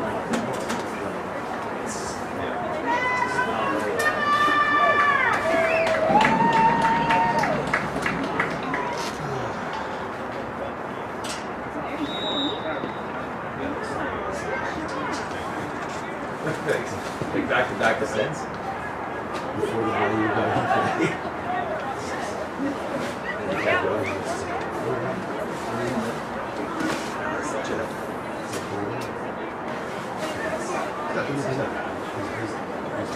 think I know. You think I know? Well, there you go.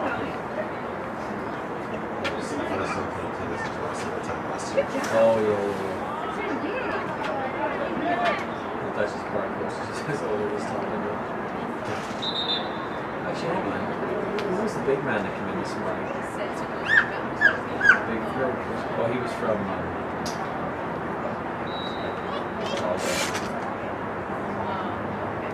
He's from David Thompson.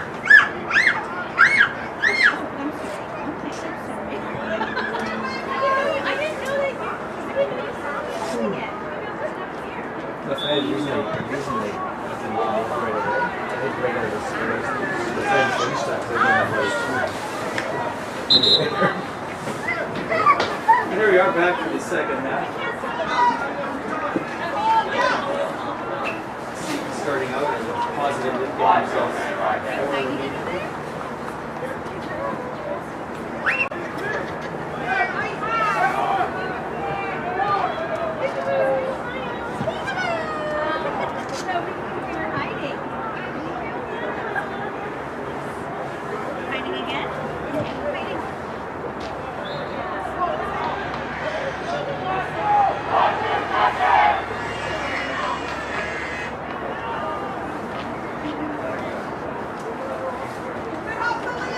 All right, we're about to start the second half here of our final game of the day here on Field 3. The Burnsview Griffins from North Delta lead the Dutchess Park Condors 5-0.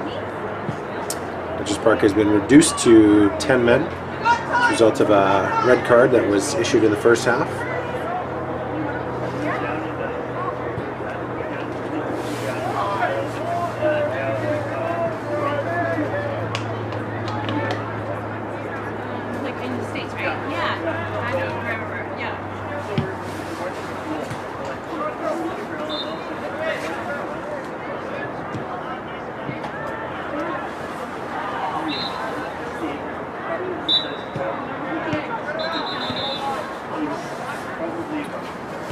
Here we are underway, the final 35 minutes of the day.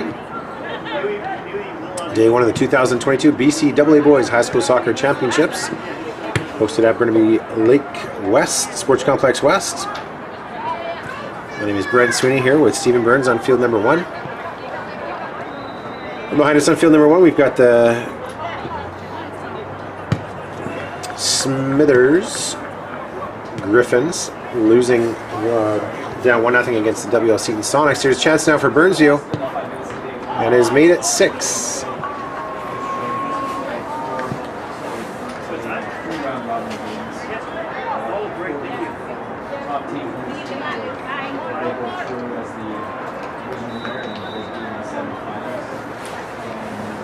So as the result looks to stand here, barring an upset over on field number 2, we'll see Burnsview and Notre Dame playing off for first and second place in their group tomorrow.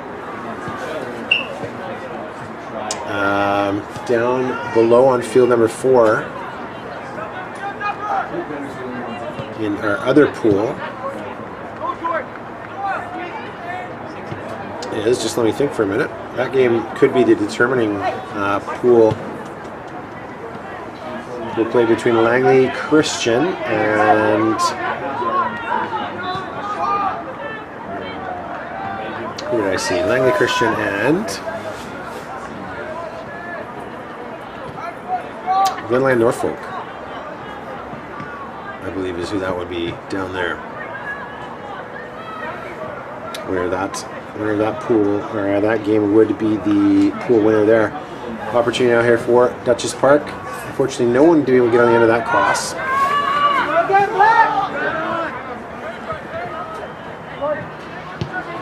That's a lovely ball knocked forward there.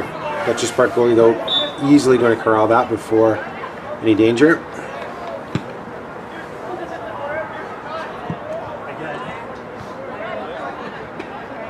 Hey, yellow line, yellow line.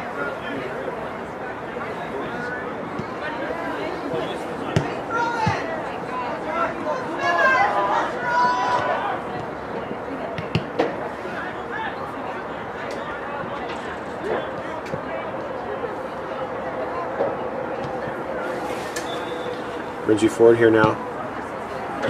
Strong hit from distance, just wide of the net.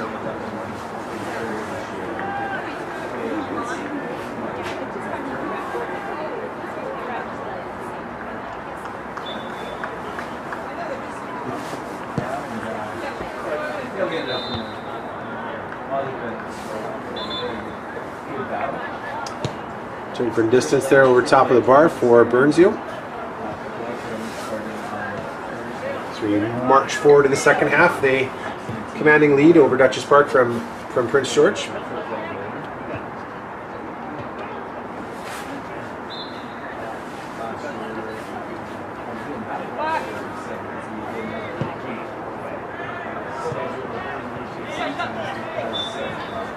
Dutchess Park now making their move forward. Finding some space. See if we can get this ball just through to the right winger. A little bit of space. Can he get the end of that before it goes out for a goal kick? He does. Good battle there between striker and defender. Some nice footwork here for Dutchess Park. And forced into a good save by the Burnsville keeper. Good work there by DeCondors. Bit of effort there. Nice chance created. So ball knocked forward here now. And this looks like it's going to be the convert.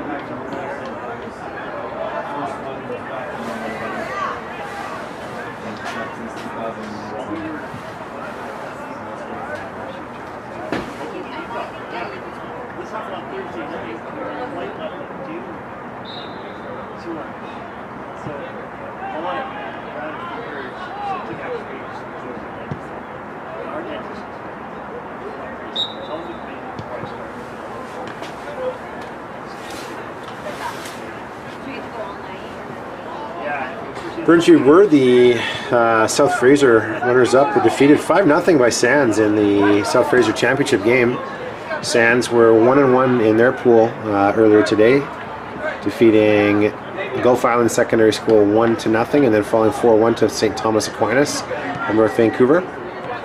Burnsville defeated St. Michael's University School 4-2 in their opening game and are now ahead here. Dutchess Park have had a bit of a tough go so far.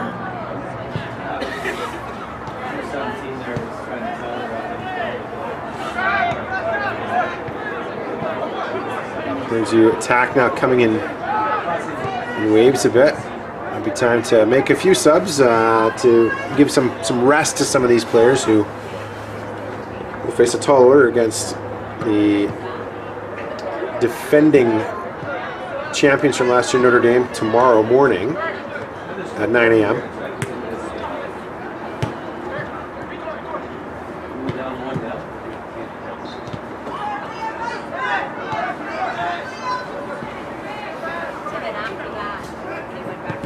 Ball sent in. That's going to be off the crossbar, off the Dutchess Park player in the back of the net.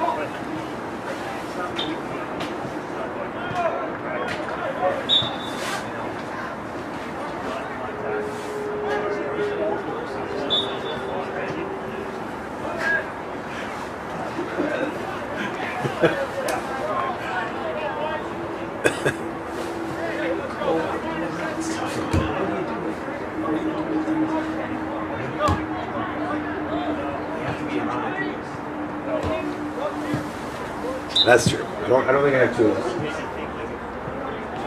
Oh no. Although this one.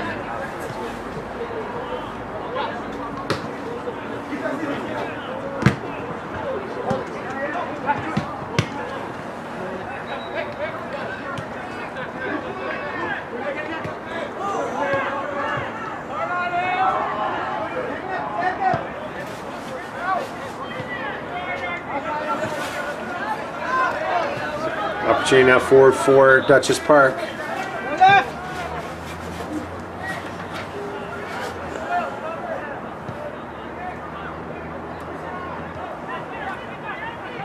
Looks like the Burnsview coaching staff will be making some changes in a moment. Some players warming up on the sideline. Flag stays down there. I think that was probably offside, and based on the scoreline, there's really no need to not put your flag up at this point. Corner kick here for the Griffins.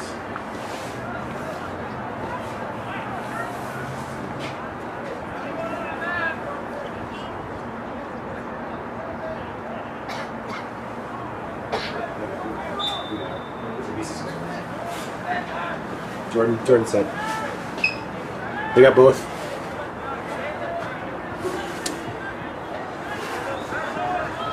Ball sent here at the keeper.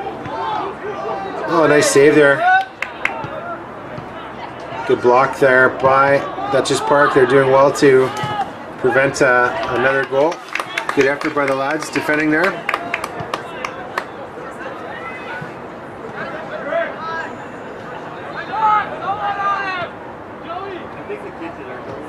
Another corner kick here for the Griffins. We've played, we only played 9 minutes here in the second half. Does feel longer.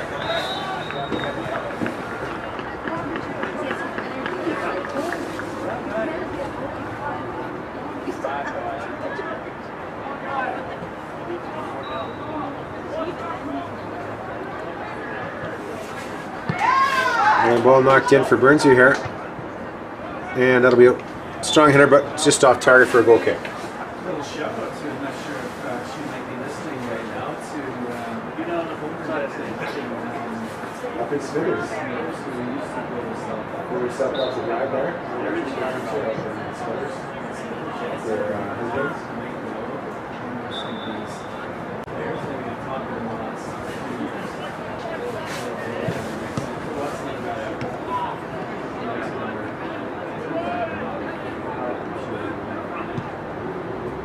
That's in too.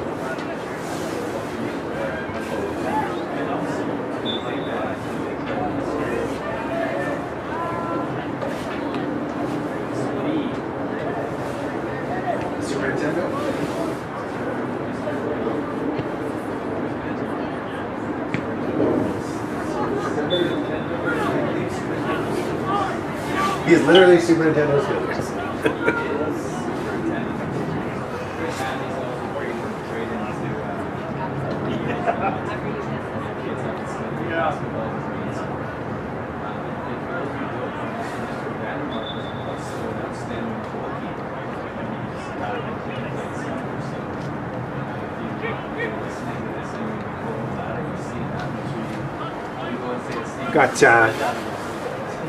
Got some substitutions here for Burnsview.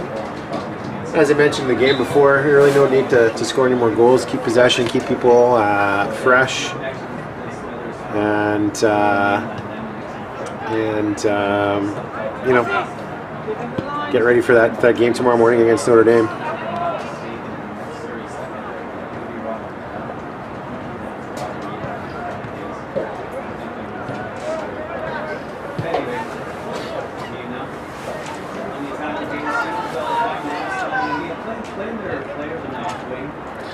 So we throw in for Duchess Park here, far side of the field.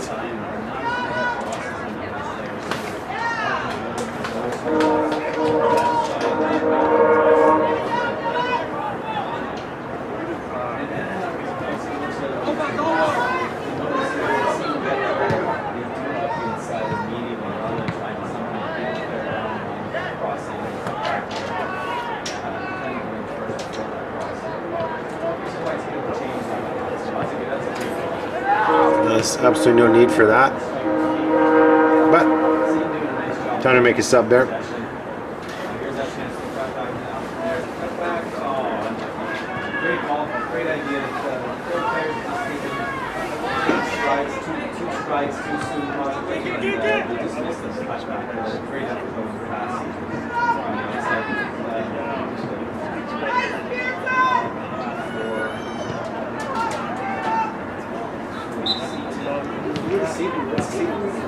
Sonics. Yeah. Seeing Sonics.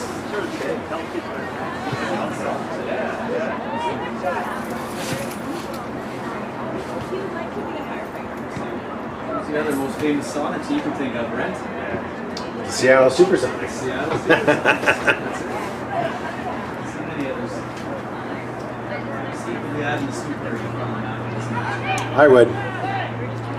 There's an opportunity out here for Dutchess Park. back post. And scramble. 2-0. 2-0 for Seaton.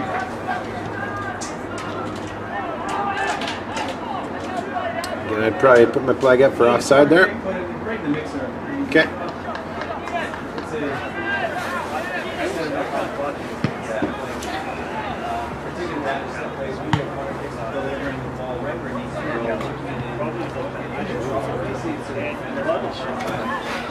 And that's exactly what happened in that last one. We've seen several goals in this field today. More than several. So far, the free practice those things before they situation. 2-0.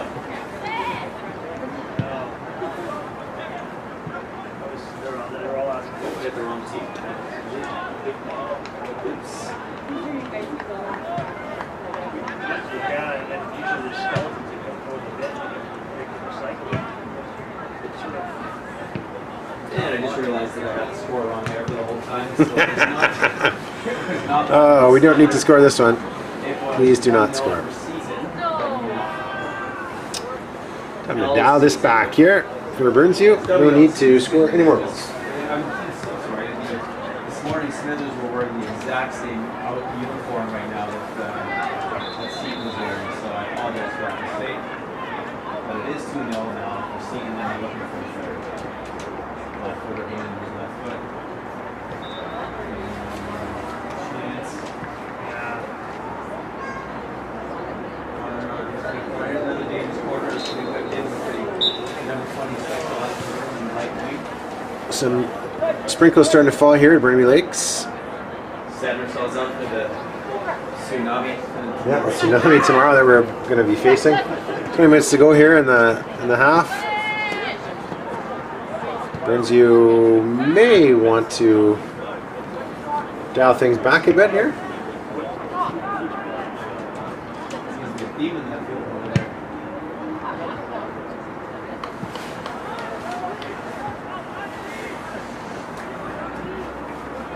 Well, the delivery was my first time actually. The delivery was fairly cool. Good pass. 13-11. Yeah, here we go. I think we got Matt Burford, the athletic director of Burnsview now watching. Yes. So give Matty a shout out there. What about Kira? She should get a shout out. Yeah, Matt just texted me saying not to talk to him through the broadcast. That's okay. We will do that. Oh, actually, Matt's wife, Kira Carr, former South Delta Secondary graduate, is the athletic director at where is she now? Was it Aaron McNeil? I'm not sure if she's still there or not. Matt's texting me inappropriate things right now. Here we are, the Griffins forward.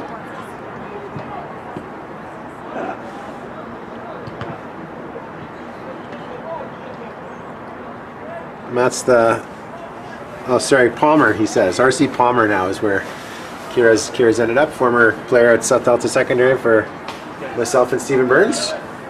Not that long ago, as we'll tell her that.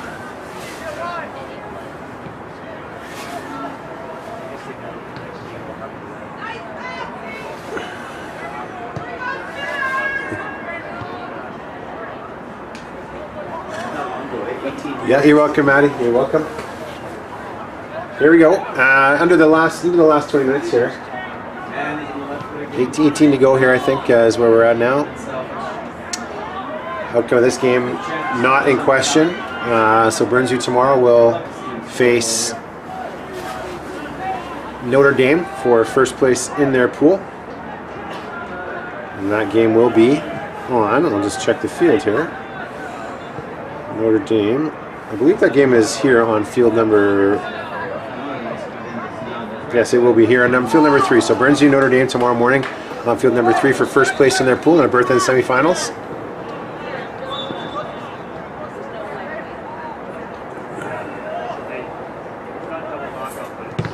Nice bit of footwork there. 3 changes being made right now by the Smithers.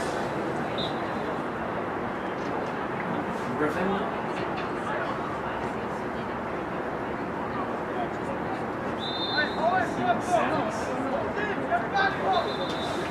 Great song in the 80s. Oh, shoot, there's a mistake. I'm throwing the camera stuff. And here's an opportunity. I'm sure the camera stopped here. That was an operator error.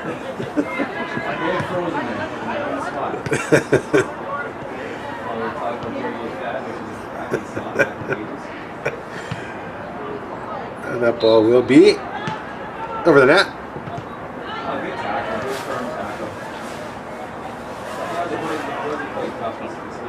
The only complaint we might have here about the facility here at Burnaby Lakes West is the Wi-Fi, which is not great for posting scores for the tournament here. I've had to use my phone to hotspot it, as it really is makes dial-up look fast. –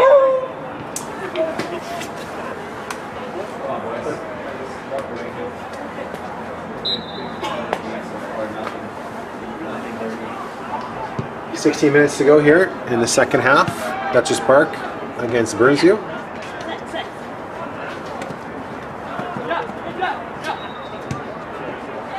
Result may have been a little closer. Dutchess Park did go down to 10 men in the first half, early in the first half, with a sending off to their striker.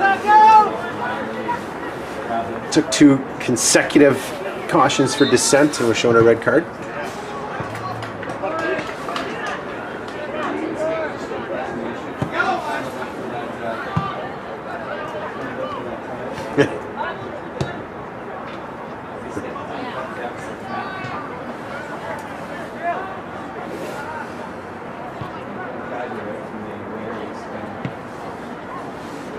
Give a shout out to Matt Burford there. I'll have to give a shout out to Bill Richards, the Burnsview vice principal, also. Still playing his trade, as I think I mentioned in the first half, still playing his trade in the Richmond Master Soccer League. Flag is up for offside, but the referee's going to let the keeper pick that up.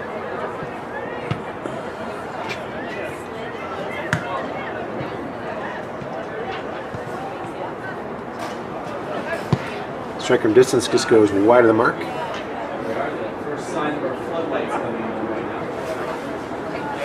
now. Hey man, do you have all the game sheets? I'm texting you. Okay. Yeah, just check. Good luck. Okay, okay. Weather still perfect here. Perfect conditions for this time of year. No wind.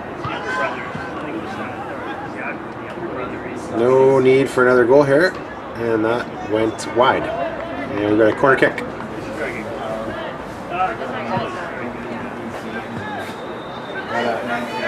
I was trying to complain here from your camera work here, Steve. Before the season, you need to zoom out to the touchdown. So you can lead the play. I would like to know who's complaining.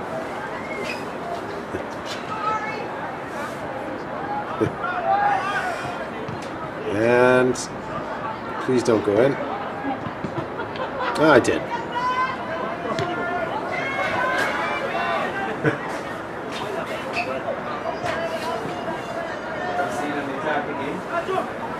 Hey. That's offside. Yeah, you were offside. So. Okay. Yeah, he was looking across the line. You weren't looking at the ball. Yeah, get Kate to go get it. Definitely offside. Good call, but Okay, right, bye.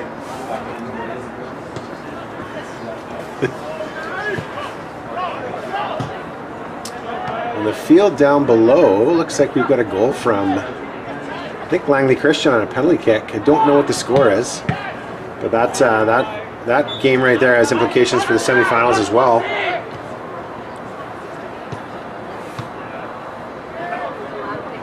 Being made by WLC to lead 2-0.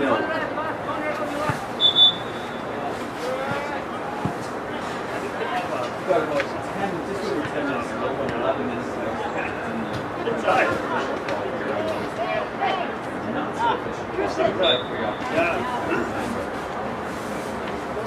About 12 minutes left here in the second half.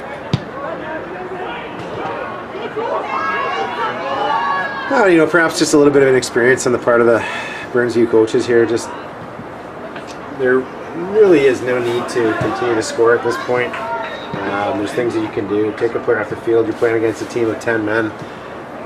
You know, things that we've done in the past, coaching-wise in games where they're out of hand, is you have every player touch the ball. You can only score on headers, things like this, to still play the game, still honor your opponent, but not necessarily embarrass them by continuing to pour goals into the net.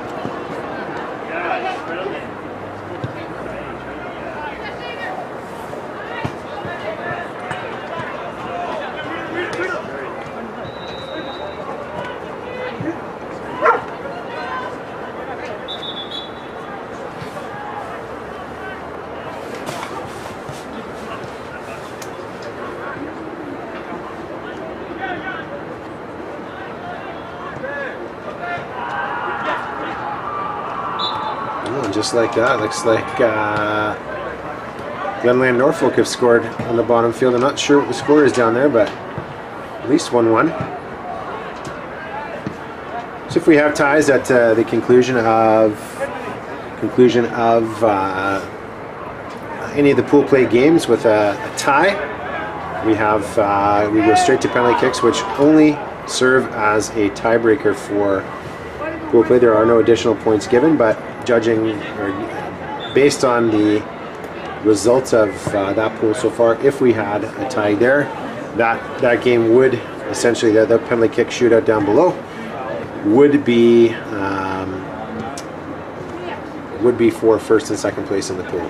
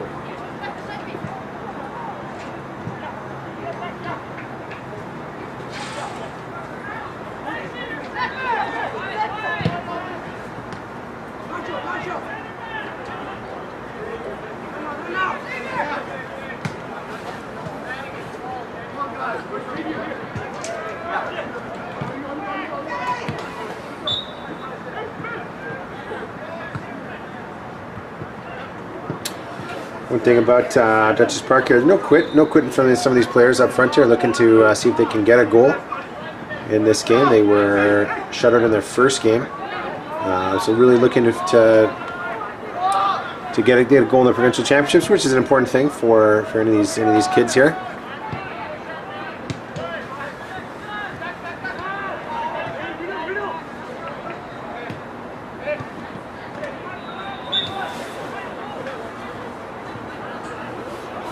Minutes or so to go here. Final game of the day. Dutchess Park in Burnsview. BCAA Boys Provincial Championship. You're watching us live here on BCSS.tv. All games on Field 1 and Field 3 at Burnaby Lake West will be broadcast throughout the tournament. This tournament, the AA, Monday through Wednesday, and then the AAA tournament as well, which takes place Thursday through Saturday. Final for the AA tournament is scheduled for 11:30 a.m. on Wednesday, and for the final on Saturday, scheduled for 11:30 a.m. on Saturday morning. Bit of an injury here for Dutchess Park, it looks like.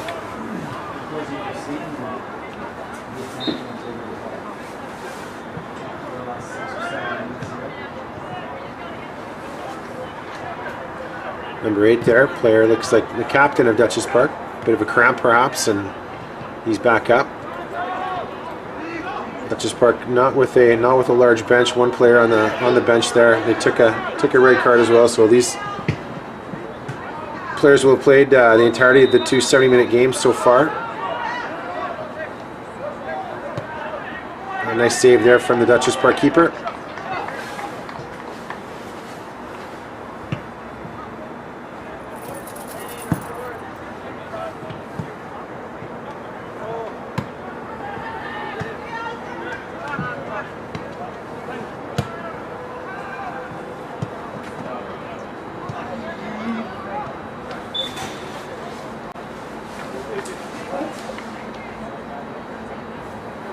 Johnny, we'll talk on the far sideline too there.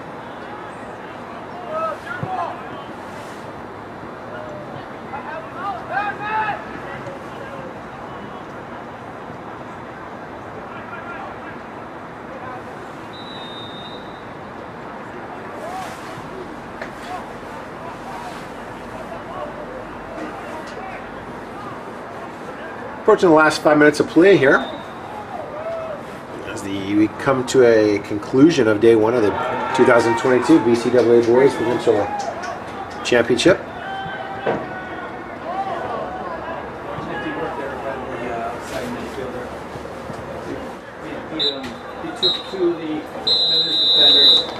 And that will be the end of that.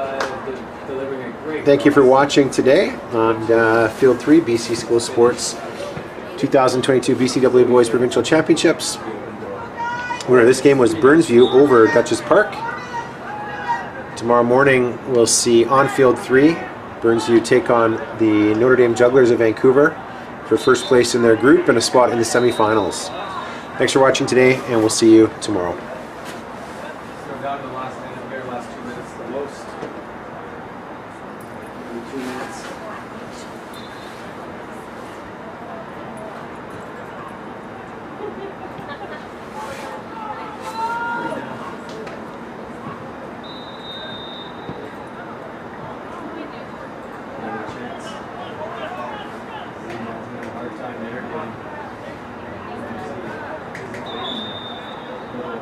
Difference in size there, and probably age.